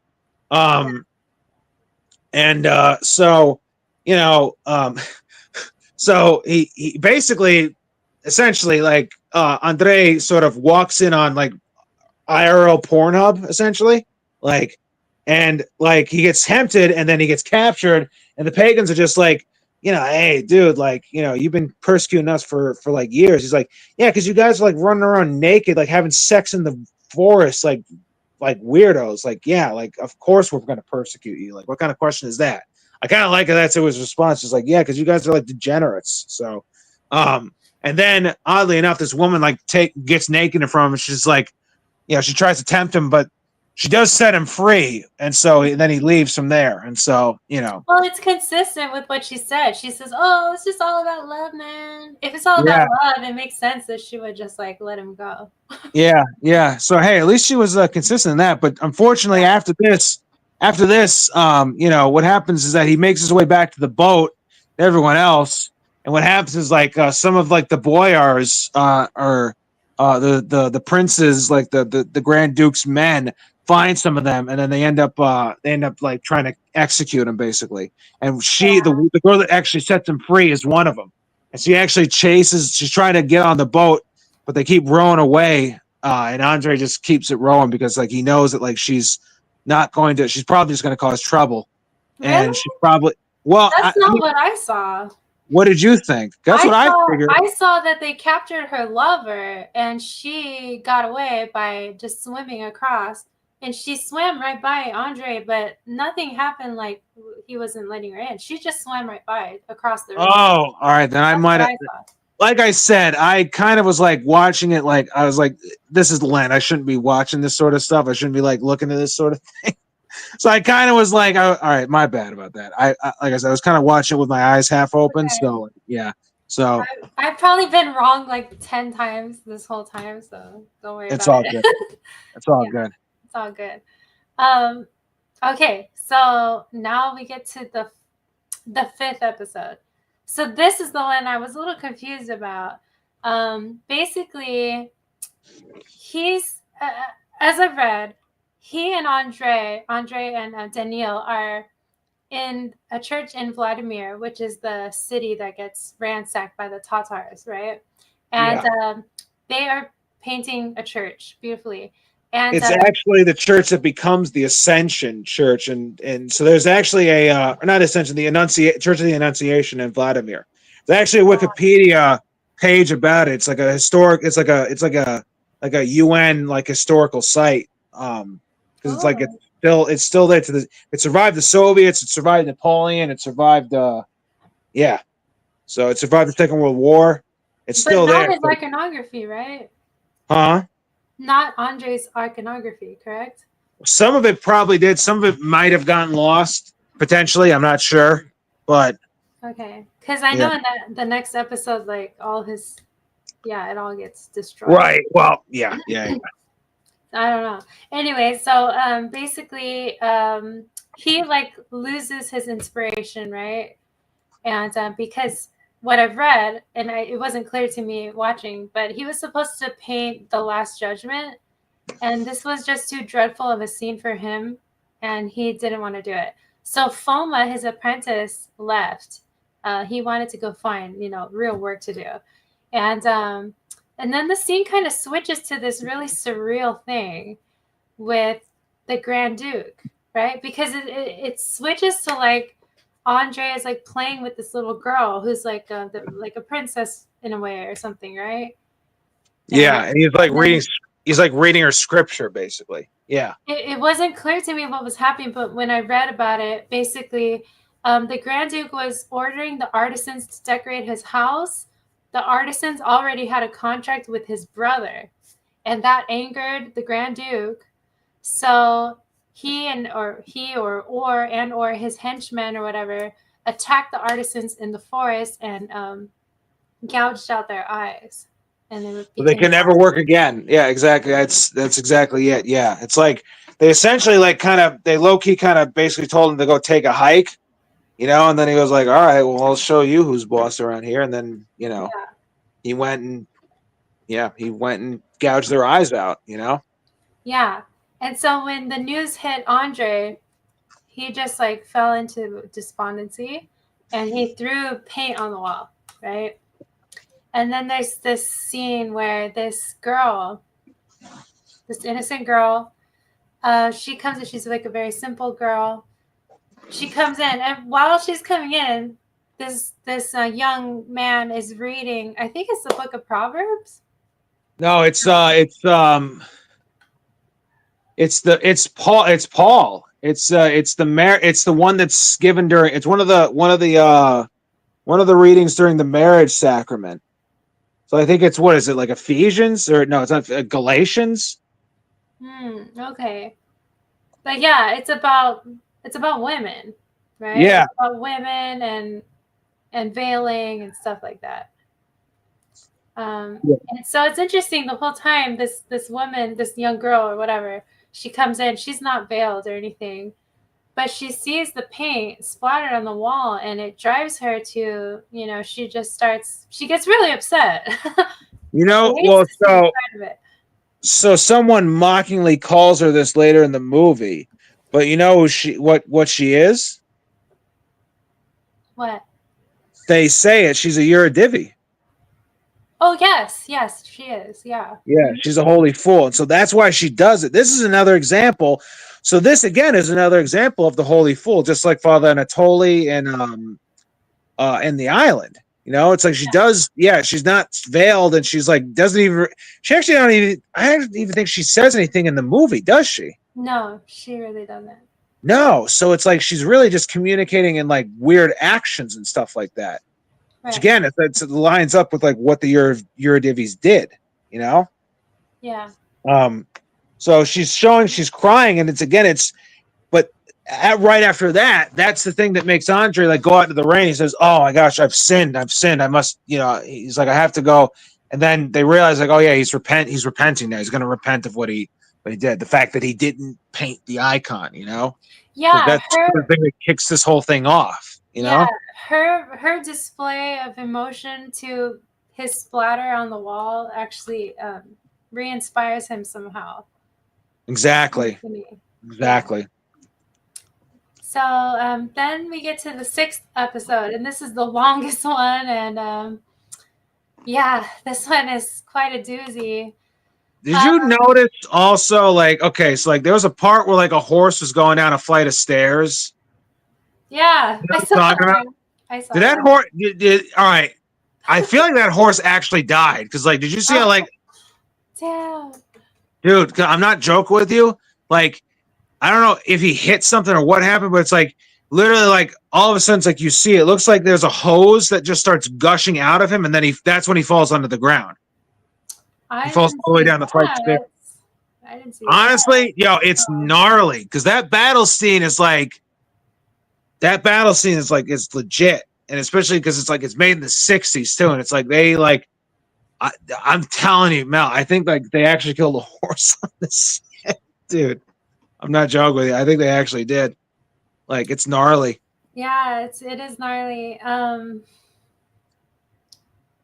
I was just reading Moldy's thing here. I don't know what he's talking about. What are you talking? Someone call Guinness. Y'all got to break a movie review. Oh, yeah. Whatever, man. I ain't prepared for this, so let's just do it. Yeah, absolutely. Might as well, dude. Might as well. Yeah. So do it live. All right. Yeah, we are. We're doing all right, it will do it live. Fucking thing sucks. That's right. And you better stay here and watch it because Right. But what I was gonna say was there was a couple scenes that kind of confused me in this episode, so maybe you can clear it up. I was thinking maybe this was why the Soviet Union or whatever that this movie was filmed in kind of sanctioned it or like let it happen. But anyway, I'll get to it in a second. So basically the brother, right, of the Grand Duke, he joins forces with the Tatar army or whatever, and they raid the beautiful walled city of Vladimir, right? But before they do, they seem to get the blessing of someone just outside of the walled city in a church. Do you remember seeing that? I do remember seeing that. And the way that it's possible that they got a blessing for it. I always interpreted that as like the brother sort of like, I always interpreted that as the brother like made an appearance with the Grand Duke and like sort of like how Judas did. Because remember, it says at some point like there was a scene where like Andrei was.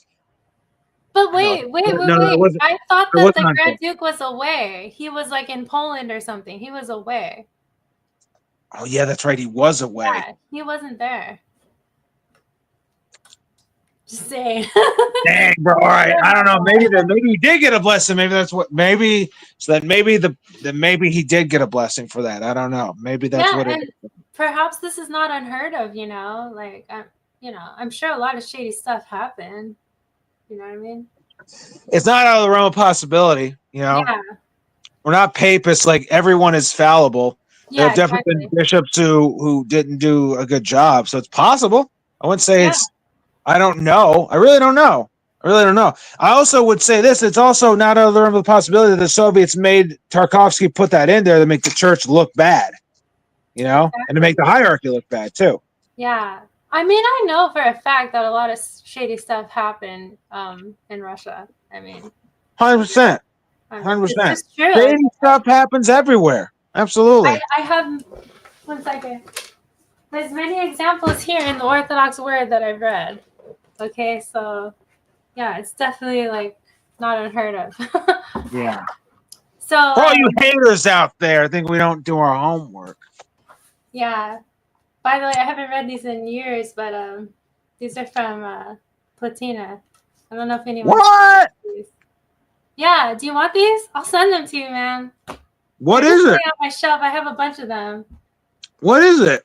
It's the Orthodox Word. This was started by Father Seraphim Rose and the. Bro, dude, we have some in my church, but yeah, dude, if you got one that's just laying there, send it to me, dude. I have a bunch of them. Our library has a bunch of them too. Yeah. Yo, send it. Yeah, yo, dude. All right, bet. We'll talk about that later. Yo, good looks, Mel. I appreciate that. For sure. I'd rather someone have them.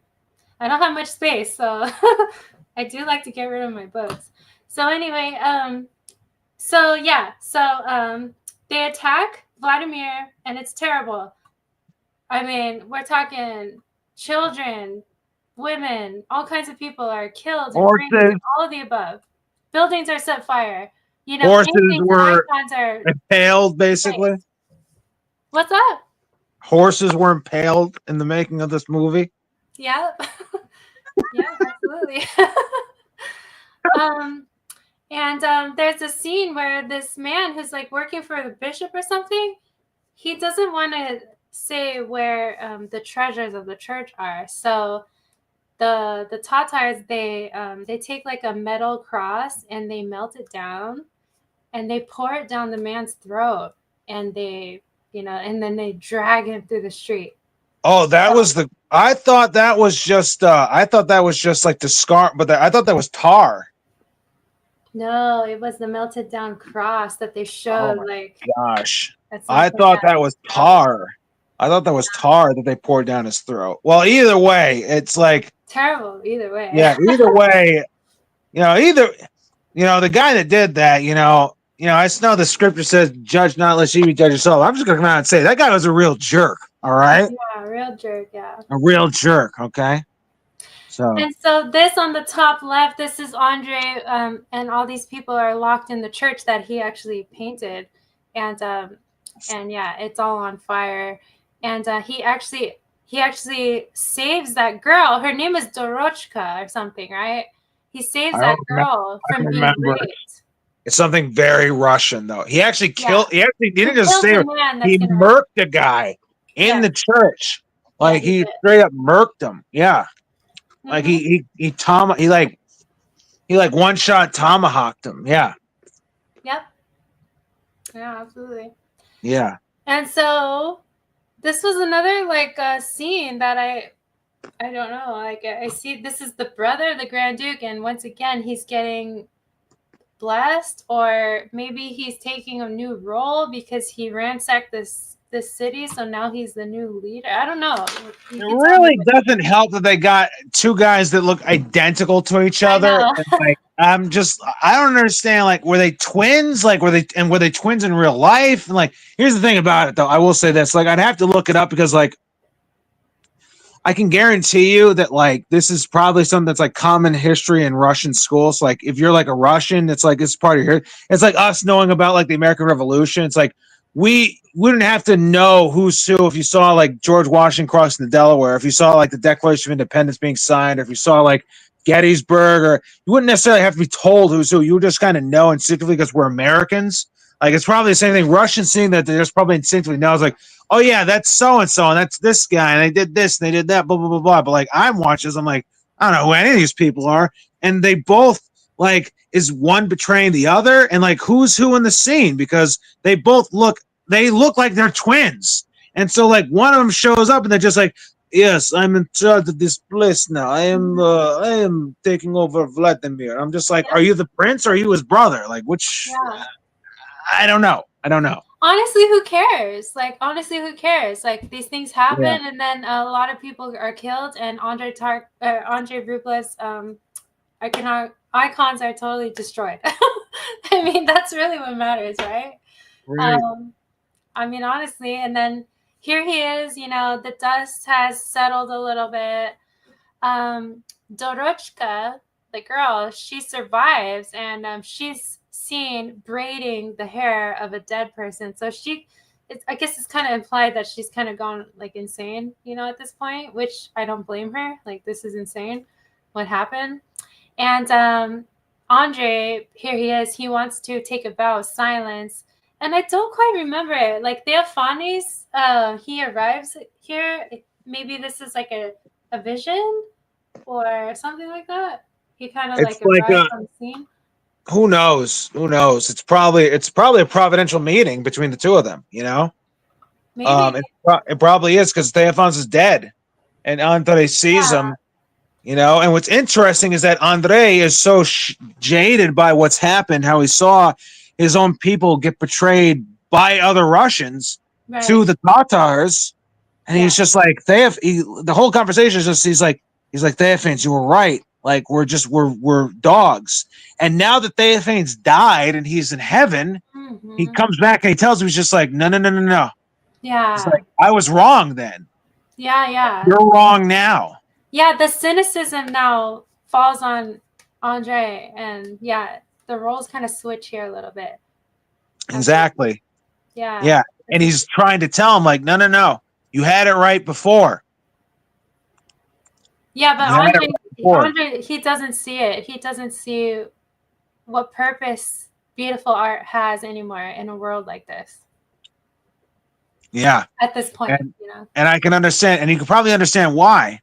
I mean, it's imagine if like people knew about what we know about 9/11 when 9/11 happened. Yeah.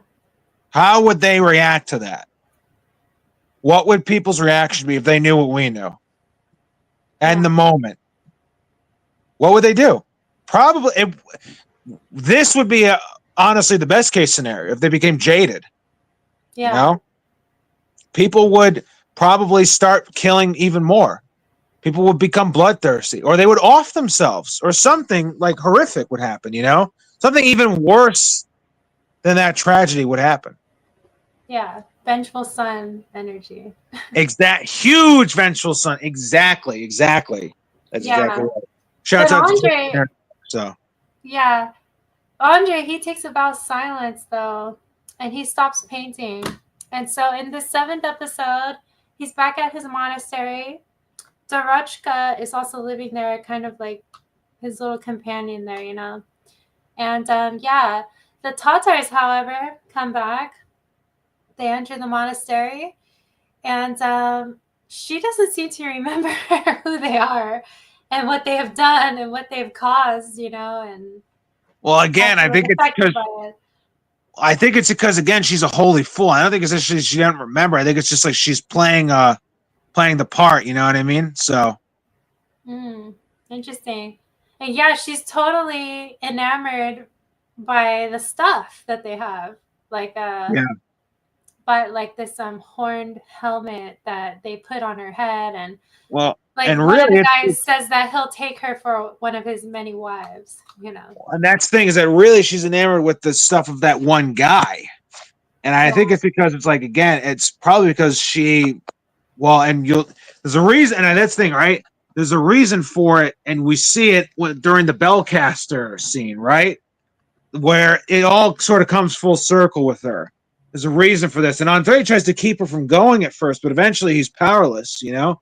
But I think that, like, her specifically, it's like, you know, maybe this was another thing that was like sort of like a give for the Soviets. Like, okay, put this like crazy person in there. It was like who ends up marrying a Tatar, and like doesn't convert him necessarily. It doesn't appear as if she does, but like, you know, she falls along with him. But there's providential things even in that particular instance. Even in that thing, there's a providence to it. You know, of her finding her way to that guy. You know. Yeah. So. Yeah, we'll talk about it again in the next part, because she does show up with something. But anyway, so she gets like really excited about it. They put like this beautiful, you know, whatever robe on her, so she starts prancing around, and I can't imagine how this feels for Andrei at the time. That his woman, she's not really his woman, but she's something to him, you know, like he saved her life, and he like she inspired him, you know, like in a way. And she's kind of his woman a little bit. I mean, it's like as close as he's gonna get, you know what I mean? So it's like, you know, and to see her prancing around like that. And so anyway, he does try to stop her. He tries like physically to stop her, and there's no stopping her. So she actually goes with them. And the fact that she did it with a Tartar is also like a double slap in the face, because it's like listen, Russians, like even like modern Russians, right? Like, listen, they might not come out and say it, but like they're not really big fans of Tartars. So like, no. Yeah, the fact that she did, it's really the fact she did it with this guy in particular. It was just like, what are you doing? You know, how could you do this? So, yeah. Oh my gosh, I can't imagine what it feels for him. But meanwhile, Kirill, he comes back to the monastery and he begs the forgiveness of his father superior. It doesn't seem like he forgives him at first, but then he does. He ends up forgiving him and gives him a very strict penance. And that's when Kirill tries to talk to Andrei. And, you know, Andrei, he's not speaking at the moment. But he does confess to him that he was the one who ratted out the jester, which we already talked about. But what did you think of the meaning of confessing that? I mean, what was the point of... I don't know. What was the point of confessing that? I think it's because he felt guilty. Probably because he's like, he knew, like he also, like he goes on this whole tirade where he admits his whole admits everything to Andrei about like, oh, I did all this other stuff, blah, blah, blah. He's like, I'm jealous, like, forgive me, like, I'm trying to. I think it's because like he probably, this is the other thing too, right? Who knows what he went through when he was outside the monastery? When you take a monastic vow, you're supposed to like, it's a grave, and you betray that. That is a grave, grave, grave sin. So it's like, who knows what he was afflicted with? Who knows what he went through when he was outside the walls of that place and what he actually went like. God only knows what he suffered. And so he probably like has gone through hell and back, literally, to get back to just to even be allowed back into the monastery, you know? Yeah. And so like, you know, now and a lot of it was because of this jealousy he felt towards Andrei. And so he's probably just trying to save face. He's just like, look, man, I messed up. Like he's trying, who knows what he was trying to do, really, but at that point, it's like, I got to do something. You know, this is probably a place to start. This guy has been the source of so much of my anguish. And really, it's me. It's hopefully, at least, you would hope that this is him having a legitimate moment. But who knows, though, you know? Yeah. It's definitely one of the beautiful moments in the movie, even though it's like one of the smallest like moments. He does come back and he does ask for forgiveness. So yeah, it is something, you know. I think it's always a beautiful thing when you ask for forgiveness. You know what I mean? It's like, I don't care what the context is, what anything else is. It's like you just always ask for forgiveness. And so it's always a beautiful thing. So, yeah. So this next episode, like I said, this was the one that like, and honestly, even watching it, I didn't realize how much I loved this movie until the very end of it. So, and he talks about Gregory Olinovich in this scene. It's like they never actually show Gregory Olinovich, and so like I don't know. I really don't understand. Again, it's another. I know I said earlier that one scene like is kind of bothering me. It's like seems out of place. This is another thing that's also a little out of place. Just they keep bringing this kid keeps bringing up. It's not his dad, but it's like he keeps bringing up this other guy called Gregory Olinovich, and I have no. They never show him. I just wish that we would at least have some sort of clue, like who is Gregory Olinovich. I know. I don't even know, and I don't even know if Gregory Olinovich knows. So he just knows he has power over me. That seems to give him some sort of dark, twisted sense of power. So yeah. So in this episode, this is really interesting. So it's about this young kid. He is the son of a bellcaster, you know, a master bellcaster. And he ended up dying like in the plague or something, right? So this boy, he takes responsibility for casting a new gigantic bell, by the way, a bronze. The cold of last year took him down, as it did many of us. Yeah. And so like he says that he knows the secret of his father, you know? And so this is what I was talking about. Like he goes out in the field and he's like, I'm going to find the best clay or whatever. I'm going to find like where to dig. And like he starts like running in the field and he falls like right away and he gets right up and starts running again. And that's just another one of these instances of these like goofy falls, but I feel like what Tarkovsky is doing, and this is just my guess, it's like it's the arc of the character. Like they fall, but they do get up. And same thing happens with this boy in a way. And so basically, do you wanna explain this while I take a quick break? Yes, absolutely. I think that yeah, I got you. It's like a symbolic sort of thing. It's like the Kirill does it, like he does it as he's leaving the monastery. He falls, he gets back up. It's like it's a way to sort of communicate like a stumbling in sense, you know. And so I'm gonna cut ahead a little bit here. Come to find out, like the kid, he keeps telling people like in order for him to get work as a bellcaster, he tells all the people in the town, it's like, oh, I have my dad's secret of how to make bells and blah blah blah blah. And it's like, I can't believe they actually bought it because like it's the oldest trick in the book. Oh, I know the secret to the blah blah blah blah. It's like, oh, it's like the KFC thing. It's like, oh, I have 11 herbs and spices. It's just MSG, you know. And like he lied. He didn't have no secret. So he was just, and all this stuff about the clay and everything else. Like I think I took that as he was just buying time to make it look like he was. That's how I understood it. It's like he's just buying time to make it seem like he knows what he's doing, but he's really just trying to figure out what to do next, as he has no clue what he's doing. And so he keeps trying to look for this clay, and eventually he has this stumble. He falls down this hill, and he like actually like kind of wipes out. And I thought that like the way it looked, I was like, man, looks like he landed on. He actually looked like as he slides down a slope on this hill when it's raining, and it looks like he like he breaks the fall of the slide by a bush that's there, and it almost looks like he hurt himself. And so I was like, I watched it, I was like, man, that would not be fun to actually go through. So the dude, like, the guy, the guy does that, and then he realized that the hill that he just slid down is actually made of clay, and he realizes, okay, this is the right clay. Which, whether he realizes the right clay or not, like I said, I don't know. I get the feeling from watching this stuff that it's not. He didn't really know what he was talking about. I got the impression that like he's just bullshitting his way through this, so it's like he looks like he knows what he's talking about, and then I think he just chose the clay right then and there because he's like, okay, I have to make them think that like I got to do something now, so I might as well just use this clay. So he's like, okay, this is the clay.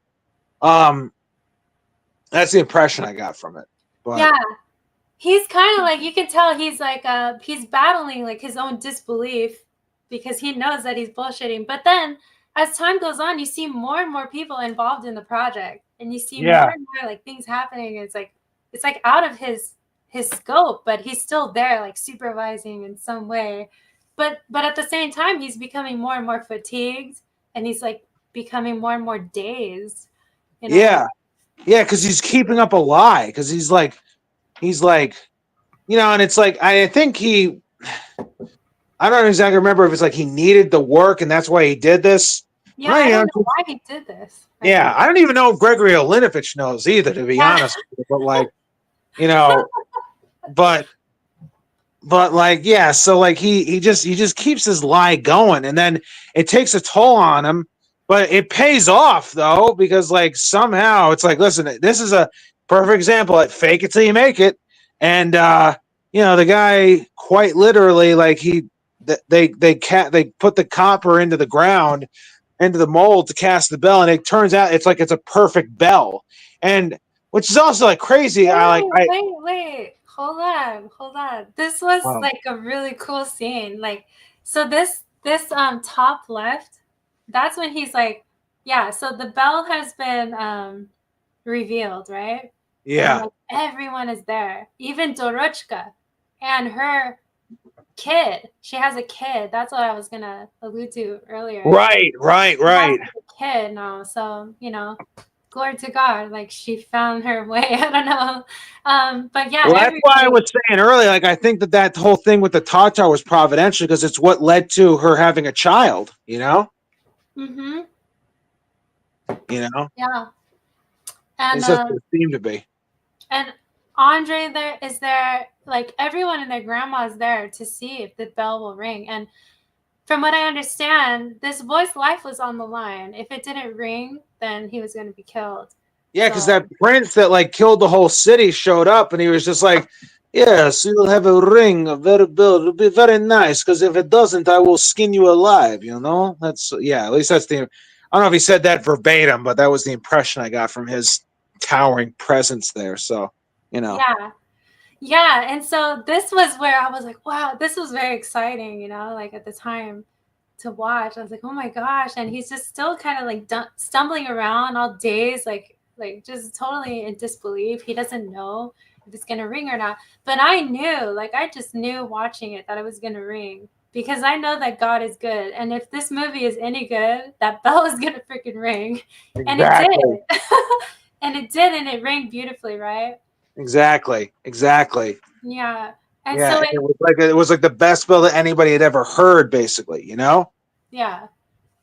And it was just like, glory to God, what a miracle. And he's just found this boy is just in the mud, crying his eyes out, praying, and Andrei finds him and just embraces him. And he breaks his vow of silence right there. And he says, you're gonna cast spells, I'm gonna paint icons, and you know, we're gonna have this future and we will work together.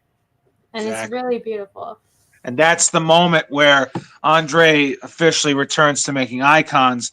And the finals, and I think it's so beautiful because from that point forward, the final act is not really a scene in the movie. What it is like it's these weird sort of pans. It's not it's like a sort of collage of like all the different icons of Andrei Rublev that still exist, including really the longest portion of it, which is Christ the Redeemer and Troitsa, the Trinity, which are like foundational pieces to the church, really. It's like those are foundational pieces to not just Russian iconography and the Russian church, but the whole of the church and the whole of iconography to this day takes from Troitsa. And that's the epilogue of the movie. Finally, because during the whole movie they don't show Andrei painting at all. No, they never do. Actually, this is the only time they do. And it's also this is the only time, and this is when the movie goes from black and white to color also. Right, exactly. Yeah. So it shows a bunch more than I show here, but yeah, this is what they show. These are the two, and I'm sure now that we are showing what they look like to people, I'm sure now people probably know, like, oh, that's the icon that he made. Yeah, those are the ones. Yeah, now that now that you guys have seen it, that's the icons in question here. The Trinity and Christ the Redeemer, which again, foundational to not only Russian iconography at the time, but also the church as a whole to this day, and iconography as a whole to this day. Yeah.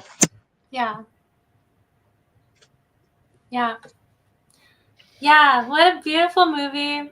What a beautiful iconographer. It was really awesome. Like I said, I haven't watched any other Tarkovsky films, but now I can't wait to watch more. So hopefully we can make something out of that.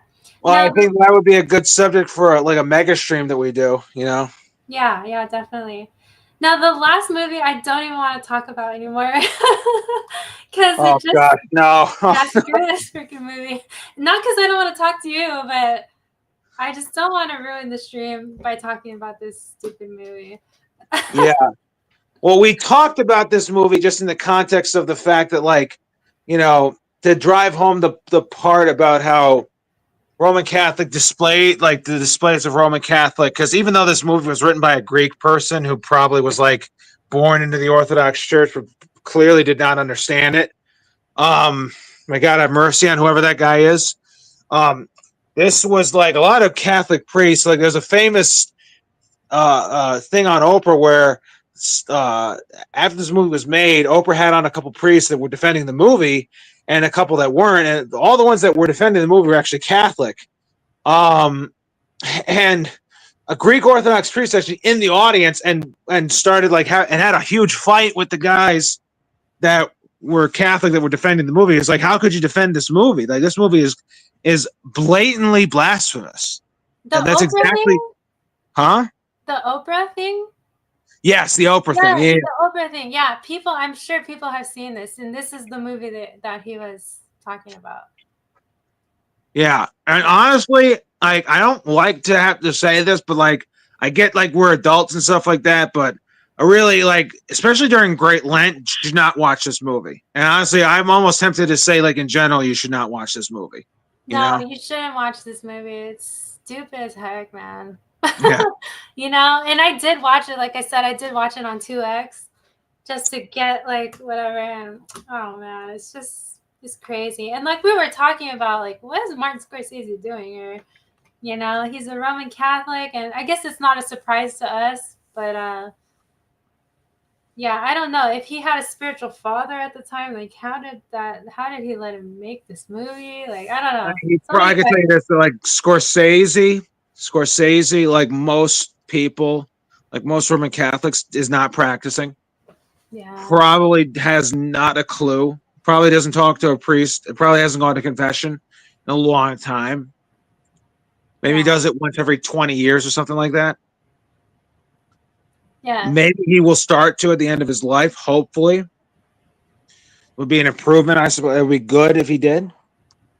But this, like, this sort of emphasizes an issue. Really, this kind of drives home the main issue is that it's like this is like when you distort, when you take truth out and you put non-truth in there, you're not left with mostly truth. You're left with a lie. Yeah. And when you, it's like what I think Father Zosima said this in Brothers Karamazov. He's like the more you lie to yourself, the more you believe your own lies. Yeah. Right? It was Father Zosima that said that. I think so. Yeah. If you preach a lie long enough, you start to believe it, and then you will take any. And if you don't keep the truth, you will believe anything. And that's exactly what this movie is. It's like this is a product of a sick culture that has lost the truth, that doesn't have it anymore. You know? Yeah. And they say that, oh, we're just exploring, the manhood of Christ. And it's like, but you're doing it in direct opposition to his divinity here. Like everything is completely inverted, especially with like the portrayal of Judas and Mary Magdalene, and it's just the fact that the priest actually said it, it's just like, yeah, he had two wills, but he had one hypostasis, So it's like, again, it's a complete misunderstanding is an absolute total misunderstanding of who he actually is. It's like look, for people that pride themselves on their intellectual prowess, they should know that, like, what that means when it's two hypostases, like two wills but one hypostasis. They should know that doesn't mean that he has like that he's like an actual physical man with like that has different stuff going on. It's like you should know that, okay? The fact that people have to explain that is like you lost the plot, Oh, yeah. You've just lost the plot if you've gone to that point. So it's. I don't know. I really like. I think part of the reason why I have such a antagonistic sort of like attitude to this movie is before, when I really got into like the whole New Age, when I was really in the weeds with like Jordan Peterson and Jung and New Age and all that other stuff and Watts and Transcendental Meditation, all that other stuff, I liked this movie a lot, and so I went down the primrose path of it. And I can guarantee you that a lot of the stuff that was fucked up that happened to me because of all that stuff, I feel like this had something to do with it. So I've always associated that with like the bad shit that, and that's why I will not even watch a clip of this movie to this day. I won't do it. Because that part of my life is over, Yeah. But that's just me, If you feel up to it, I mean, and you think that, and you understand that what you're watching is something blasphemous, then and you think that you can handle that, I guess go for it, Don't let me tell you what to do. Like, not you, Mel, but like anybody watching this, but right. For myself, I asked you earlier, does this, Scorsese made The Last Temptation of Christ. I forget when he made that. And then 1980, it was like 88. 88. Okay, Yeah. that's the year I was born. And then in 2016, he made Silence. And I asked you, do you think he like kind of redeemed himself a little bit? Yeah, I think that the only thing that could truly redeem this sort of thing is that if he truly repents of it publicly. That's what I think. That being said, Silence is not the type of movie that acts as a repentance and a true repudiation of what he put. That being said, though, I can tell at the very least, like at least it seems like in his old age, Scorsese at the very least, moving in his heart a little bit closer to something that's closer to reality. My hope. It seems That's like my he's hope. trying, but like I did watch, his series. I watched 2 episodes of his series, The Saints.